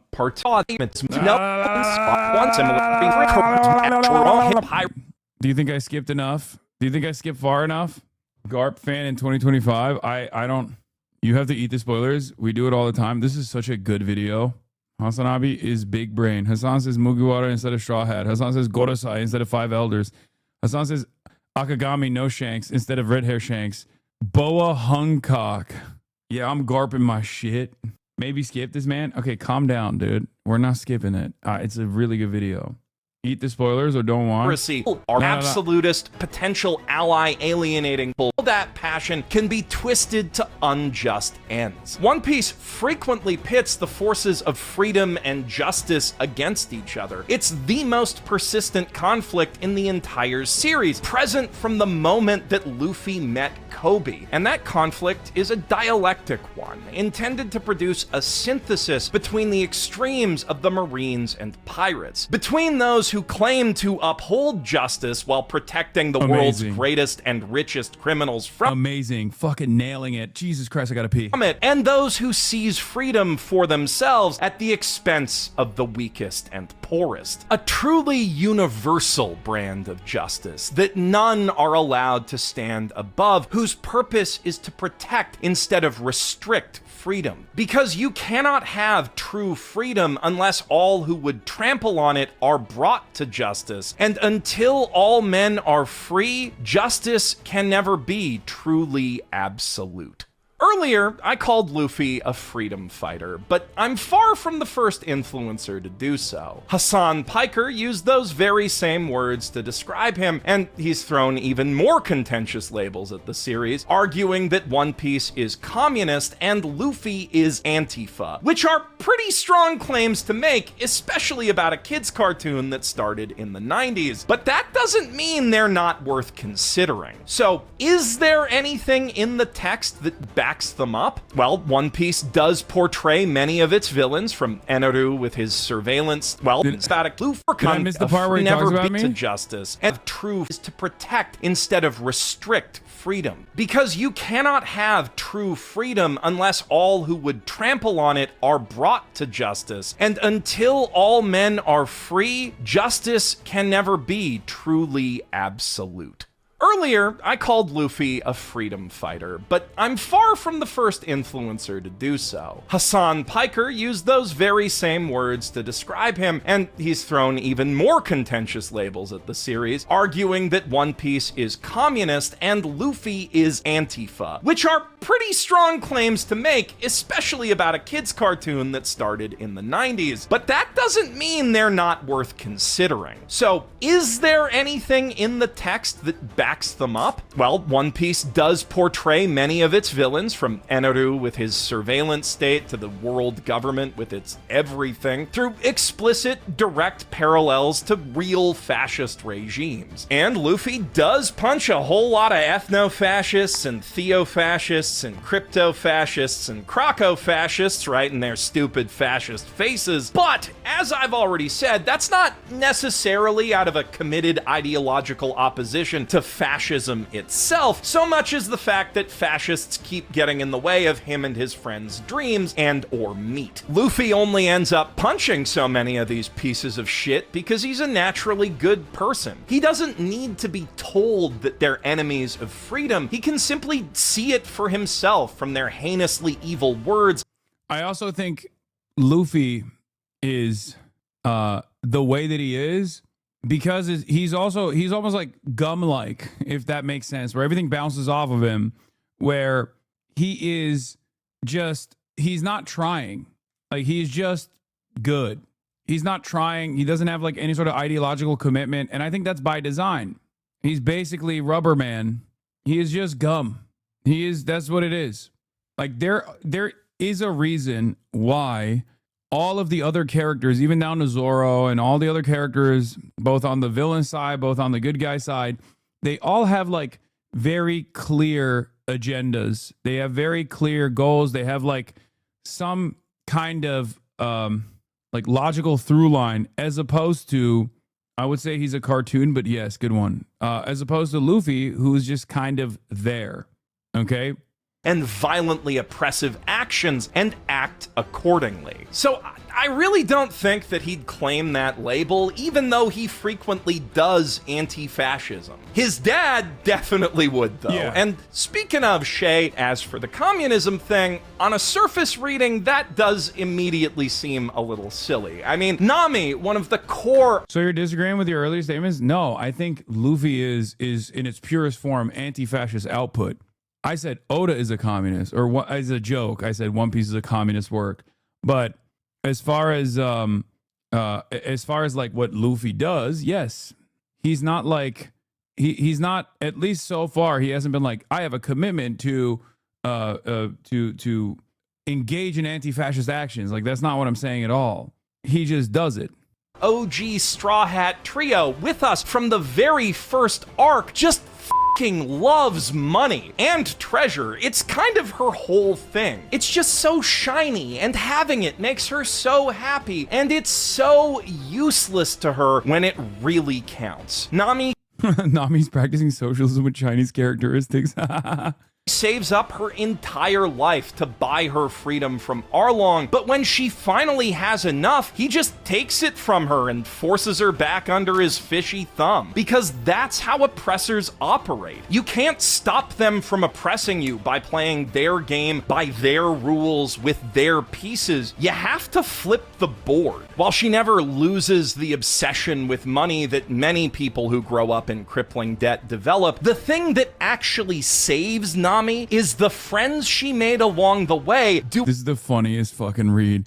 Luffy is not Forrest Gump. Lol. Fuck whoever said that. Luffy is insanely emotionally intelligent and wise. He isn't low IQ. He just has massive ADHD and learning disabilities, people. Amazing. Thank you. Thank you for that. Doing a whole bunch of violence on her behalf until the oppression stops. Something they do for a lot of their friends all around the world, and it always works. This is a recurring theme that we see cleverly inverted when the crew finally reaches Arlong's hometown of Fishman Island, whose new place in the world government hasn't actually done anything to dismantle the slave trade or make the surface world safer for fishmen and mermaids. Fisher Tiger and the Sun Pirates accomplished far more in that regard with their total disregard for world government law. Otohime's efforts to change hearts and minds within the system aren't completely worthless. In saving Don Quixote Mjosgard, she ultimately saves her own daughter from being enslaved, but they still tried to capture and enslave her daughter at a meeting of the One Piece UN. And despite ostensibly being affiliated with the world government, the Fishmen still need the protection of a crime lord to stop raids on their island, just like the giants on Elbaf do. In that context, it's not hard to see how Arlong and Hody Jones fell down such dark paths. They didn't have many better options. At the same time, though, the arc is quite clear on where those paths will lead. Fisher Tiger himself literally died because he couldn't let go of his hatred for humans. One Piece clearly argues that violent revolution is sometimes, often necessary to effect real change, but it's also careful to caution that— and also the structures are inherently violent. Like the forms of oppression that governments take are also inherently violent, and it leads to a lot of pain and a lot of torment for regular people. The enslaved masses or an underclass of fishmen. Revolutions which aim to subjugate out of hatred for the oppressor rather than liberate out of love for the oppressed will ultimately reproduce many of the problems they seek to solve. Blackbeard, whose ultimate goal is world conquest driven by a desire to avenge God Valley, is a prime example of the former, while Luffy, his rival to be Pirate King, is quite literally the embodiment of liberation. Blackbeard's pirates even mirror the organization of the Navy, with the 10 Titanic captains serving under Admiral Teach, in contrast to Luffy, who— Did I miss a spoiler? Accidentally? I didn't even understand it. Straight up refuses to accept the other captains of the Straw Hat Grand Fleet as his subordinates, instead opting for an informal sake pledge that they will all come to each other's mutual aid if ever called upon, which is the same principle that organizes the Straw Hat crew themselves. Yes, Luffy is their captain, but so's Usopp sometimes, and he rarely orders his crew around except when snap life or death decisions must be made. They all follow him willingly as a cohort of comrades who've pledged to help each other reach their dreams, and they are all free to leave if they ever disagree. They all share equally in the spoils of their adventures, too. Nami's in charge of the money, but only because the rest of them are idiots, and they all happily lend their skills to their friends with no expectation of direct compensation. You could certainly call that commune-esque. Some might even say anarchish. And since Luffy's explicit goal is to become the freest man alive,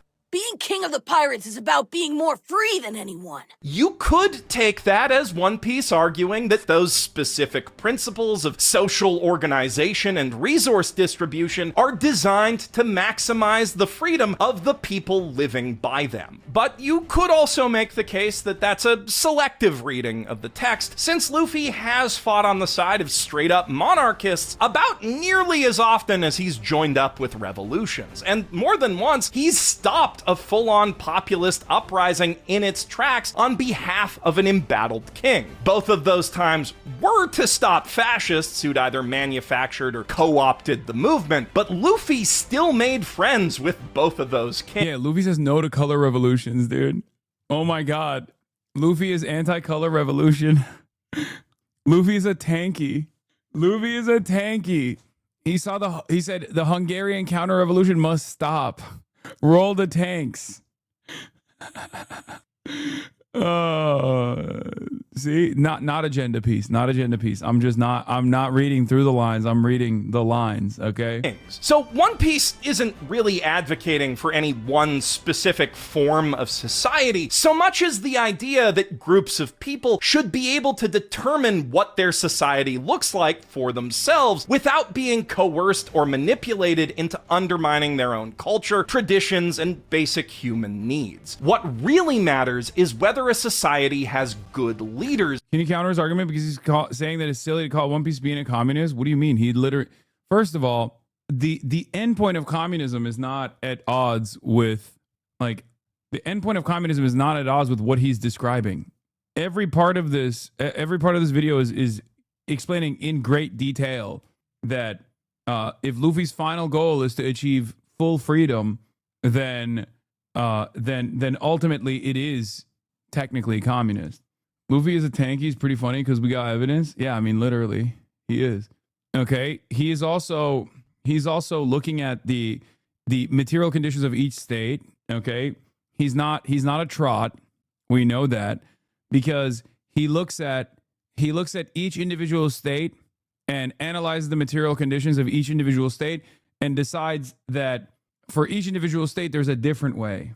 Okay, there's a different way to go about it. Where he's like saying, no, you can have your own version of a bourgeois dictatorship, but the methods of achieving said bourgeois dictatorship are dictated by the material conditions of each unique and individual state.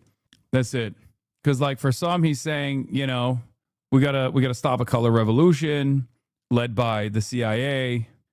In others, he's saying that there is a magnanimous dictator that is not democratically assigned, but abides by the democratic wishes of the population.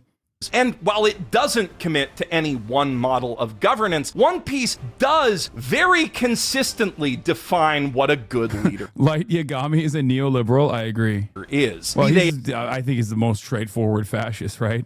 A king, a president, a pirate lord, or a god, good leaders in One Piece always put the needs of their people above their own, while evil ones use their people to serve their own ambitions or needs or just plain old selfish wants. I mean, this one was like so directly railing against the war economy, the military industrial complex, the enslavement of an indigenous peoples, in an effort to improve profit margins. I mean, it's just it was so insanely on the nose. Yeah, drug trafficking, hunger and pollution, climate change. It had it all. It's in roughly descending order of how evil they are. Oda has a soft spot for dreamers, after all. Even ones with dreams so big they think they have to crush the dreams of others to make them real. There's a certain grudging respect given to villains like Crocodile, Blackbeard, Arlong, even Buggy, who do bad things to make better things possible for themselves and people they care about. Whereas the most despicable villains in One Piece, from Captain Kuro to Don Quixote do Flamingo, are invariably the ones who cast their dreams aside to indulge in their most base desires at everyone else's expense. Emperors Kaido and Big Mom are the ultimate expression of the former, having achieved their dreams, or at least come close enough, and convinced themselves that because they achieved that, they know what's best for everyone under them, while the Celestial Dragons and World Government represent the worst kind of selfish rule. What makes Luffy so special, then, is that his dream, despite being the biggest and grandest of anyone in the entire world, never infringes on anyone else's. Quite the opposite. As it grows, it lifts up everyone around him, making their dreams more achievable than ever before. Luffy's ideal of maximal freedom isn't about elevating himself to a point where no one can stop him from getting whatever he wants. It's about destroying the barriers to freedom that hold everyone back. If there's a single overriding ideology that defines all of One Piece, it's that people who follow their dreams make the world a better place. And so the best possible world can only come about when everyone is... Dude, Wano was so crazy because it was like the worst paced. And then, like, I guess it was like largely because of Toei, but it was so incredibly poorly paced. And then all of a sudden, you just nut. Like, the apex is fucking insane. The payoff is out of control.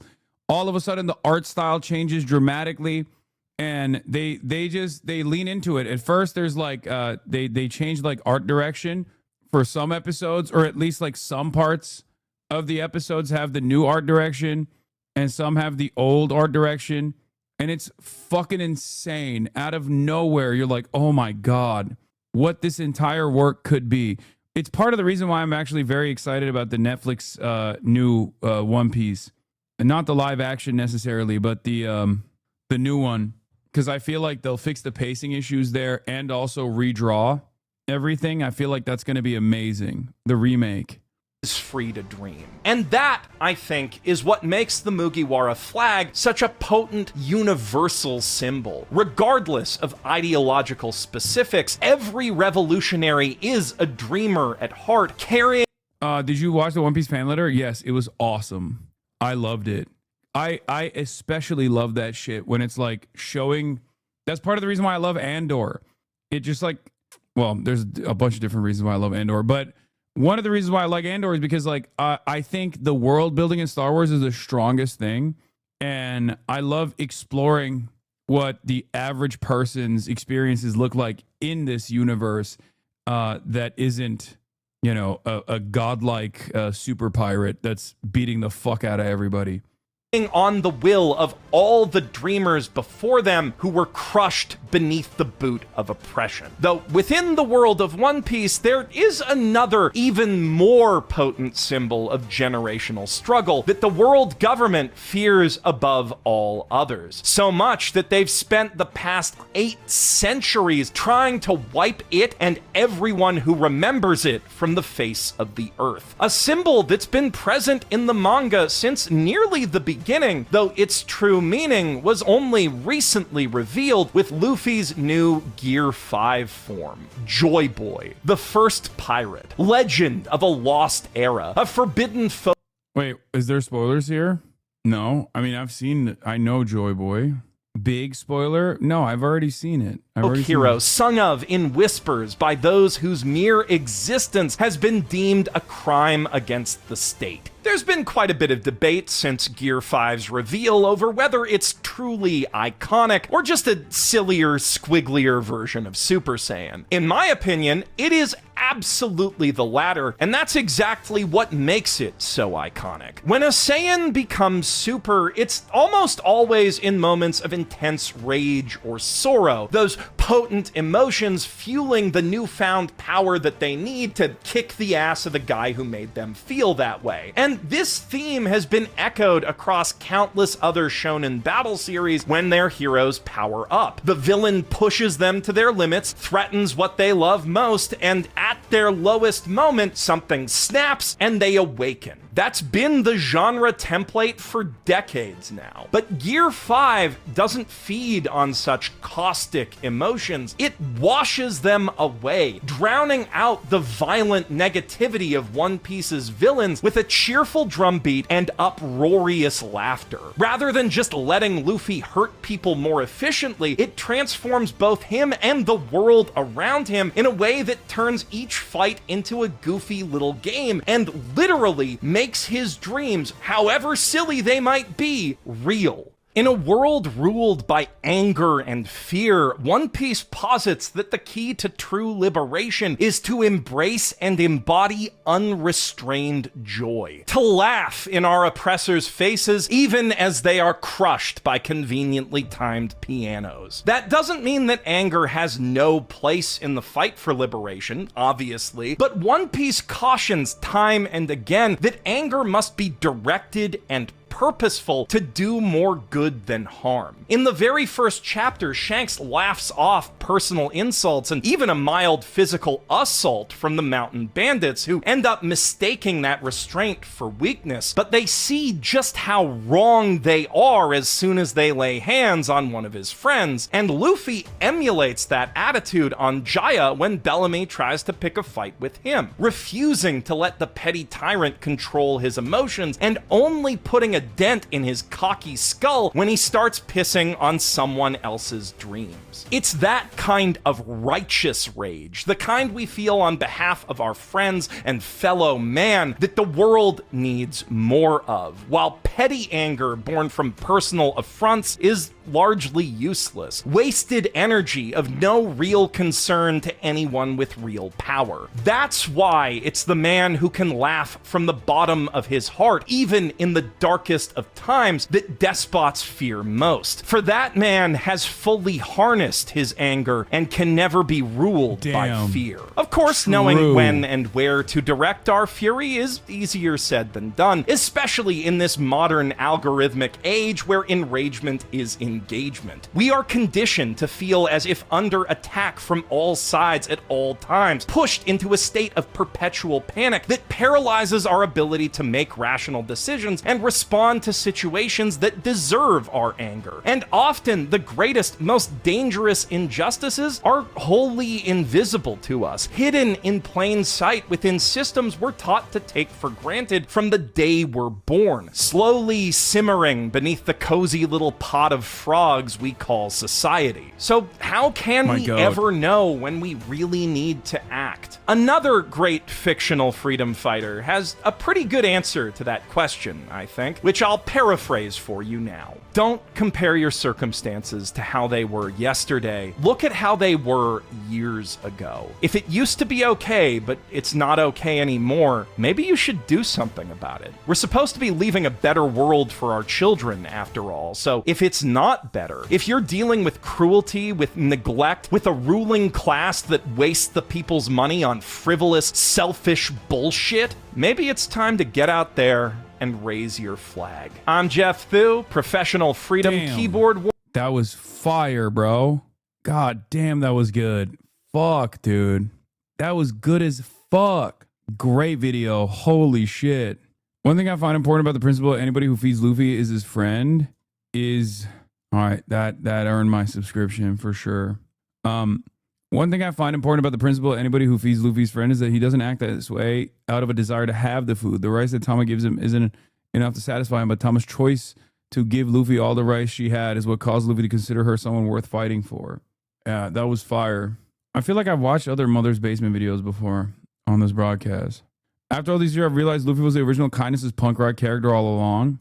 I think the best part about this, though, while this is correct, I think the best part about it is that Luffy is so aloof that it makes the uninitiated not even think he's like standing for something or being annoying about it or moralizing his position in any capacity. Whereas even Superman is like obviously demonstrating basic competence and basic brain capacity, so much so that like the watchers can still look at that and go, oh yeah, this guy knows what he's doing. He knows what he's up to. That's part of the reason why I was saying that that Luffy is the way that he is. And it's perfect to, teach people that this is good behavior. If your goal in your work of art is to show someone as like absolute good, you don't always have to match them up against evil enemies and then have them relitigate their position over and over and over again. Oda just kind of shows you that he is a kind individual and is aloof and is just doing the right thing. So I think it makes it so that a lot of people are more charitable to him, even those who I guess would be right wing, even those who I guess would consider themselves to have like the diametrical opposite politics in the real world of the politics that One Piece demonstrates. Hey, my 8.5-year-old son was Frankie for Halloween. Should I be concerned? No. What the fuck? Why do you keep sending this? 20 guys versus one animatronic. I'm not going to watch this. Typical Antifa radical communist Islamadan calling for more violence. How dare he? My parents are complete chuzz and they love Star Trek. People just don't get the political messaging even when it's right in front of them. Yeah, I heard that fucking Peter Thiel said that One Piece was a right-wing work and that Luffy was the Antichrist or something. And it's pretty obvious that he doesn't know what the fuck he's talking about. I don't know why Peter Thiel is so obsessed with the Antichrist in general, because he is the Antichrist. So maybe he's like trying to cast a cloud of doubt over the Antichrist allegations by being like, see, would the real Antichrist constantly talk about who the Antichrist is? That's how I feel. But yes, Peter Thiel did talk about One Piece, I saw. And he said Luffy is the Antichrist. He also said Greta Thunberg was the Antichrist. So maybe he's just thinks the Antichrist is the, what is this? Lefty piece. I never understood why this arc, how do y'all feel about Fishman Island? A lot of people slam this arc, but I think Oda did a good job portraying racism and how people can be destroyed by oppression. The reason why I didn't like Fishman Island was because it had the best potential. And I think the way he like wrapped it up was a little bit like too liberal, if that makes sense. Remember when you said you used to be poor? Yes, I was. I was broke as fuck. I'm confused. What does that have to do with One Piece? Or Peter Thiel? Lamau. Why'd you say fuck that Taiwanese lady again? I have no idea who you're talking about. I have no idea what the fuck you're talking about. Is it LSF thread bait? Just ignore? Oh, is it? Dude, do these people just not get bored of doing this stuff over and over again? Is that what it is? Like, what do you get out of this? I will never understand it. Way too easy to rage bait first time in here. Well, I'm not even raging. I don't even know what you're talking about. I don't even know what you're talking about, chatter. I need to be aware of what you were trying to accomplish for me to even rage against your bait. I would say is the opposite of a rage bait complete. Not to excuse it necessarily, but maybe Oda's just ignorant on race politics compared to educated Americans having grown up in a largely homogenous society. No, I think so. For sure. What is happening? The whole sub is videos of you. Oh, LSF. Yeah. They get so little attention. Any attention you give them thinks they succeeded. Yeah, I don't really understand it. Like, eventually I think people will stop. I genuinely do. I genuinely do think like people will eventually stop, right? But nope. Kind of feels like they just keep reheating old clips out of context over and over again. But I mean, what are you going to do? It is what it is. There's nothing I can do about it. You know, you keep feeding them though. How am I feeding them? I don't even know what's going on. Anyway. All right. We got the streamer award. Check my last message. Just sent my shot with my work crush. Wish me luck, dog. Good luck. Oh, the other side of this was also, yes, Book Talk Girly Pops have finally encountered One Piece, and I'm very excited to see the themes that they will read into and what their takes will be overall. I suspect it will be not dissimilar to the conclusions that I arrived at when I watched it at first.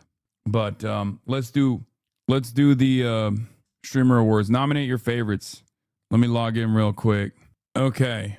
Best music streamer. Ari at Home has been popping off this year. Boom. Best creative art streamer. Streamer who creates the best art, food, drink, dance, cosplay, ASMR, or makers crafting content, among others, excluding music. What do we think? I think Plaque Max, or honestly Cutie Cinderella, but no, I'm gonna say Plaque Max because I said best music streamer for I said Ari at Home. Wait, does it exclude music? Oh, it literally excludes music. What the fuck am I doing? Okay, Cutie Cinderella. Cutie can't be nominated? Okay, well, too late. Best roleplay streamer, Will Neff. Best MOBA streamer. Streamer who creates the best MOBA content. I don't know enough about MOBAs, like MOBA content creators. Unite, Smite, Pokemon, Dota 2, League of Legends. What the fuck is going on? Vote for Fear. Oh God, Austin. Austin's calling me because he's watching the stream. Nominate Slime. Fine, Slime. Best brand partner. Awarded to brands that's helping streamers' aspirations come true through brand partnerships and sponsorships. Okay, I don't have a brand partnership award. I'm gonna give this to AT&T for the best blacklist. This one has got to be AT&T for not allowing me to participate in AT&T branded sponsorship events. Hidden Gem Award, recognizing a growing streamer averaging 200 and under viewers this year. This award goes to a true hidden gem that deserves the shine. Hidden Gem. Which one was Jason the Ween? Yeah. Which one was Sean the Black wanted to be nominated for? Which one? Hidden Gem or the other one? Hidden Gem, right? Because he's under 200, right? Or wait, was it Rising Star? He's not. He's 1K. Okay, I was wrong. All right, Nandre then. Is Nandre under 200? Guys, calm down. What was it? Oh, Rising Star. Okay, my bad. Is Nandre Hidden Gem? Okay, Nandre for Hidden Gem. Best Battle Royale streamer. Streamer that creates the best Battle Royale content with games like Fortnite, Apex Legends, PUBG, Call of Duty, Warzone, Fall Guys, and others. God damn it, I'm so oblivious to fucking everything that's on this platform. Connor Eats Pants, Fortnite Streamer of the Year. Easy lock. Best fighting game streamer. Streamer who creates best fighting game content from Street Fighter 6, the Tekken 6, the Mortal Kombat, and Super Smash Bros. And more. Fortnite Fridays. One of the best pieces of content on this platform, straight up. FD Signifier, he doesn't even stream on the platform. Does he? FD Signifier streams on this platform on Twitch? Bro, you really don't watch Twitch, do you? No, I don't. I feel like people are just saying names that, like, FD Signifier is probably not eligible for this. You need to have streamed 200 hours. It's not Twitch Awards, it's Streamer Awards. Okay, this stream reflects the streamer's opinions and lack of knowledge over the space, the sphere, and that's precisely the reason why everyone's saying fucking Lily Pichu. That is like Lily Pichu is like, she does art, she does a bunch of stuff. I feel like you guys are just saying that because you're just like naming names that you know. Okay, Lily Pichu. I'm not tapped in. Best MMORPG streamer. Who is a best MMORPG streamer? Asmongold. Where's the Anti-Semite of the Year award? I won that already. I don't know who to say about this. What is this? Northern Lion doesn't play MMORPGs, man. Oh my God, you guys. I knew this was going to be a fucking painful process to do with my community, but I didn't realize exactly how painful this would be. Okay? I did not realize exactly how fucking annoying chat would get collectively. There are people with agendas in the chat. There are people who are just naming names that they know, even if it doesn't fit. And then there are people who are just spamming along with the rest of the chat. Stop letting everything get to you. It's hard. You're right. Zaryu, he plays WoW. Okay. Is that... I don't know. I'm going to skip this. I don't know. Best speedrun streamer. Who do we go for this? Oh my God. There's people saying fucking iShow Speed. Squeaks. Best sports streamer. Sketch? The Sketch play. Okay. Best Minecraft streamer. Or wait, you know what? Flight. That's right. Best Minecraft streamer. That's a better one. Tubbo. Best Marvel Rivals streamer. Streamer who creates the best Marvel Rivals content. Your Rage Gaming. Hassan Abi Piker. That's what I should... Hassan... No, I'm kidding. Who is the actual fucking Marvel Rivals streamer that is... Let me think. Oh my God, there's still people fucking doing the fried ass. Super TF. Okay. I trust you. Best FPS streamer. Streamer who plays the most entertaining first-person shooter content while playing games like Valorant. Shroud. Obviously, I got to give it to my boy, Todek. Best strategy game streamer. Streamer who creates the best content with strategy games like Teamfight Tactics, StarCraft Chess, Hearthstone, or Balatro, among others. Who this? Myung? K. Katamina. Best reality streamer. Streamer who flawlessly creates the best blend of IRL and desktop content, balancing both seamlessly. Jason the Ween? Or should I put my name on this and then put IRL for Jason the Ween? I think this is a good one. I will not win this, but best IRL streamer, Jason the Ween. You're not reality, you're IRL. Oh, wait. Best IRL streamer. No, I'm going to put Speed in a different category. Best vertical live streamer. Streamer who creates the most engaging and entertaining vertical format live content on TikTok, YouTube. Vanilla Mace. Stream game of the year. Most entertaining, novel, collaborative, or fun to watch game this past year. Peak. For me, it was Peak. Best content organization. Okay. Technically, I guess Fear and counts for this. And Austin will eat my ass if I don't nominate Fear and. Even though I would definitely... Wait, there are unironic OTK spammers in the fucking chat. Are y'all joking? What the fuck? No, I would probably put FaZe in there if I was gonna... You got AMP, you got FaZe? The fuck? There's mad people fucking posting. I'm gonna put Fear and because Austin will yell at me if I don't. Best international streamer. Ooh. Squeezy. Just so we can come to the event, hopefully. Best stream duo. Speed reverse CIA propaganda. Yes, bro. Speed is my top content creator. Okay. He is. I just wait till I get there. God damn, bro. What the fuck? You won't even let me fucking wait. Best stream duo. Hassan and Kai, best stream duo. That's funny. No. Yugi and Arki. I think they're pretty good.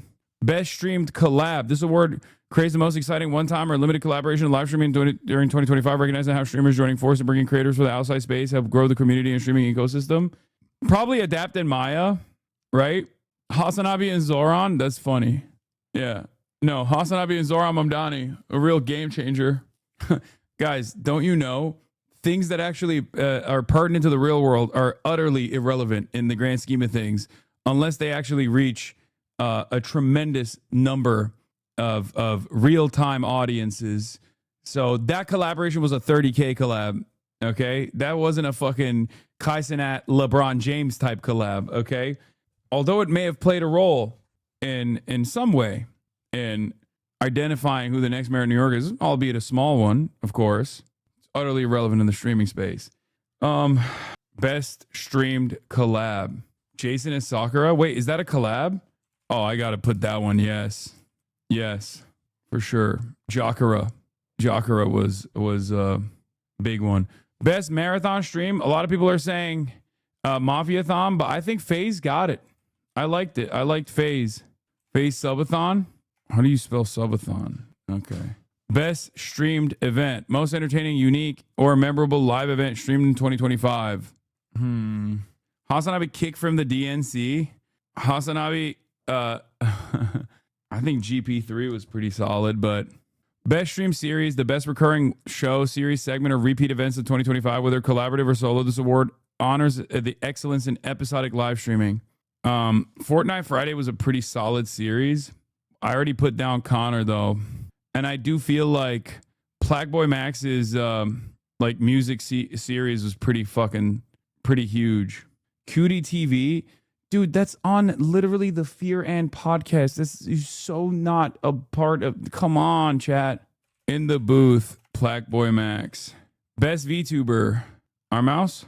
Best variety streamer. Streamer who delivers the best variety of gaming content, seamlessly switching between genres while keeping the audience engaged.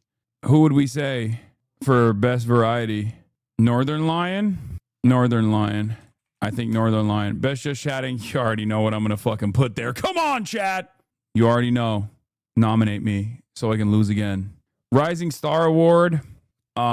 Streamer who began the year with under 1,000 average viewers and has shown rapid growth and huge potential for the future. I think this one you could put. I'm gonna put Sean the Black. This is the one where I'm gonna push Sean the Black. Best breakout streamer. Streamer experienced explosive growth. This is the one I was thinking where it's like, this one is the most contested because this year there were so many streamers that just fucking exploded. Okay. I would go so far as say, like, was Jason as popping in the beginning of the year? Like, he became one of the biggest content creators. You got Vanilla Mace, you got KDB. I don't know if KDB is like, I don't know KDB's numbers, but you have Marlon. No, Queso doesn't fucking count. Queso's one of the top content creators on the fucking platform, chatter. What the fuck? No, Speed doesn't. Oh my God, what do words mean? For you motherfuckers, you're like, best breakout streamer is IShowSpeed? Guy whose fucking average concurrence was literally like 100K last year. He went from 100K to 200K. I think breakout is Marlon. I think Marlon actually fucking blew up. Like in terms of growth, he exploded. League of Their Own. Streamer who creates truly a one-of-a-kind content, pioneering a niche or a category that no one else does. A creator who is simply in a league of their own. Maya. Sapphire Award, recognizing the best female or marginalized gender streamer of the 2025. This award goes to a streamer who shines against all odds in a male-dominated industry and has excelled in entertaining at the highest level this past year. Wait, I said Maya. I should say Maya Higa, right? So I don't know. Who do I nominate for this? There's so many. This is the toughest one because I love women. Arrest me, officers. I'm a feminist. Caroline Kwan. Let's do Caroline Kwan. Gamer of the Year. Streamer who showcases exceptional gaming skill and entertainment across multiple titles. No matter the game, you can't look away. Keizo. And Streamer of the Year is IShowSpeed. Everybody stop. Shut the fuck up. If you want to fucking nominate me, you can. I guess I like technically was saying who I think should be the case. You can put me as Streamer of the Year. I just don't think I'm going to win it. Actually, you should. Fuck it. Put me down as Streamer of the Year too. But I do think IShowSpeed takes the cake. There it is. Submit all. Boom. Done. Wait, what did Will want to be put down as? Oh, RP streamer. I put him down. You didn't vote on Speed for anything? Fake fan? Dude, you think Speed is not going to get fucking Streamer of the Year as a nomination? He will. Me, on the other hand, I'm a little guy. Also, as far as like the vice president mentioning me or the former governor of New York mentioning me and trying to make me a fucking formative part of the discourse, all that stuff is so irrelevant in this world. And the only thing that from the perspective of like this side of the world, that's probably either utterly irrelevant or something that they're annoyed by in general. I do have that feeling all the time. Maybe it's fucked up for me to feel that way, but all of those things that are somewhat consequential in the real world are either utterly inconsequential in the streaming space or seen as a nuisance.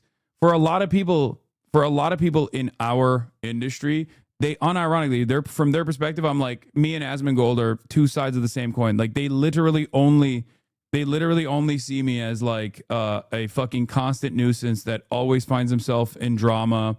To the uninitiated influencer who thinks politics is just the same no matter who's saying it or doing it, with no investment or interest in the actual things that people are advocating for. They just kind of see it as like drama and toxicity, and they try to stay far away from it, and they see it as like creating problems. Imagine you were literally the go-to place for people to globally watch the election. That's insane. I mean, it's true, but well, that's on you for staying away from doing collabs and having fun with your friends, man. 7 days a week, you just set you back. I don't think you understand what I'm explaining to you. I know from your perspective, because you're slammed into the news side of the world, I'm literally explaining to you. Every single person that is on camera with me gets endlessly fucking harassed. Are you new here? Like my friends in the real world that I spend time with get the same unimaginable amounts of scrutiny, literally endless amounts of scrutiny. Have you stopped your hair care regimen? Didn't notice the receding until now. Is that another LSF post or something? No, I haven't stopped it. I'm just simply putting it up as I do. That's it. Or is that like, is that because I've been seeing brigading comments like that over and over again. I wonder if it's because like, that's another bait take or something like that. Can you join Sora or are you against it? I'm against it. I'm against AI. They're trying to get you. I mean, it's not going to work. Reddit is calling you ugly because your Superman fit is popping off on TikTok. Oh, is that what happened? Oh, yes, I'm hideous. I am hideous. I know. Anyway, all right. I was going to do dispatch today, but I'm tired. And I'm going to end it here, half day Hasi. And I will be traveling tomorrow to New York City, concrete jungle where dreams are made of. There's nothing you can't do. Now you're in New York. Now that means I'm not gonna be live tomorrow. However, no stream tomorrow. Streaming from New York, Monday and Tuesday. A very fun collab planned in DC on Wednesday. Obviously, New York stream on Tuesday will also feature the election, as you guys know. Fun collab in DC on Wednesday. And then I will also I'll also probably be in DC on Thursday. And then I'm back for a very short stint here in Los Angeles. And then I'm flying out to China. Okay? So a lot going on. And from China, I will be doing my very best to go live and stream the news. We have a donate to Omar Fateh for mayor of Minneapolis, Act Blue link, by the way. Thank God I didn't click on that on stream, but I already maxed out to his campaign. And go donate to his campaign. They have a chance to win. And he is the Midwest Mamdani. How long are you going to be in China? I am going to be in China and also Easton for your mobile devices for a while. I'm going to be there for not forever. Yes, I will be doing IRL streams in China as well. And I'm going with Will Neff and Austin Show. We're going with the Firan crew as always. We're going all over China. We're going to visit all over China. And it's going to be a very fun experience. It's going to be 2 weeks. And I will be doing the news out there. No cutie. Caroline, Christian, Marchie Poo, the whole nine. And you taking them the long march, huh? Yeah, we're going to do the long march. Yes, we're going to Chongqing. I'm not taking Kaya. But yeah, I'm very stoked on that. Anyway, that'll be all. And I'll see you guys on Monday. Okay? Yes, hey. Chengdu. We're going to the gay one. We're going to Gay City. Chengdu is Gay City. Well, I will reveal more information about our China trip later, okay? Peace, everybody. Love you all. See you on Monday from New York, New York. Sunny Los Angeles, California, says Hassan. The stun lock to the topic that's just begun. There he is again. Hassan is streaming. Hassan is streaming. There he is again. Hassan is streaming. Hassan is streaming. Reviewing the P.O. box. Uncle Euger's face. Sudden discord agitprop. Gray names take on race. Tiny Bernie Sanders, LGBTQ Air Force. The whole left at your fingertips, and Anya out your door. The H3 Crowder debate, the Young Turks online show. 3 full fucking years of this, and plenty more to go. 90-day fiance, talks of champagne bourgeoisie. A Trump rally live reaction, a mass riot in DC. There he is again. Hassan is streaming. Hassan is streaming. There he is again. Hassan is streaming. Hassan is streaming. Reading live stream fail comments. Austin Show chat advice. In all the ways the right-wing pipeline can suck you in online. JCS React Lord frame gets broken, cover blown. A full-blown mass pandemic, months of streaming in your home. Total radicalization coming out to find. The system you were taught to trust in was broken the whole time. All these days